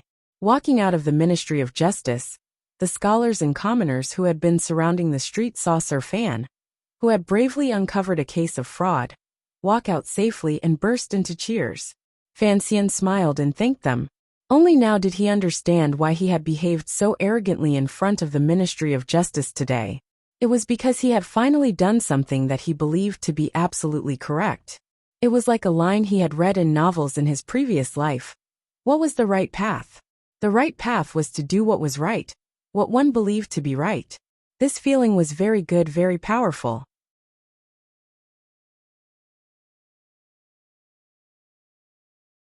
Chapter 176. News of what happened at the Ministry of Justice quickly spread throughout the capital. The expected counterattack of the Overwatch Council, the Prime Minister, and Minister Fan against the Ministry of Justice, and the Imperial Censorate, did not begin immediately. This was beyond the expectations of all the officials. During the palace examination, the Emperor of Qing finally made his stance clear. The people Fan Xian had taken a liking to were all chosen into the second rank. As for the Zhuangyuan, Bang Yan, and Tanhua, they were not surprisingly given to some long-established scholars. Furthermore, Fan Xian knew that the names of these three had appeared on those slips of paper. When he had pasted their names, he had tampered with them. His Majesty's stance on the exam hall fraud case was even more obvious in the specific circumstances of the court examination. During the banquet, the officials were surprised to see Fan Xian, a fifth-level scholar of the Imperial College, sitting uneasily in the front row, to the right of the Crown Prince and the Second Prince. He smiled shyly, as if he had not drunk today, so he was not as wild as he had been the night he had spat out 300 poems. He was not used to the feeling of being watched by so many people. After Fan Xian had caused trouble at the Ministry of Justice, the officials in the capital had long known his true identity. They also knew that the Overwatch Council had used Fan Xian as a pretext to make a fuss. They had used Fan Xian's privilege as the commissioner of the Overwatch Council to strip the faces of the Minister of Justice, Han Jiwei, and the Imperial Censorate, Guozheng. It was also rumored that there had been a disturbance in the palace that night. The commissioner of the Overwatch Council was a very sinister position. The officials still found it difficult to connect Fan Xian, who controlled countless secret agents and secretly controlled the lives of officials. But no matter what, when the officials looked at Fan Xian now, they no longer saw him as a civil official, a son of a powerful family with a powerful background. For the first time, they truly felt Fan Xian's power. After the palace examination, the cheating case in the spring examinations was still under the jurisdiction of the Overwatch Council. Slowly but surely, it was being investigated. Commissioner Fan, on the other hand, had quieted down. Those who knew the inside story guessed that Fan Xian was preparing for his diplomatic mission in a few days. On the 3rd of the 3rd month, the court examination ended, the banquet ended, and the flower arrangement ended.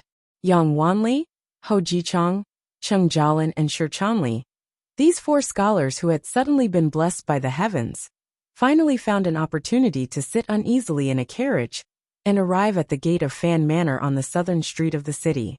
Yang Wanli raised his head to look at the lavish facade of Fan Manor. He glanced nervously at the ferocious stone lion crouching by the door and mumbled, "I'm a little nervous."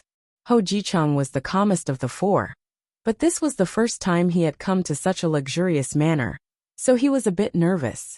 He forced a smile and said, "I've seen Sir Fan Jr. before. Not only is he young and promising, his way of talking is also very interesting. He's not like the other officials in the court, who are hateful. What are you nervous about?" Cheng Jialin stood to the side and didn't know what to say. A few days ago, the Ministry of Justice and the Overwatch Council had caused a ruckus. Logically speaking, the four of them had already been put under Fan Xian's tutelage. The palace examination had passed.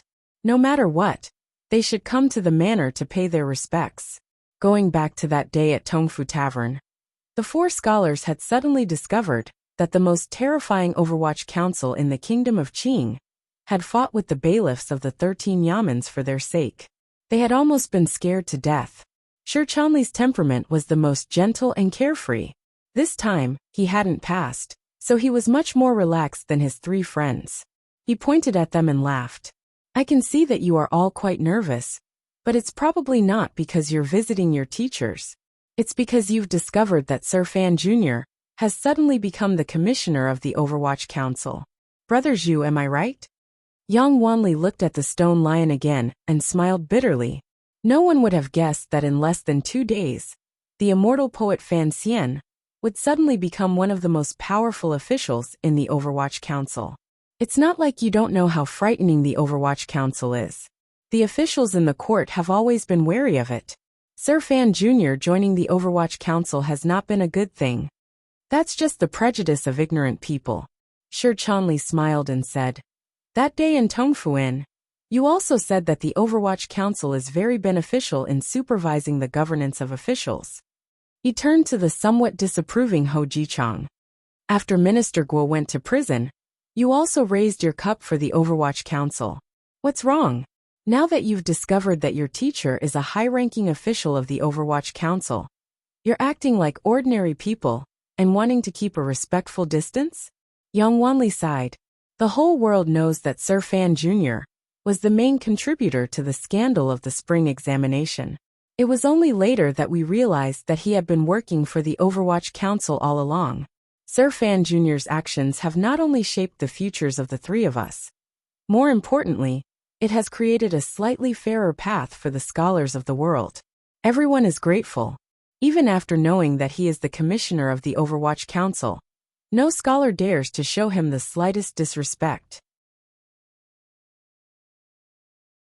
As for you and me, there's no need to say more. Even if Sir Fan Jr. stays in the Overwatch Council in the future, we still have to follow him. Brother Shi, you don't need to say more. I've already made up my mind. Ho Jichang smiled. That's right.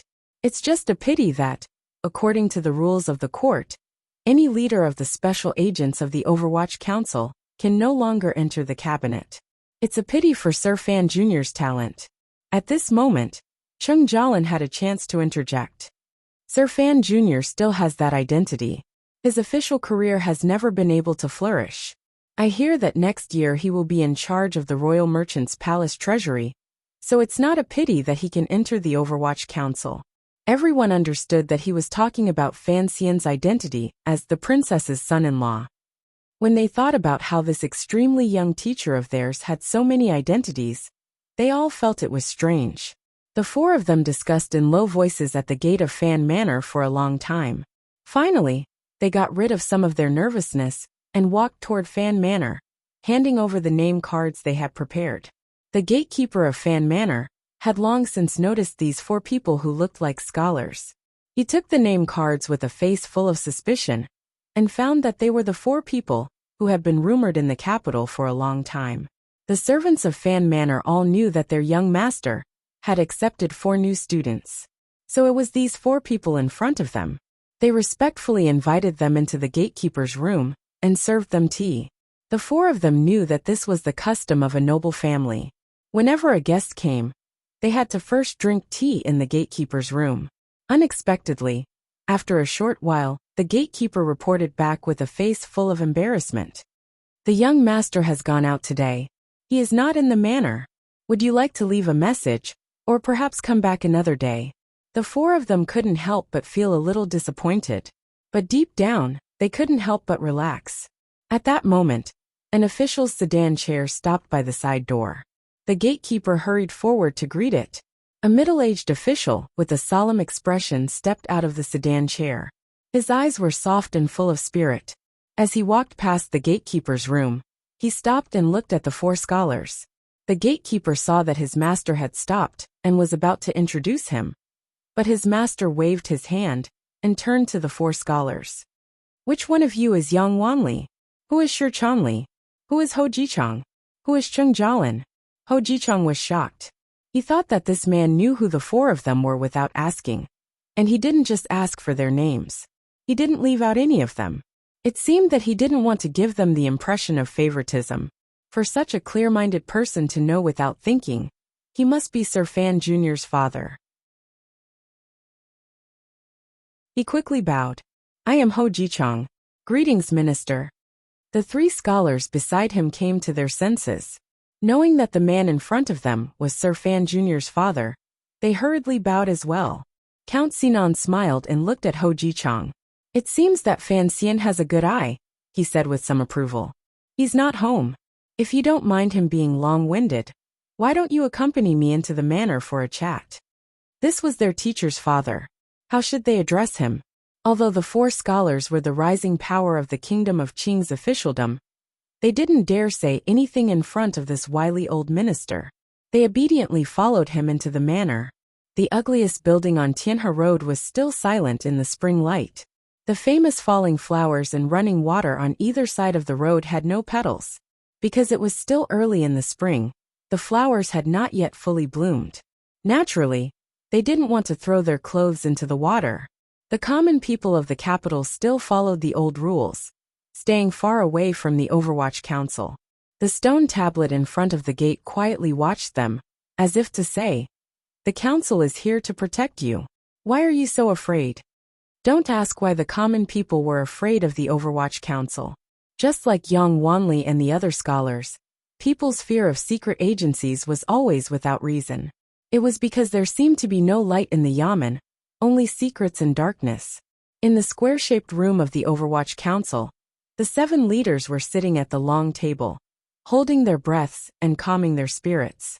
They knew that today's meeting was special, so their gazes toward the crippled director at the end of the long table were filled with doubt.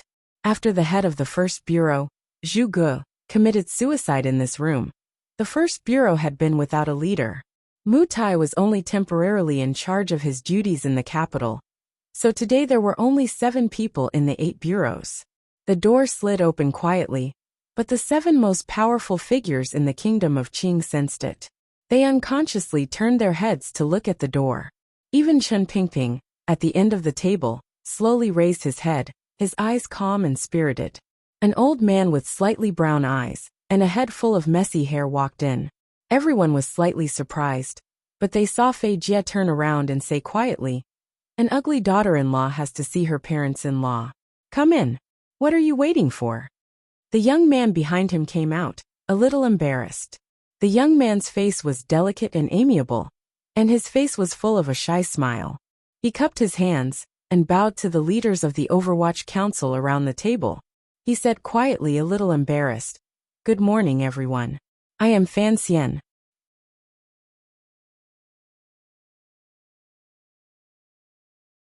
Chapter 177. The meeting room of the Overwatch Council fell into an awkward silence. No one had expected Commissioner Fan's first appearance in the Overwatch Council to be in such a situation. It was completely at odds with the usual somber atmosphere of the Overwatch Council. After a while, someone finally couldn't help but laugh. Fan Xian smiled, cupped his hands and walked inside. Of the 7 powerful figures present, he only recognized Yan Ruahai. The others were all unfamiliar. Fortunately, Fei Jie had been by his side all day. Otherwise he would have been afraid to face the most sinister and terrifying spies in the kingdom of Qing alone. At the end of the long table, there was an old man sitting in a wheelchair. His eyes were cold, but they were very gentle as he looked at Fan Xian. For no reason, Fan Xian sighed in his heart and slowly walked forward. He had recognized him long ago. After all, he had seen him 16 years ago when he first came to this world. In those 16 years, the old cripple's face did not seem to have changed much. Chen Pingping looked at the young man who was getting closer and closer to him, and a strange but satisfied expression appeared on his face. Fan Xian had already reached his side. Chen Pingping opened his arms and said softly, "Child, come here." Fan Xian slowly lowered his body and put his head gently on the old man's shoulder.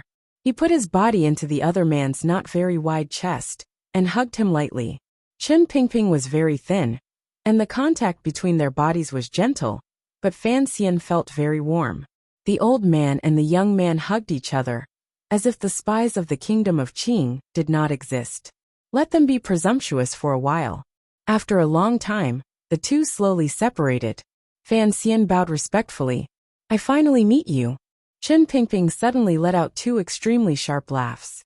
His laughter seemed to be extremely happy.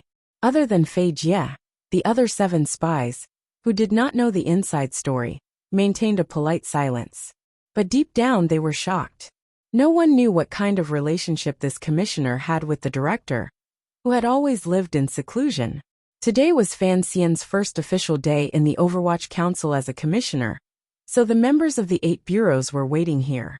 After a simple self-introduction, Fan Xian quietly sat in the chair to Chen Pingping's left. Fei Jie sat to Chen Pingping's right. "He is Fan Xian." Chen Pingping looked at his subordinates and quietly said, "In the future, I will be the commissioner of the Overwatch Council. Everyone please support me." When Dean Chen introduced the new members, he had never been as serious as he was today, and he had never said so many words. The 7 leaders all knew the weight of these words. They stood and bowed formally to Fan Xian without saying anything more. From the time Fei Jie began teaching Fan Xian at the age of 5, Fan Xian knew that something must have happened between him and the secret service organization that the world feared and the common people avoided. Especially after learning of his mother's relationship with the council, he knew that one day, he would also have a very strange relationship with the council. When he was young, he had learned a lot about the Overwatch Council's organizational setup and workflow from Fei Jie. After entering the capital, he had done a lot of things and cooperated with the Overwatch Council. He had also independently formed the Qinian unit outside the council.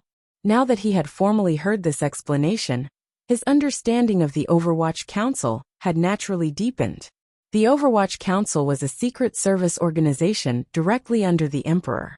Its power was outside of the 6 ministries, and it was not limited by Qing law. It only acted according to imperial edict. It was divided into 8 bureaus. The first bureau was responsible for monitoring the officials in the capital, and many spies were placed in important departments. It was the most important department of the Overwatch Council.